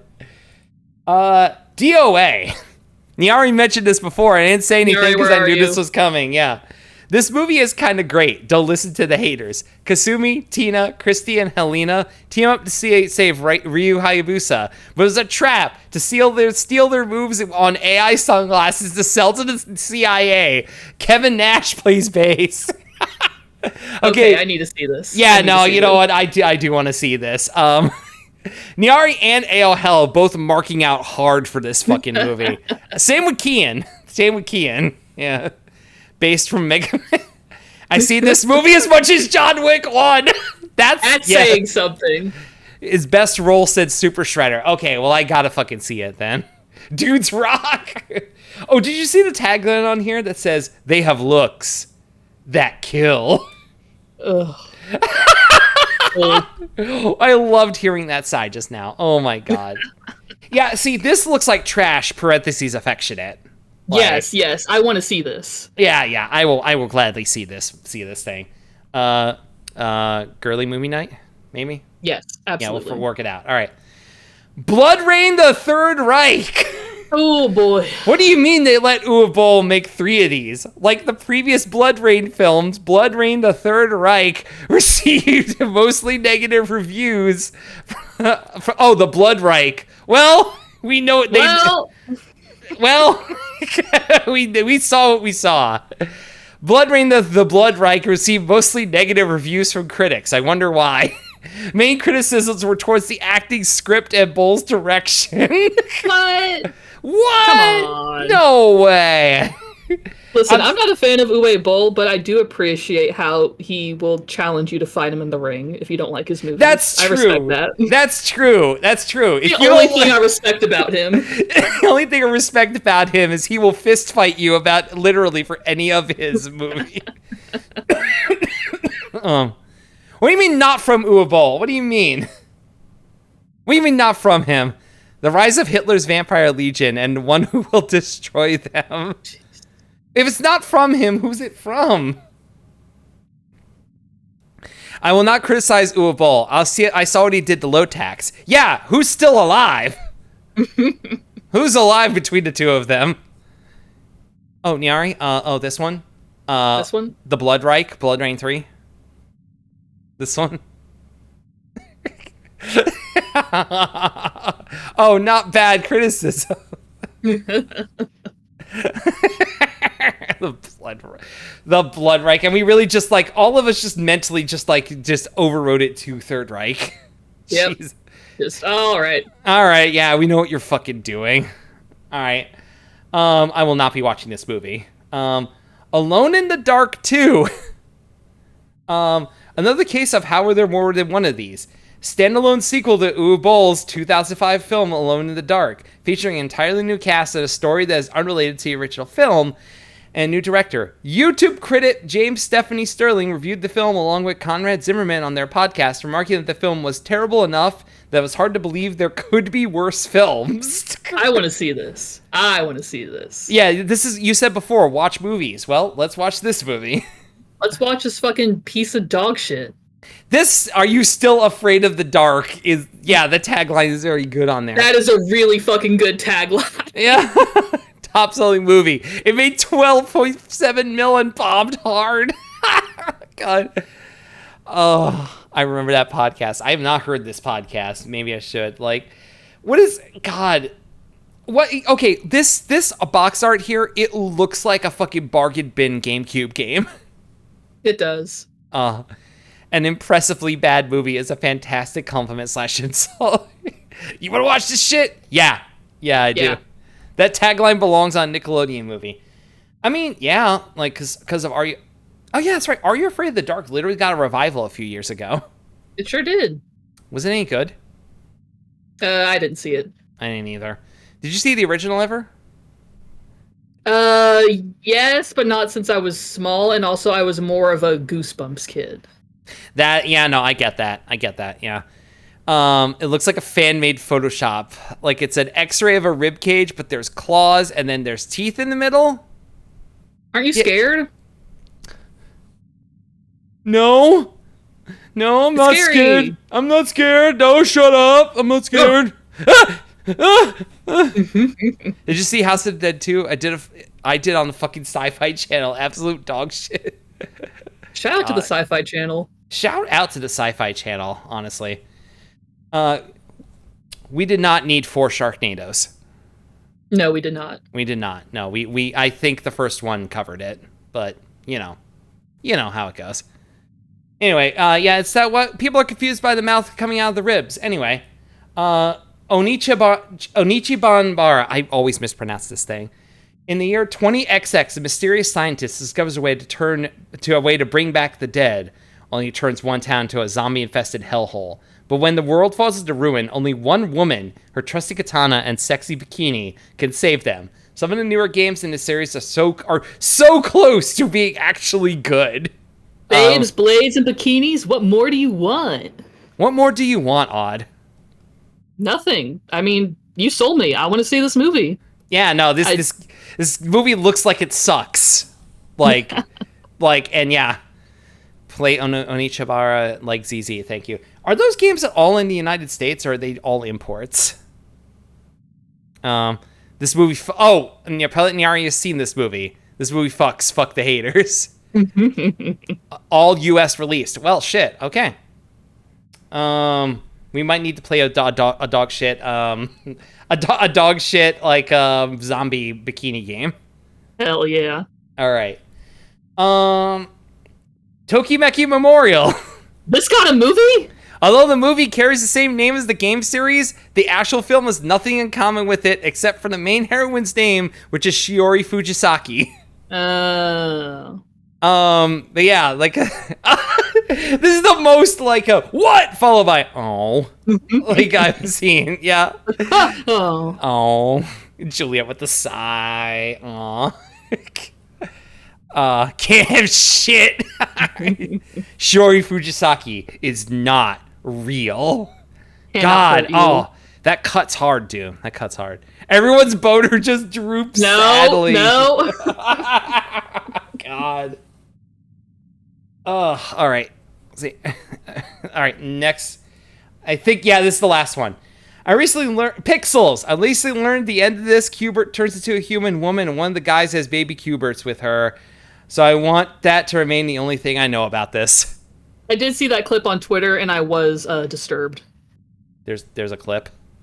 There's a clip of Cubert turning into a sexy woman, and everyone's like, humana, humana. I'm gonna fuck Cubert now. Implying that Cubert isn't attractive. Beauty standards are out of fucking control for Cuberts. I'm just saying, okay? I know. You don't even want to see Cubert pregnant. God. God I'm damn. sure Cubert would be absolutely beautiful, glowing. Yeah, no, absolutely. I'm just gonna go ahead and Q-Preg! Q-Preg, shut the fuck up! Everyone shut the fuck up. I saw Pixels in theater, wretched movie. It really seems like it, honestly. It seems like everything that could have been accomplished was already accomplished by that one Futurama episode. You know what I mean? Yeah. Oh God. And anyway, that's it. That's it for emails here. So let me get this out of here. Yummy emails. Yummy emails. Now, how can you eat them? They weren't even on a video. Oh my God, you're branching out. You're trying new things. Trying new foods. Trying new foods. You're trying electronic mails, not regular mails. Man. I miss the crunch though of the VHS tape casing. God. All right. All right. Odd, is there anything else you would like to cover today when talking about art school? Any final thoughts? My final thoughts are do it if you have the money and you think it would be worth it to make those connections. You absolutely do not need it. And like we kind of people in chat and we have kind of said a few times here, just because you go into a field in college doesn't mean you will necessarily land jobs in that field, but also you can still be an artist without having to go to art school. You do not need that kind of training. But it's a good place to experiment and try things out and really get into the nitty-gritty of the history and fundamentals of your art. But a lot of problems. A lot of fucked up shit. I feel like if you're going to go to art school, like you should talk to other people who you know who have gone to art school, because there are people who you know who have gone to art school. And it's important that you listen to their stories and everything with them, and it's important that you find out where they ended up. Yes. Because like Odd said, it's not going to be like doing art professionally right now is especially fucking fraught. Like, Yes. it was already a super competitive field when I graduated in 2006, in like December of 2006. By the way, I did do an extra semester because I had to drop a bunch of classes and retake them. Just a fun little bonus thing about me. Just for like grades reasons, or I had to withdraw from some classes because I wasn't doing good in them, and I missed some of them, or like I fell asleep in them and stuff like that. And it ended up being that like I had to. I had to retake them, and eventually I retook enough of them that I had to do another semester, which kind of sucked. But I was like, yeah, whatever. I'm a college super senior. Who cares? Whatever. yeah, who cares? Who cares? I mean, there were a lot of people that I met, and I don't regret. Like, okay, if you trace the timeline back like far enough, there was a person who I met in college who is basically like the nexus point for like 70% of my friend group now. Like, That is very real. Absolutely. like, if it wasn't for her and being me maintaining a friendship with her through my at my post college life, I met like this person and this person and this person, which then led to me meeting these people, and on a long enough timeline, I don't become a VTuber without meeting her. We are not talking to each other anymore. It's because that's how it goes sometimes. That is But- how it goes. But thinking about it, it's like when I think about like what is the biggest thing I got out of art school, it's like I kind of think the biggest thing I got out of it is like I met one of my best friends there. Mm. And it's like that's more important than like anything I made or anything I may have learned or any film I saw or book I read, But it's like you can make a friend anywhere. You don't have to go to art school for that. That's very true. I make a big deal about there's a lot of people I met like in art school and all that. But saying it like that implies that I wouldn't have made those people like friends elsewhere. You know what I mean? Like I wouldn't have made friends like elsewhere and everything. God, odd. I'm having this like whole like thing that I'm thinking about right now. If I'm just like thinking like out loud here with this. If you had gone to like California for like film school, and if I had like gone for like animation school, there's a very real possibility that I would have gotten into the industry, not gotten any work, and I would have ended up as like an adjunct facility person at a school you would have gone to. There's a very real there's a timeline where that happened and we met that way. And that would be incredibly funny. I'm willing it into existence right now. I'm fucking willing it into existence here. God, you would not have wanted to meet me in college. You would not have wanted to meet me in college. Odd. Actually, I take that back. I would have wanted to meet you because I would have sniffed you out right away. I would have been like, have you considered HRT? Okay, but here's the thing. When did you start college? I started in 2015. Odd. I was in like the dying days of burnout in 2015. 2015, I was like the 8th or 9th year of like my 10-year odyssey of trying to break into the animation industry and failing. Oof. Like that's the most upsetting thing of all. It's like it's not like I didn't fucking try. Yeah. Like I tried my fucking best to try to get into animation. I redid my portfolio. I learned new software. I did all of that shit, and it didn't work out.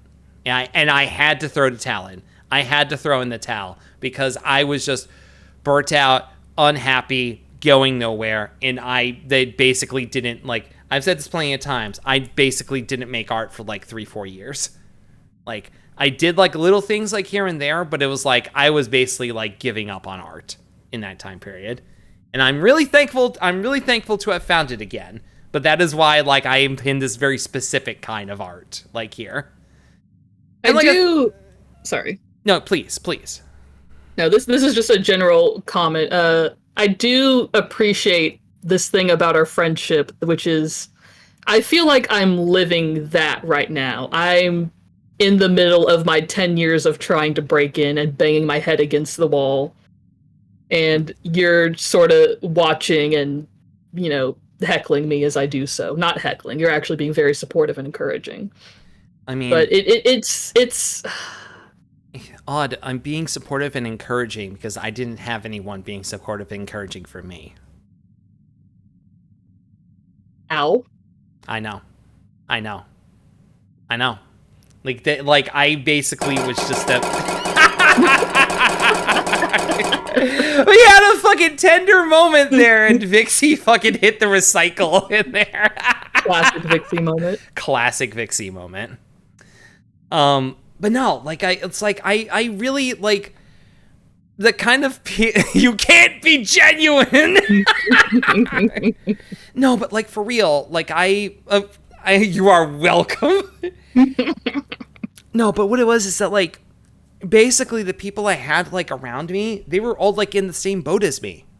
Like I really like because I'm older and I usually end up being like the older one in a lot of my circle of friends, like I end up being in like that mentor position, and I never really had someone in that mentor position to like help me. Like there were some people like, who did like try to reach out, who did try to like help me like get like into the industry and something like that.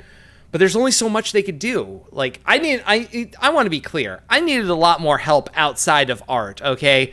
Like I said before, I had undiagnosed mental illness for a long fucking time, and if anything got in the way of my art career, it was that. It absolutely was fucking that got in the way of it. But like I am happy to be that person like for you, Odd. And it doesn't. I am happy to have you in my life. Yeah. And it doesn't have to be 10 years, Odd. You do not need to suffer for 10 years, okay? Well, no, because in school, I was told multiple times, if you can survive 10 years in LA, you will make it. Quote unquote, make it, whatever that means. You just have to be here for 10 years. So that's kind of what I feel like I'm doing, which is like I'm putting in my time. Damn, I was right on the edge of it. Oh well. Whatever. I'm 40 now. It's like 10 years from now. It's like means I'm 50. Like, which I don't know. I said before that like I had like a fucking professor who like later in life like she ended up working at Cartoon Network, and she definitely was older than I was like right now. And you know what? She got by making a movie making fun of McDonald's and a movie about her mastectomy. Like, yeah. It's possible. It's possible. We're good. We can do it. We're gonna be all right. Okay. I sure hope so. You will. You will be. I'm not gonna let you not be all right. All right. How about that? We'll fucking. If you're gonna crash and burn, I'm doing it right along with you. All right. All right. I'll take it. There we go. All right. God. Hey, Odd. How's it feel to be part of the longest episode of Shooting the Ship ever? Feels great. I'm honestly glad. I'm so glad I finally fucking got to be on the show. I know. This was, like I said at the start, this was like way fucking overdue. Like incredibly fucking overdue. And like I said before, you should have said something sooner. I've said it before. I think it's a little gauche to approach a person and ask to be on their show because they know more about their show than I do. But no, that's fair. I was a little miffed. You were no, come on. It was like hands in my pockets, like I guess Ashley doesn't want me on her show. No, I wanted you on my show. Please don't be sad, Odd. Please don't be sad. Please don't be upset with me. Nah, I'm not. God, all right. All right. I think it's time to fucking wrap up this shit. Odd, come on my show. Okay. Doom, you bitch! God. Oh, all right. Do you have any final words of advice or wisdom in regards to art school before we wrap up? I don't know. Everyone's being a fucking joker first. Yeah. Next time we're Shooting the Ship, some loser who's only streamed twice. Yeah, Doom, you want to be on? So, Anyway, God, I think I covered like a lot of it like as we were like talking here with it. Yeah, no, I don't think I got like anything like that I haven't like already covered like in like the time period, like, you know, during this entire thing here. I mean, I guess I could just harp on the things that I usually harp on, which is like, just fucking make some art. You don't have to be good at it. You know, just like, if you like movies, just make a fucking movie. You have a cell phone, make a movie. It's easier than ever to make art. The tools are right fucking in front of you. It doesn't have to be good, it just has to exist. Exactly. You make art because you want it to fucking exist. That's why you do it. You know? Because you have, like, the creative, like, thing in you. Yeah, you know what? As much as I hate it, Crazy Hamburger counts as art. It doesn't mean it does. That's the other thing I'll say. Anything can be art. Doesn't mean it's good. That's why I kind of push against like people who say like, you know, when something's good, they'd be like, "Oh, this is art." Yeah, anything is art. Anything's art, bitch. Open your eyes. Open your fucking eyes. Yeah. But yeah, there's plenty of tools out there, and you know what? There's plenty of resources so you can learn too. Go steal a PDF online. Check at your library and see if they have a book or something, or even like a class. Your library has free drawing classes probably. Just go look. Take advantage of your local library in general. Honestly, yeah, like honestly, like you could fucking get like comics and like movies. Like your library has its own fucking Netflix that you can use on your phone. All right. Canopy shouts out. Yeah, Canopy. Shout outs to Hoopla as well. Or like what is the other one? Yeah. There's so much gay manga on Hoopla, friends. Yeah, true. True. And also the best part is the more you use it, the more budget they end up getting. And yeah, read a book. Comics count. Comics count as books. Count. Do not listen to your fucking teacher, okay? Comics count as fucking books. God. Oh. All right, I'm fucking worn out, Odd. All right. Let me see if I can find someone to raid here. What was the dumb thing we were gonna have as our raid message? Her name is Ashley Miami. Yeah. Yeah. Hold on 1 second. I see DM soon to you, Odd. All right, there we go. I'm gonna drink some water in a moment here.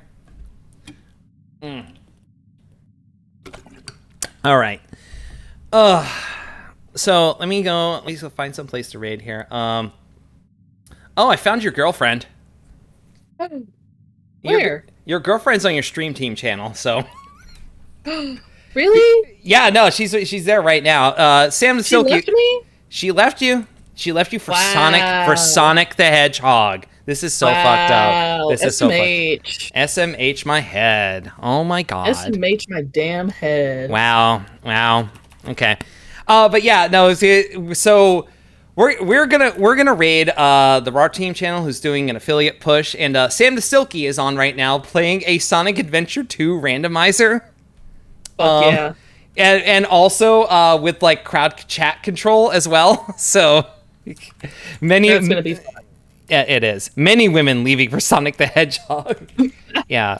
Also, Sam is genuinely like one of the most sweetest, genuine people in Raw. I really adore them so much. So. Sam is way cool. Sam also like played Police Knots on stream recently, so I got to catch some of that, and that game's wild. Mm-hmm. Well. I feel like you would like Police Knots and Snatcher, like if you're thinking about game. Oh shit! Yeah. Make the joke. No, I already did it. God. Actually, when we're done with stream, there's a game that I want to talk to you about that I think you would like a lot. Yes. Yeah, but we're gonna raid RAR. Hold on. Jalen Moore 8, thank you for following. So, what the fuck? Thank you, John. Her name is Her name is Ashley Miami is the raid phrase. God, that's gonna be Ashley Miami. Yeah, that's gonna be great raiding to a stream team channel and just like declaring my fucking name like that. But you know what? It's fine. Here. Hello, ma'am. Nice to meet you. Nice to meet you as well. We are finishing right now. So Welcome and goodbye. welcome and goodbye. Upcoming. I have said this before, and I'll say it again here. Come October, I will be playing one Resident Evil game, and my friend and yours, Nyari Helixer, will be on for that. Which Resident Evil game? Who knows? We'll see. Ooh, will it be good? Will it be bad? Who knows? Yes. I know, you're Vixie's friend. I am Vixie's friend. Yeah. Yeah. Also, if I can get up for it, tomorrow there might be a racing stream. I don't announce those, like, typically. But I did just buy Forza Horizon 4 today, and it has the Lego DLC, so. Force Horizon. Sorry. Sorry. Shut the fuck up. God. Anyway. Next week, all right, before October, I got a couple of weeks. I'm planning on a certain fighting game, and also hopefully try to get back to Descent before October. But we'll see. We'll see about that. Yes. I'm also going to be talking to some people to get more Shootin' the Ship episodes going, because there are some people I really want to have on this show. But I had to have my friend Odd Video on first. Yippee. Here we go. All right, Odd, thank you again for being here. Let me get the raid going here. And remember... Thank you for having me. I genuinely had an amazing, wonderful time. This was so good. Inspire me every day, and I love you and I love the show. Thank you, Odd. I love you, my friend. I'm so glad. I love you, my friend. All right, we're gonna raid our team. Yeah, her name is Ashley Miami is the raid phrase. All right. See y'all later. Bye. Bye.